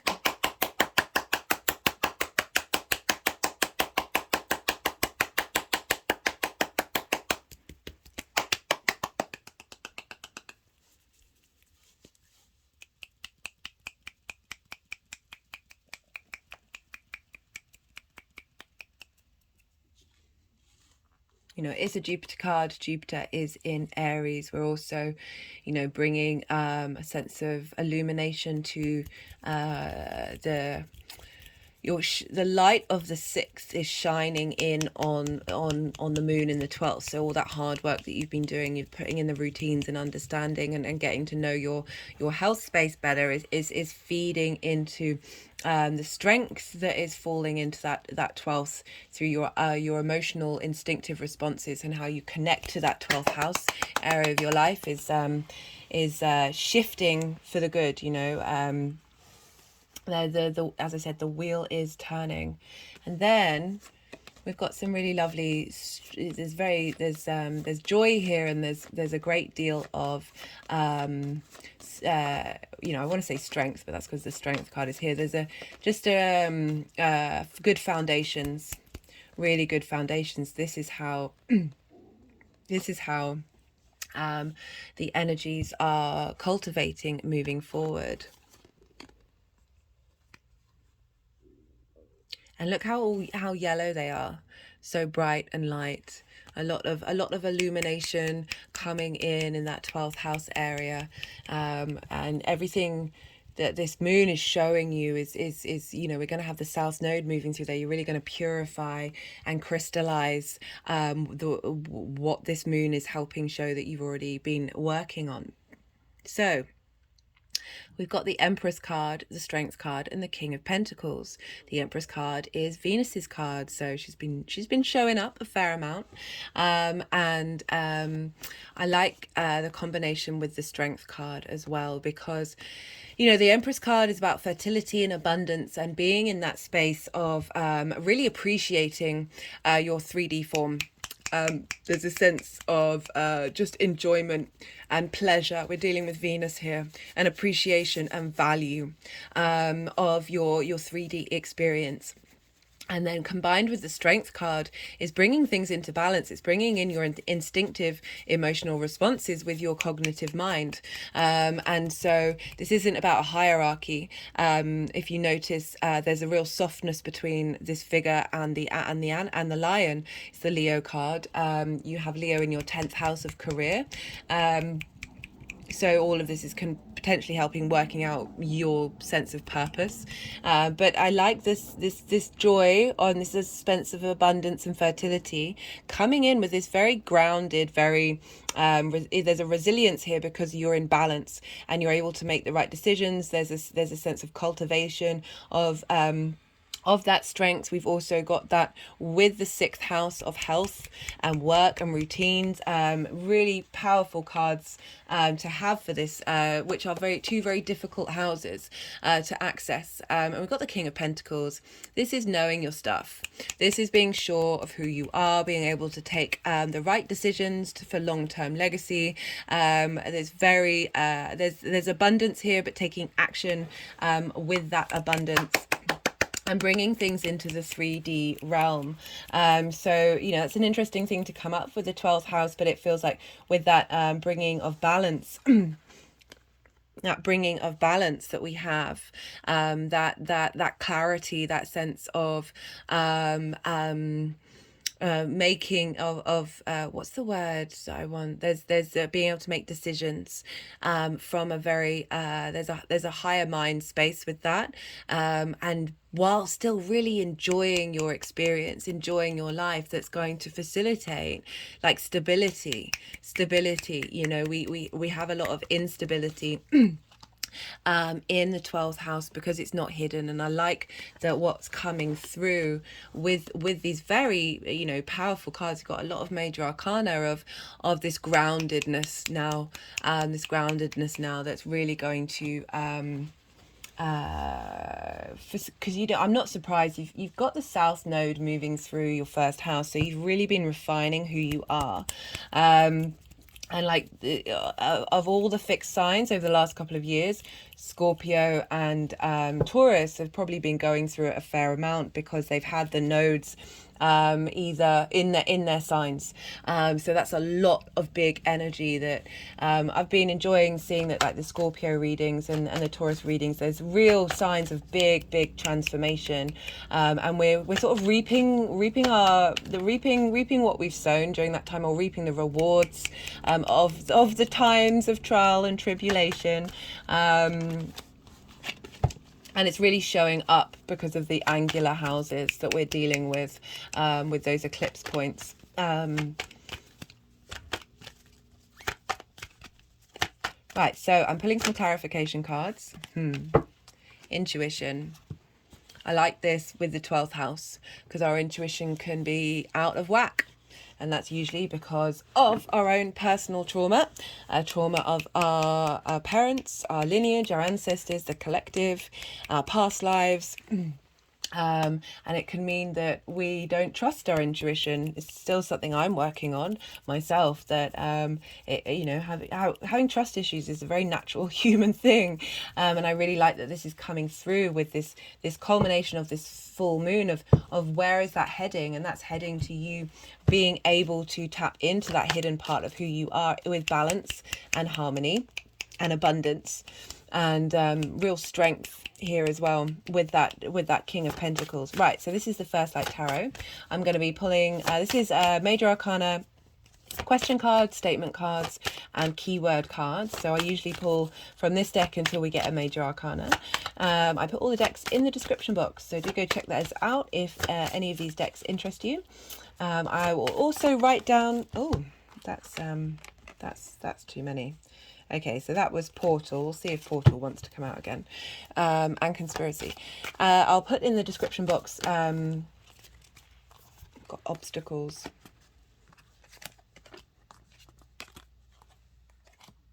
Maybe you've been working hard at clearing these obstacles.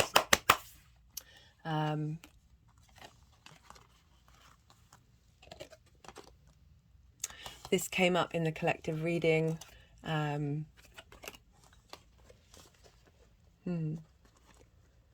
Let me read from that again, though. Such a great phrase. I need to memorize it and use it again.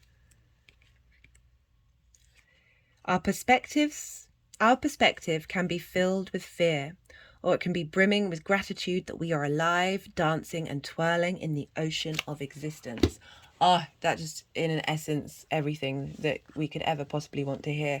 Fear is also, as I said, it's depression, there's isolation, there's loss, there's grief, and fear is, it's a lot of mental struggles that we have are found in the 12th rather than physical things that are more the 6th. So with this access, this is bringing in some harmony and balance into both of those things, and moving us from a space of fear. I love that the Knight of Pentacles has gone there, slow and steady, that loyalty, that commitment on a 3D plane, that you know, as I said, slow and steady wins the race. Knight of Pentacles always makes me feel very supported and very nourished, and very just knowing that energy's got your back is really beautiful. You know, think of the strength of the horse. You know, it's a horse of all the, it is the slowest, but it's the biggest horse. You know, horses are such magical creatures that they really have a huge capacity to hold space for your pain and your emotion, and be able to help transmute and heal that. Oh my god, I'm starting to cry. That for that energy to come up as supporting you on this new journey of that sense of safety, that sense of security, that very that can bring of allowing yourself to let go of that fear. And really, it doesn't mean that things don't happen that aren't difficult. It's not about that. It's about shifting your perspective and being able to have a real deep sense of inner resilience. I got the Death card change. This is your card, Scorpio. Suspension of consciousness, new life, reborn. Oh, this is really making me cry. So it's, yeah, I think you can see what's going on and where that's gone. It's gone underneath the Fall of the New Journey card. Right, so that I did say I will go up to having a major arcana. This is the Oracle of the Rising Sun, Scorpio. Let's see what final messages want to come out.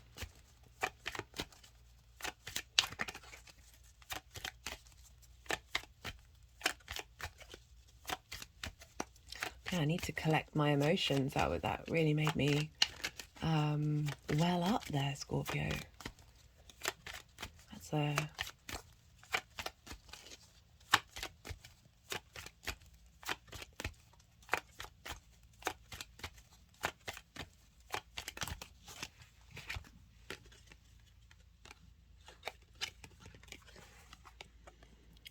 got seduction.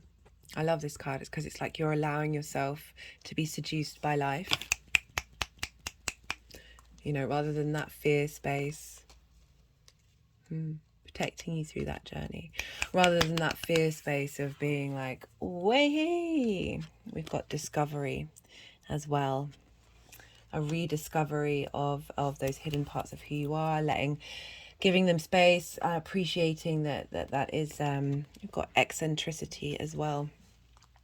You've been perhaps maybe doing, you've been working hard in very interesting and unique ways. And yeah, with that Wheel of Fortune, it definitely feels like there's a support and it's being paid forward. I just want to do one more card. Self-discipline. Self-discipline. Interesting.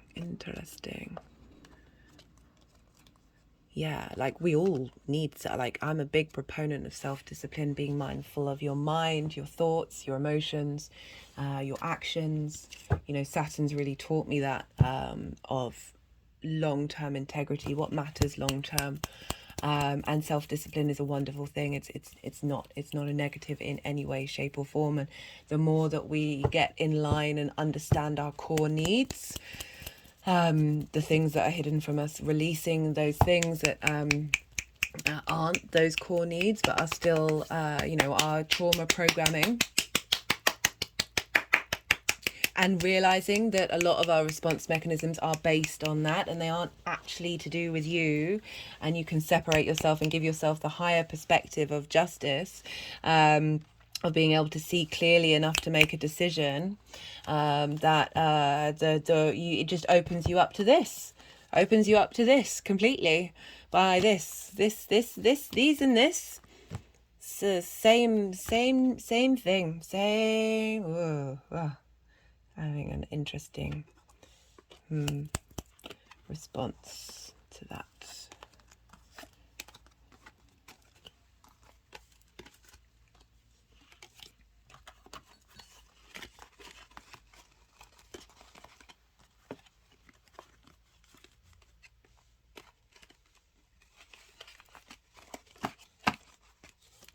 There you go, Scorpio.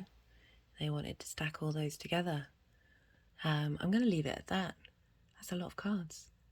Sending you all of my love. Really appreciate you watching. I appreciate the energy transfer. Yeah, I always love to hear from all of you, if you feel so inclined. And yeah, good luck out there, Scorpio. And be well until we meet again.